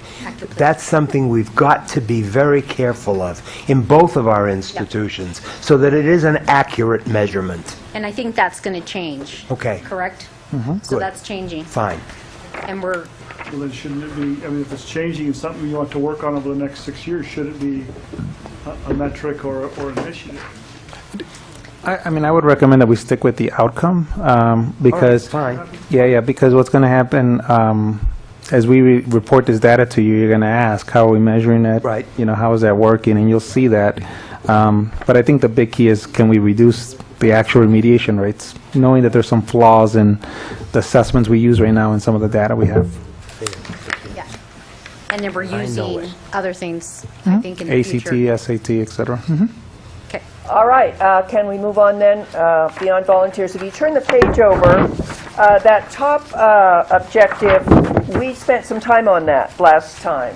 In fact, we spent considerable time on that, and you'll see that if the bullets that are in red were all input that you asked to be included. But I want to go to the next one because we want to get to ones that we haven't had a chance to talk about yet. That's really our goal today. And the second phase of what we're going to do is go back and read the red language. Okay. Can you all be with that? I think we can move this 3.4 constituent services and community relations of that one on, I think it's objective 3.4. I think that's really objective 3.3. I think it just needs to be tweaked a little bit. Okay. I wanted to go to the second box on that page, which we hadn't covered yet, expand community awareness and public support. So where are you? No, I'm on page 12, and there's no number. But 3.3. 3.3. Can you go back to? Yeah. Yeah. So we didn't cover that. If you remember, we did do the one about trustees remain actively engaged with all district stakeholders and key district initiatives, so forth. Well. We covered that. The red reflects your input in that conversation, and we'll come back to the red input, but we're trying to get through those initiatives that we haven't talked about and the metrics. So if you look at the bottom one that talks about expand community awareness and public support of the Education Foundation, we're working on that one. Okay. All right. So we have two metrics included. Superintendent Martinez, you want to walk us through or comment? Yeah, I mean, I think these are pretty straightforward. So we have a foundation. Our foundation is now year 2, and last year they raised over $1 million. So we're putting a metric of how much more funding they would raise, and then what they're also doing, and this is also developing relations with multiple foundations, both local and national. So that's another measure that we put in here, just so that, because sometimes you build a relationship first and the funding will come later. So that's the other, Right. we wanted to have a leading indicator. Friend raising. All right. I guess my question is, I love the metrics, but does that are those metrics going to expand community awareness and public support? Well, that's Does a that good point. fit? Do you see what I'm saying? do. To me, I do. that sounds more like a kind of a communications campaign, or how, so So I don't know if you want to reword it, or... We could really look at that, just so that it's clear. I hear you, because You see what I'm, it's kind of, either we need to add a communication strategy. and maybe what we could do, trustees, is we can ask a couple of the board members just to kind of, on that specific wording, just so that they're clear, because they become ambassadors for us, but I agree with you. I don't want it to sound like they're going to do a marketing campaign for us. What they're doing more is they're opening doors for us and getting people to know our priorities and who we are. So maybe let's look at that wording, Kristen, with some of our board members so they feel comfortable with it as well, and we'll bring that back to you for the 22nd. It may be mostly about expanding public support, Yeah. and they've included the phrase Community community awareness. awareness. Maybe Maybe we that's not take that out. necessary. I'm not saying we should, but if we keep it in there, we need to create a metrics that shows how we're going to measure Right. whether we've expanded community awareness and public Yeah, support. That's because the public support is very clear with those other yes, two metrics. right. Gotcha. Got it. Okay. Anything else on 3.3? All right. If not, then let's turn the page. These are two new objectives now. So those are the ones you're getting at. All right. So turn the page. New objectives. The first one is Every trustee should learn Spanish. Just kidding. Yes, no. constituent service and community relations. Okay, I think We need that some is- initiatives here. I think that is 3.3, and that's what staff was trying to say to us. This is 3.4, yeah, go ahead. But, so, if we can combine that, some of those words into 3.3, I think that's the same thing. Which 3 point, we've got a number of 3.3s here. Are you talking, you're not talking about public support for the foundation, right? No, I'm talking, okay, I'm sorry. 3.4 Right, got it. is 3.3 at the Top. is this one. The top one, yes. Okay, I got you. Yeah, I know. So if I could just add a little bit to that. So for example, I would like to see the initiative to develop a public affairs department. And that would mean basically what we're already kind of doing. And it would be more than, it's more than strengthening strategic partnerships. It's about relationships too. So I think we have to be careful about saying strengthen strategic and community partnerships. I think it's about strengthening strategic community and relation. I don't know. It's not just partnerships. Can we? Yeah. Okay. Okay. I'm trying to be clear about those two initiatives because the one 3.4 is constituent service.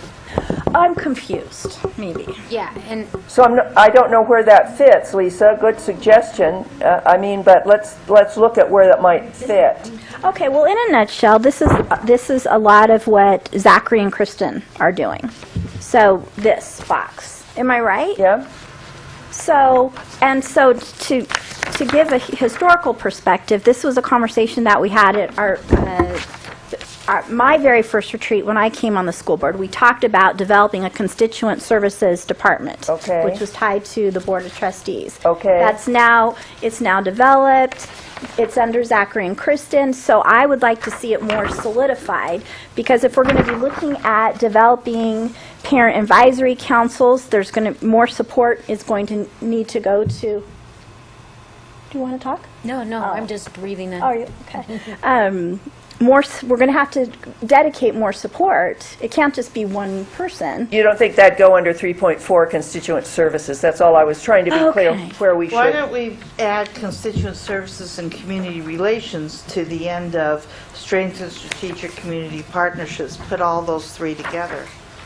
In that one big Well, box? it may need, it's actually, or why don't we take this and move it to 3.4. Oh. It might be, so I think this is part of this stuff under 3.3 could fit under 3.4. 3.4. So I think what I'm hearing, let me make sure I heard you just see, Rosario. And then Estella wants to make a point. Go ahead. So the metrics are the right metrics, because if you look at the fact that we have number of constituent concerns received and resolution found, so those are the right outcomes, right? So I think it's more of wording the initiative language to make sure that because you're already, in your metrics, you're already including constituent service and community relation type of measures. So rather than having a separate initiative, it's really just expanding the wording within that initiative, because again, you have I guess for me, the metrics are there already. Right? I mean, that's what you want. I mean, how we get there, that's a little, that's more of a project plan, and how do we get from X to Y is a project plan, right? But in terms of the metrics are there, rather than having a separate 3.4, I think it's just embedding it, consolidating those two, and maybe whether you want to give us wording tonight or you want to just give us some wording. I mean, it's just, that's what I'm hearing. That's what I'm hearing. So I want to make sure, is that right? So you would collapse 3.4 into 3.3 on the previous. I mean, because we still got to renumber all of these. So Well, actually, what I would do is I would take the initiative under 3.3 and put it as its own objective under 3.4. But I think all this stuff belongs under 3.4. So we're consolidating those two. Yeah. Yes. And it'll be its own objective. I'd like You to see like it the as its title own. of the objective on 3.4. You like that constituent service? Yes. Yeah, that's fine. And that's fine. So that's more the wording. So yeah, absolutely. Okay, consolidate those two. Stella, you had a point you wanted to Consolidate Yeah, I just had a point, and I think it's just for my own understanding, and this is probably something I've struggled for the whole year. So, Pedro, define to me what we mean from what we're doing now with communication and Kristen's area. So. Without this. Yes. No cheat sheets. So define This is to me, okay. because This here's is my insane. challenge. Here's my challenge. And this is just an opinion, Go and ahead. you're the one that's running, but this is my opinion, is that we're getting ourselves, for me, constituent services and what Zach does is way far from what communication is doing, and we're missing sometimes the dots. Yes. So they need to be working together, and usually in organizations, they're together. Yes, so my, and this is just my advice, and trustees, it's your prerogative, how you want And- to, how do you want? This is just an Right, opinion, but right. so that I could understand all of this, Yeah, so so- we're not confusing things, because I think sometimes we confuse this. Yeah, so We do. let me make sure, so that again, just in terms of this exercise, so I would ask that we look at the metrics and you tell us whether they're the right metrics, and again, we want to word it correctly, so, if you like the constituent services and community relations better, so that's easy. The how, I think that we will get into, once we finalize this document, we're going to have plenty of time to talk about the conversations of the how, because I would rather you not attach it to, I know Tricia was using it as an example, but I'd rather we don't attach it to specific people, because once we have the metrics and we have baseline data, that's going to drive the conversation of, well, here's what this person's role is versus this other person's. And I understand that it can be a little blurry at times, but I think that's why the metrics are so key. Because if we agree on the metrics and we say this is what we want to accomplish, that gives us the information we need to say, okay, so how do we accomplish it? Right? Because we're going to be reporting to you on these metrics, and so we want to be able to show you this is how we accomplished it and deal with the situation. So that's my short answer. I think, I'd rather not get too involved in the how until we know what the metrics are. And to be honest, we haven't had metrics, right? We've developed some structures, and I think they were the right structures, by the way. But I think now we're getting into, okay, so for the future, how do we make sure we have clear metrics, and then that will force us, like I said, to make sure we execute it well. And I guess what I'm saying too is that we need to use the right terminology when we're referring to public affairs, community constituents, communications. That's all blurry to me. Yeah. So I don't think we all know what that really means.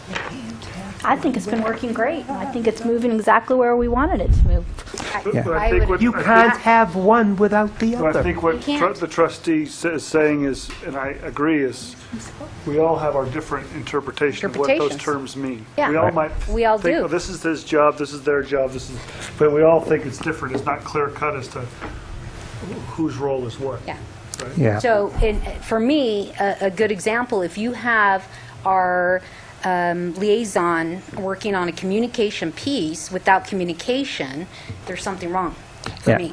But I would argue that's more of an execution issue, right? And that's something that we should always bring up and say, hey, this happened, it didn't work out, why didn't it work out?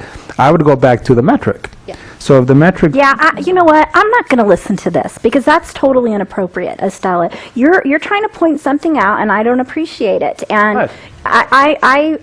I know exactly what you're trying to do, and we have moved very forward in the trustees getting out into the public. Let's get back, though, to I the disagree. metrics here, because I think there's some confusion about what we're talking about. There is confusion, and I have, as a trustee, No, I think but I mean, let's focus on the metrics and these two. We're talking about collapsing them, right? Combining them. And Lisa, you're okay with that?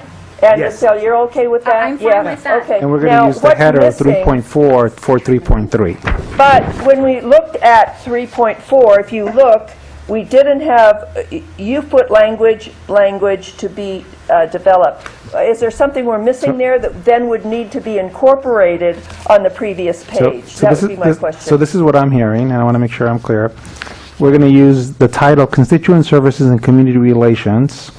That will become the title of that objective, 3.3. Yeah. And then we're going to use the initiative language with maybe some tweaking, because I think I heard some, we added some words. Use those same metrics, that everybody feel comfortable with the metrics, and that would be how we collapse that. That's what I heard. I just want to make sure. Yeah. I mean, Sounds right. That Lisa, sounds that I'm works trying for to you? I'm trying to piece this The together. way he, So is the Okay, yeah, that's fine, because the Ed Foundation falls under Kristen, and this one would also fall under her, too. So that makes perfect sense to me. Then shall we ask the superintendent and staff to come back, and we'll see it on the 22nd with how those two have been collapsed and the appropriate metrics attached. Does that work? And what I'm hearing is that the Sounds metrics are the right. right metrics. Yeah. Even though, again, there'll be plenty of conversation about how we execute on the metrics, but these are the right metrics, hopefully. Okay. We have one more. I am perfectly fine with the metrics. I just want to make sure that we're defining what we say correctly, and we all are saying the same thing. Yeah, all. and I can tell you, trustees, that this is why I think the metrics are so key, because once we have clear metrics, it's all about execution. Fine. And that puts pressure on us to deal with any issues around execution. And so that's why, to me, the metrics is what drives everything, and then we back up from that. Okay. Makes sense. Yeah. All right, then let's go on to the next new one, which is strengthen our role with local government agencies. So in the red was a suggestion input that came from last time. That's been included. Then there are two other kind of bullets. Superintendent Martinez, you want to walk us through this a bit? So one, the big one right there would be the first metric that you see. So you can see that the initiative is pretty, hopefully it reflects what you asked us to put in. And then within this metric, know that one of the goals we're going to have and we're going to bring to you is to actually develop a comprehensive facilities plan. And it's tied to, again, because all these things none of these are in silos. Everything is tied to future capital initiative, where we're going with facilities. So you'll see some of this language again in a future goal. And then I believe the second metric was also, again, information that you asked us to put in as well. So let us know if this reflects what you would like, and if you would like to add anything else. Yeah. Yeah, if I could, and thanks so much for putting this in, and I've been trying to noodle with this language. It doesn't quite hit everything, and I'll tell you why, and somebody else can reword it. Go ahead. For one thing, to make it broader, I think we should just say strengthen our role with government agencies. They might not be local, they might be state or federal or whatever. True. But the way it reads here is one half of what I'm looking for is that we want to develop our school facilities into the regional plan. We have to know, and I want everybody to know, by doing that, you give up a little power, because if we just come and say, here's where we're going to put our schools, being part of the regional plan is they may say, that's not good. So I want it to be more of a we're working with people instead of we're going to dictate that this is where the schools are going. Right. That's, right. So it's that language It won't I'm go. sort of looking for to be more collegial, I guess, would be a good Collaboration. academic word. Collaboration. Yes.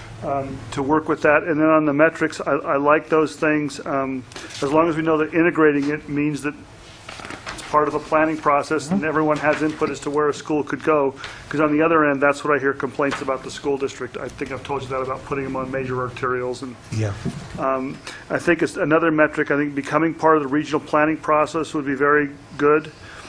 And I'm not sure how to put this in a metric, but the other part of what we have to do is we have to be aware and comment on development projects happening in the community to tell them how they're affecting us. Not just be part of the regional plan, but if Sparks is building a development, not to say we're going to go there and say, don't do it, but just to say, if you build this, this is the impact on the schools. We're going to have this many more students. and Correct. that- Pete Dutch, our Chief Operating Officer, actually we do that. We actually comment on every development, but we actually have no lever, as you know. Right. I mean, we comment on them, we actually say the impacts to our schools, but as the second metric was really put in here, I think for you to kind of have a conversation on. I mean, this is a pretty harsh, maybe, metric, saying that, we want to be able to actually Dictate. to a certain degree, because as you know, we do not have any impact fees. We do not receive any money for new development. So we basically are subservient almost to a development occurring. Now, we can go in and say that this is the impacts to our schools, and we obviously want to be good partners with the development community. We're not trying to be at odds with the development community. We want to work together. But at the same time, right now, you can see the pinch that's going to happen right now. Where you see development starting to occur, you see multifamily housing starting to occur again. Well, obviously, our finances aren't going to keep pace with that. So we're going to be put into a bind here, especially when there's no impact The fees. fact that we're commenting on it, I think, is new to maybe since you were here. So we haven't been doing that the whole time I was on the city council. The school district never really made comments to a lot I think that was for a year or so they did when you had a long-range planner, but there wasn't it. But I think even a little bit more knowledge is, yes, there's no impact fees, but if someone's coming in for a special use permit, they can put things on that permit to do that. When they came for the city of Reno, we required them to give land to the city, to the school district, if they wanted a project, although it's not an impact fee, but that was part of a special use permit process that we could impose that on them. Correct. We get the land. We just don't have any impact or fees to build the school. Exactly, but you didn't, unless the school district, I mean, the school district never asked us to do that. It's just that we knew we should have done that. The school district come and say, hey, if you're doing that, you're going to build this project, we sure need some land out there. Can you make them at least give us the land? That's a very good perspective, Yeah. Dave. Yeah. And I guess just to comment, just to clarify, we do provide comments on anything that's a land use change, not something that's within the existing zone, land use, I mean. Those go through, and we never even hear about them a lot of I'll times. tell you a good example. They're going through now the Todd corridors in Sparks. Should the regional plan have the Todd corridors in Spanish Springs area or downtown where they are right now, and they want to move them? And I don't think the district's been involved in any of those, which can have a huge impact. Todd corridor is a transportation-oriented development where they want more development to occur. And so should it occur, from our point of view, in the downtown Sparks area or in the Spanish Springs area? Because if it's in the Sparks area, it's, okay, guys, where is the school going to go where these people are going to go to? We haven't been involved in those basic talks, and that's what the regional plan stuff is. And I know you've tried, and we just have to, I think, memorialize it and try to work harder on that. Are you happy with the language that's here, or do you feel like different language would be, because you made a very good point that there's a lot of agreement with. Right. Yeah, I like the language. I just think it needs to be more that we want to work with other people, not we want to dictate to other people. So you wouldn't say require, you would take that kind of wording out? Encourage or something It's more like about collaborating. Collaborating is probably the best word. Okay. Perfect. And two, I And think... maybe, I'm just going to throw this in, maybe you want to review the process by which you have your voice heard in all of that, and see whether or not there are ways you could have a greater impact and a louder voice. Just a Part thought. of it, Trustee Ozzie, we probably would want to put a metric about, I'm trying to figure out what it would be, something about increased input, increased, I'm trying to figure out how do we, I'm trying to get going back to how do we measure, I mean, because I think here we have enough of it that we're going to be involved. The question is, how would you know that we're successful? I'm trying to figure that out. And what's realistic? One would be easy if we are part of the regional plan, that's a big chunk. If we do incorporate it, because they only do their plans every 5 or 10 years, it might take that long just to get our plan in the regional plan. For me, for a 6-year time period, that would be the metric. Okay. You can't really do everything else right away, because those are long-term plans that they work on. Could we add joint meetings with government entities? But you can't require them to require it. Honestly, a Okay. lot doesn't get done. Okay. Trustee Mayor. Unless it's a specific You know, and issue. having worked with this before, I think some way we should have preliminary development by developers include the school district within it. Because I know the guy that built a condominium complex, and he wants to build one at Virginia Lake now. By the time he got to the city I of think it was Reno, either 7 or 7:30. So we're in the last the one, school though. district still had It's just those been two. discussed where those for kids the would 22nd. go.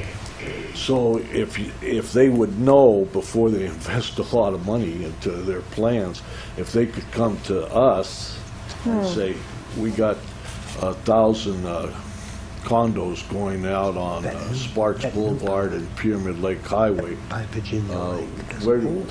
should we do to ensure these kids have a place to go to school? And then that guy could say, oh, well, I'll build a grammar school here. So I'm thinking, Joe, we can have Pete work with both John and Trustee Iazzi's, with both Dave and John around sort of tightening up the metrics themselves. But I think we got the gist of it, and I think we work and we bring that back on the 22nd again, so you can see that, and then we'll go from there. And Benji's taking notes, for the input that Dave and John are giving. So because at Sparks, it used to come, then they used to say, well, there's going to be 30 kids, and 10 of them are elementary, and they used to have the numbers at the bottom. By the time the school district put those numbers in, the developer already had a lot of money put into it. Well, and a big part of it is also sharing with the other governments what we see as enrollment projections and where we're seeing them, because we are, I mean, I think we're back in a growth mode, personally. It sounds like there could be a really good strategy conversation around fulfilling on those metrics that you're about to put in. So, yeah. And it could be that some of these metrics might take us a few months. Maybe we have to reach out to these groups and and to your point, really walk the talk and be collaborative and say, okay, we want to set some metrics. Yeah. How do we work with you so that it's realistic for us? And maybe this is one of those ones that we do that with. Yeah. And even if we don't finalize it on the 22nd, it's okay. This plan won't be finalized till June. Right, So. right. So it's an interim step.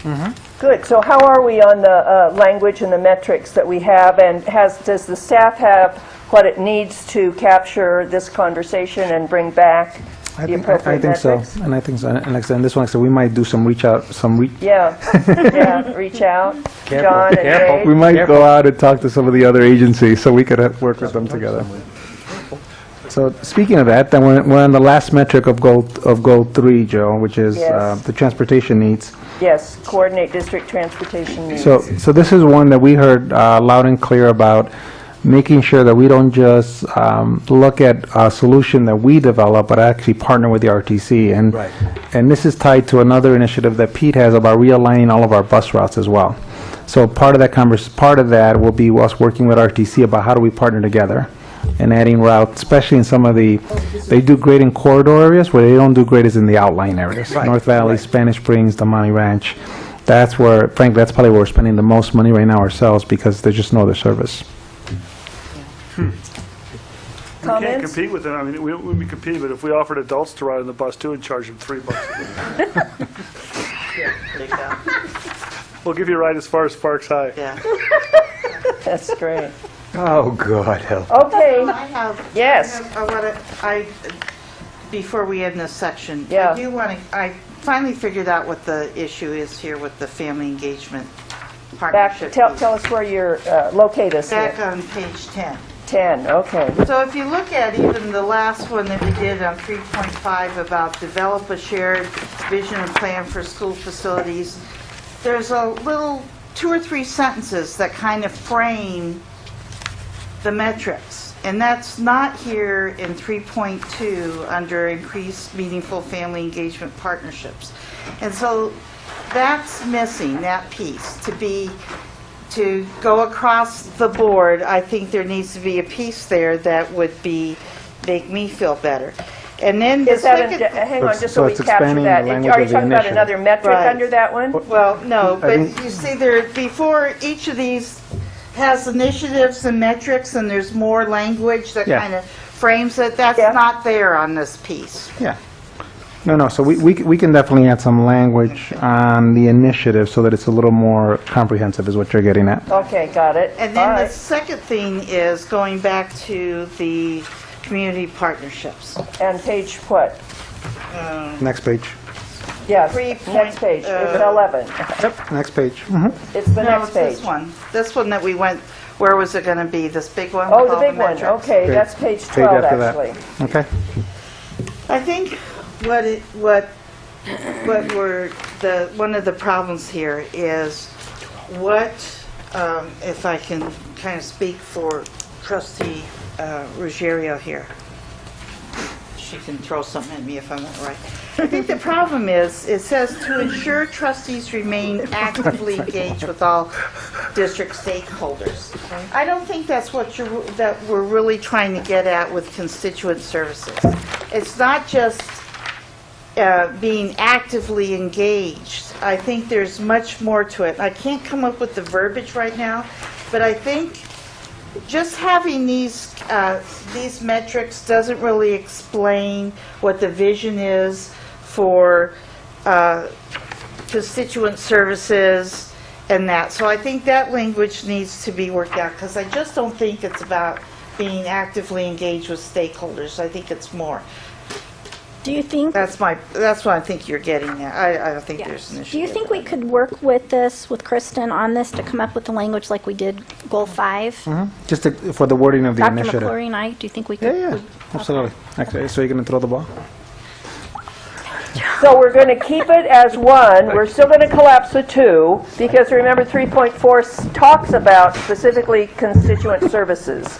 So we're still collapsing them, but we just want to expand it so it includes both those concepts of the trustee engagement and constituent services. Yes. Have I got that right? Yep. Yes. Okay. Okay. All right, now transportation. Was there anything anybody else wanted to add to that? If not, I think we're good. Let's go 3. Pedro, the system that they use in Las Vegas, especially for the signature academies, it's a hub? It's a hub and spoke system, so that's what Is that what this is? That's what the metric says. So we'd be Right. developing a hub and spoke system. Otherwise, the kids will never get there. Exactly. Okay. All right, then. You see this, right? Okay. They all go down to What time do you have to leave? What was it, 7 or Like in 7:30? 20 minutes. Maybe about 25 minutes. Oh. So the second task we have is we want to be complete with objective 3. So let's go back to page 9. And this may not take very long, or maybe it will, who knows. But what we want to do now is go over the objectives, the initiatives that we haven't talked about, because we already covered them. We covered them last time, and staff used your input, and that's what the red wording reflects. So if you can look over that, are you happy? The point is we would like to leave the table complete with goal 3. And of course, the staff is going to bring back on the 22nd the language changes and input that you provided for the objectives we hadn't covered before. So we're 3.1. You can see the suggestions you made last time, identifying those particular ethnic communities, public relations campaign, reach out. Thank you, Lisa. But not when you translate that into Spanish. Thank you, Estella. So the only thing maybe that I would suggest to the trustees, maybe we could simplify the language around developing plans, because, you know, and this was a great conversation last time, is that we want to, again, we want to tie it back to our academic goals, and our academic goals we know are around closing achievement gaps. And so having a plan of how we're going to work with the African American community, the Native American community, the Latino community. I agree. And so that kind of, because then that will, you know, I mean, that's really what we want to do. And then of course what will happen is over time, you know, we develop a plan, we will be constantly talking about how we measure the success of the plan, and I think we tie it right back to the other initiatives. Are we seeing more volunteers? Are we seeing stronger parent engagement? Because again, we should never look at any one of these independently. I think we should always push us to say, okay, so how is this affecting the other metrics? Because if this plan is successful, it all should be working together, hand in hand. Does that make sense? Frankly, you should also see it in your own trustee events as well. Yeah, Barbara and Howard, go ahead. Barbara and then Howard. Go ahead. Does Lynn Manning interact with Tiffany and Fatima? Are they in the same area? It's separate, and it's one of the conversations we're having, because frankly, I would tell you right now, if you ask me which of our groups do I feel the most concerned about, I would tell you right now it's our Native American. I feel we're making more headway with our Latino and African American communities, and that's due a lot of credit to Tracy and her team.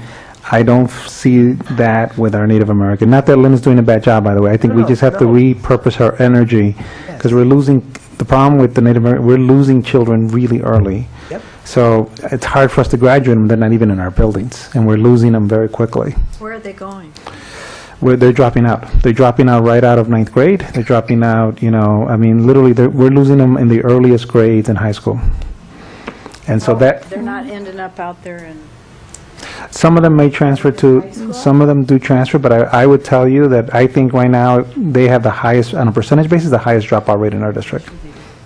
Howard, you were next. Still, the one thing that's bothering me in all these metrics, I'm not seeing anything about student learning. I'm not seeing anything that reflects the end result for us is to keep the kids in school, keep them learning, keep them making the strides they need to make so that they do get to graduation. So keep in mind that the overarching metrics, right, so, and I don't want to get to the final product of this document, but think of this document as there's going to be some very overarching metrics that drive everything. So graduation rates, and we still were going back up between 85 and 90% by 2020. Closing achievement gaps, and we actually had specific metrics year by year with not only ethnicity, but, allowing special ed. So all of that is the overarching metric to everything. Because, those are the things that frankly, we're going to be measuring ourselves on whether we're making progress on that. So I don't know, Trustee Rosenberg, if that's what you're getting at, because that will be the whole front page of this whole document. The only thing that I worry about is that there's enough intermediate steps so we can identify a problem and solve it then, not let it get to a point where we can't deal with it and the kid's gone. And again, that goes back to the outreach. Right. So I think if we develop an outreach plan, and using Native Americans as an example, part of that plan has to be how are we capturing them before we lose them? Yeah. Because that's the challenge we have right now.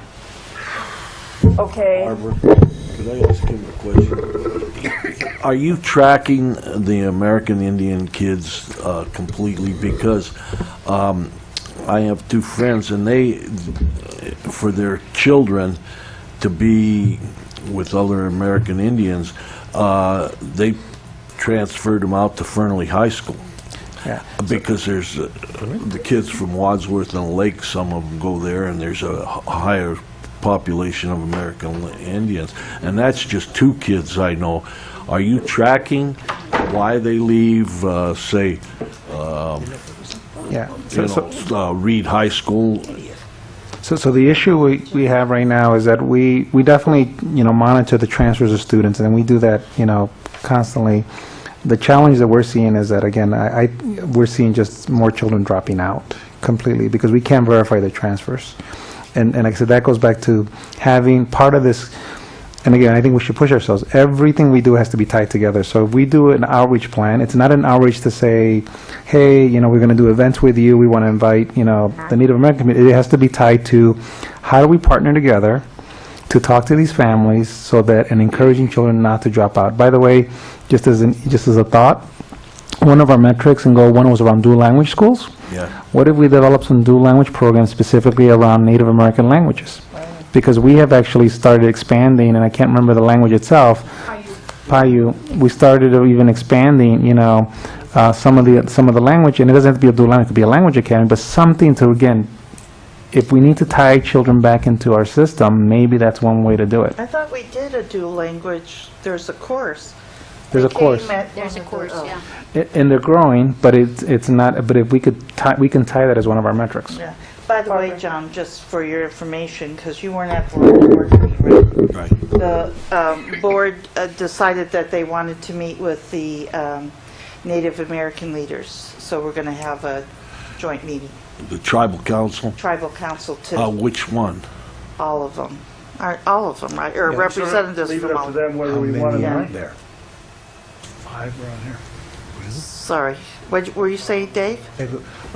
We were asking if they want to meet together, and then maybe we would alternate between the Reno colony and the Pyramid Lake. We might go out there and visit out there. Well, there's Hungry Valley, and there's about 4 or 5 of them. But the person that's in charge of the Native American, what's her name? Lynn Manning. Lynn Manning is going to set that up. Oh, okay. And we'll begin with one meeting, and it can go on, and Trustee McCleary. Well, I really believe that what we're talking about here is investing more funding into the Native American community, because if we're looking at all of the different local issues in relationship to Native Americans, there's different solutions for different groups. right. And so I think that we really need to, I know a number of Native Americans that I've worked with over the years, and gaining entree into the real decision makers is time consuming, and it's based on trust.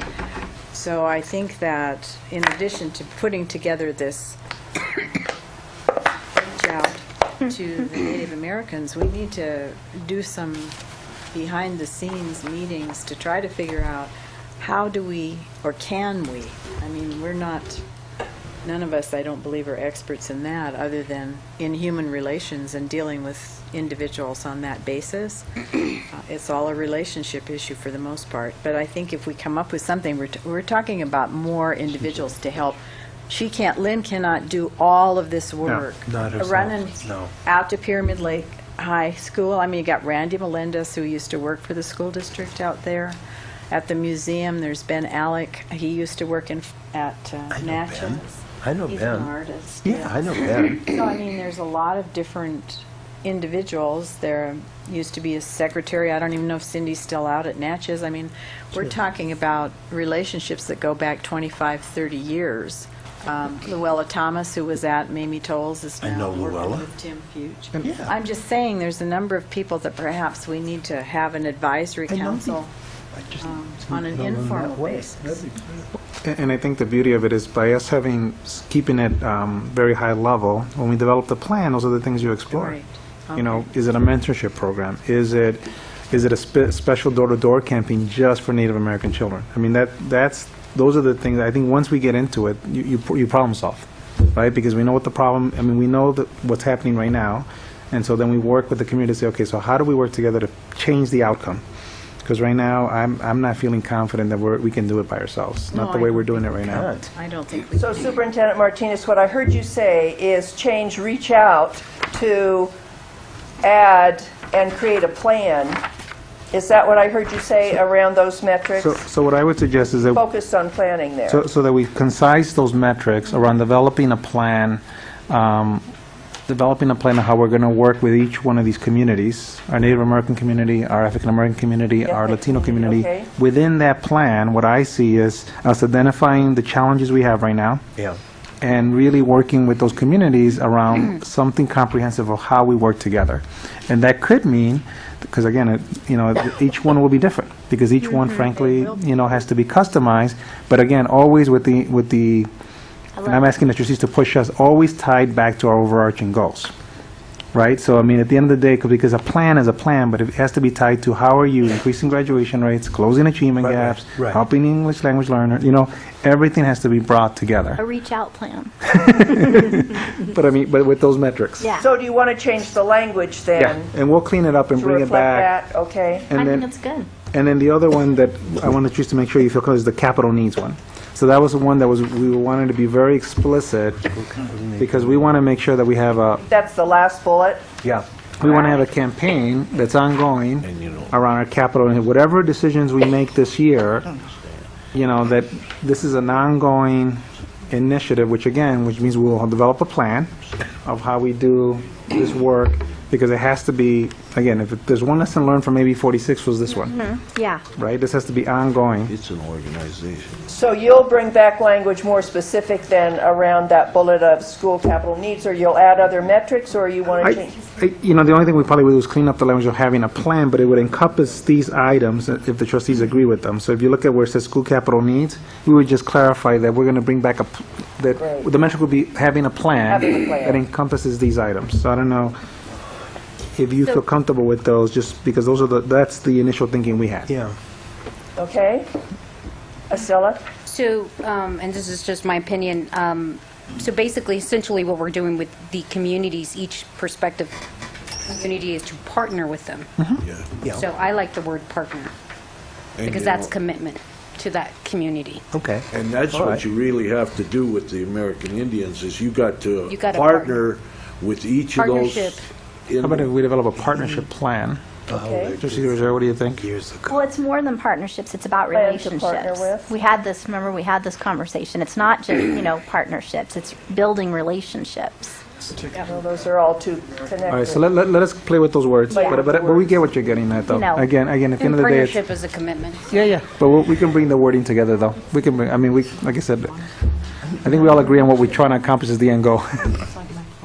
Okay, so what we're doing here is going through and looking at the language in red, reflecting what you brought last time, which takes us over to page 11.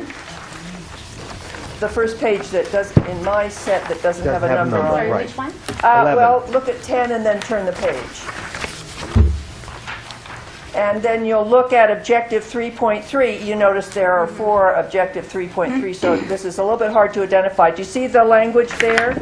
Change that. Strengthen community partnerships, so We've already where covered we that. are on that, have we? covered We that. changed the We're good. language and Okay, We have all right, notes. everything's So cool there. I think, Jill, we covered all of the I think we're initiatives. done. I think we covered all the initiatives. Good, you're, okay, Yeah. great. Okay. Okay, so the same, we know what we're doing with 3.3, Yeah. that big one, okay? So I think And we're then set. we know what we're, oh, We're brilliant. good, we're good. We've done it all, okay, So, really so great. we're Now, taking good notes.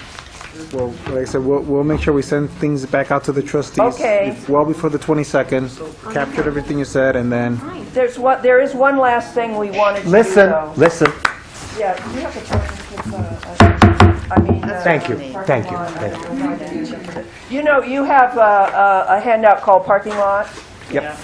And, you know, we could do this a couple of ways, but in the interest of time, what happened here with this parking lot are these are things that don't have a specific metric that attaches. Okay. So the staff came back and included them to make sure that they captured all your input and brought it back to you. But what you need to do is look through these. Maybe we ought to assign it as homework, but I don't know how good you are at doing homework. Yes, you do. Or we can go through them. I mean, The answer. Superintendent Martinez, how do you want to handle that? Because if you go to the third page of that under Goal 3, although we... Did we get this piece ahead of time? Or Yes. did we just get, we did? Yeah, we did. so I think we have the trustees look at it. Some of these are things that are going to be included in detailed project plans. So they were just slightly below the metrics of an initiative. But I think, you know, if you don't mind, take a look at these. Some of these, frankly, now that we've changed some of the language, could go back into those. Right, Yeah. right. So maybe, you know, let Kristen and I go back and relook at these. You take a look at these, so that the goal is, you know, hopefully, like I said, when we get to the 22nd, you feel comfortable with 2020 metrics. That's Fine. the primary goal, and then Fine. you'll see year one potential metrics. Okay. That's a good assignment, Yeah, is you do it is. that and then see, and you want them to feedback, like with email, or you want to wait till the 22nd? No, give us an email to, you know, just say, hey, I noticed something in the parking lot. I really think now with the what we discussed, Right. you can go ahead Send and out put. several reminders. That's a good idea. Everybody's That's important busy, to we do. know. These are busy people. They I need to be know, reminded. I know. But do look that over. Every Friday, send out a reminder when I go on the And to be fair to the trustees, this is heavy work. This is not like light work. Yeah, because it may be, you know, 1 or 2 or 3 of those are very important to you, Right. and you want to figure it out. So you got to let the staff know about that. But for us to go through them now, I think would be here till 9 o'clock. So I don't think it would work. good. I think we And got Maddie where has we a wanted homework to. assignment. Thank you, Jill. Okay, you bet. Thank you. So goal 4 and 5 on the 22nd, Yes. and we need to move through that quickly in the morning, wouldn't you say? Yes. Because then we have another agenda for the afternoon. Yeah. Okay. All right. Good. Thank you. Good progress, everybody. Okay, now we're on 9.01, board members, stop unpacking, packing. Board members' request for future Board of Trustees agendas and agenda items. We did have a request, which I wanted to ask the trustees. We had a request, you know, one constituent wrote in about the broadcast and said that they wanted to see what the trustees' votes were on the things that are highlighted in broadcast. Do you have any interest to do that? I thought That was public record, so. that's fine. It's public record. Public. It's wanted to ask just you beforehand. want staff to go look all that stuff up every time and put it in there. Mm, 'cause You you know, probably have to so review. every time we put that in there, you'd have to have everyone and how they voted, But even if it maybe was we could- unanimous. Maybe we could put a, It's on board docs. It is? Put it online. So we can Fine. direct that person to board. Just do a link to the board docs, because they can see every decision, instead of retyping it. It is electronic, so. What does this mean? Oh, no, we've solved that, okay. Anything else for future agenda items? Yes. Trustee Mayor? Last November, when we lost our football game at Reed High School and lost the commission on the concession stand for the wrestling team, the executive director was supposed to come and talk to us, and he's never come. Okay. we had it on the agenda, and then He couldn't come. he couldn't come. Yeah, and then it was never on another agenda. I think we didn't we send him an email? I think he's just, It was future asked agenda to items. pull it off the agenda, that he wasn't able to come, and then there was no follow-up. So you're asking to ask him to come back? Well, I'd sure like to, because I tell him to get his buns here. yeah, I'm getting so many calls because it's the one Oh, Eddie. fundraiser that the wrestling team parents have. And the money went to Minogue, basically. They got the concessions, they got the Well, there's a- opportunity to make it. Are you suggesting a small case of corruption? Oh, my word.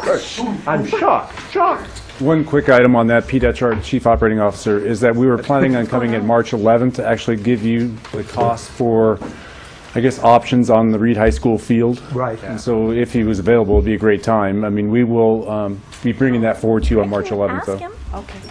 I think that's the bigger issue is I look is the future of stupid Reed when the people Field. ask me about it. Yeah, that's to me is the bigger issue. Reed, the whole Of the entire high school? school, of the football field I have one- at Reed. Yes. One thing- Trustee McClure?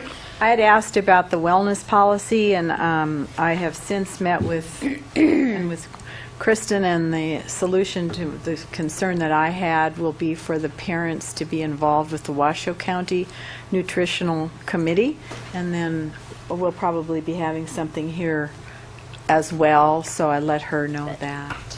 Trustee Iazzi? I don't know if it needs to be on an agenda, but I'd like to see if we have a policy, now that we've worked through the garden policy, on grass at schools. You mean in terms of football fields or? No. No. just In grass. elementary schools. Turf. What policy Elementary do we schools. have Oh. on turf? Should that go to policy committee? I don't know if we have a policy. I don't know if I'm we- just saying, do we have a policy?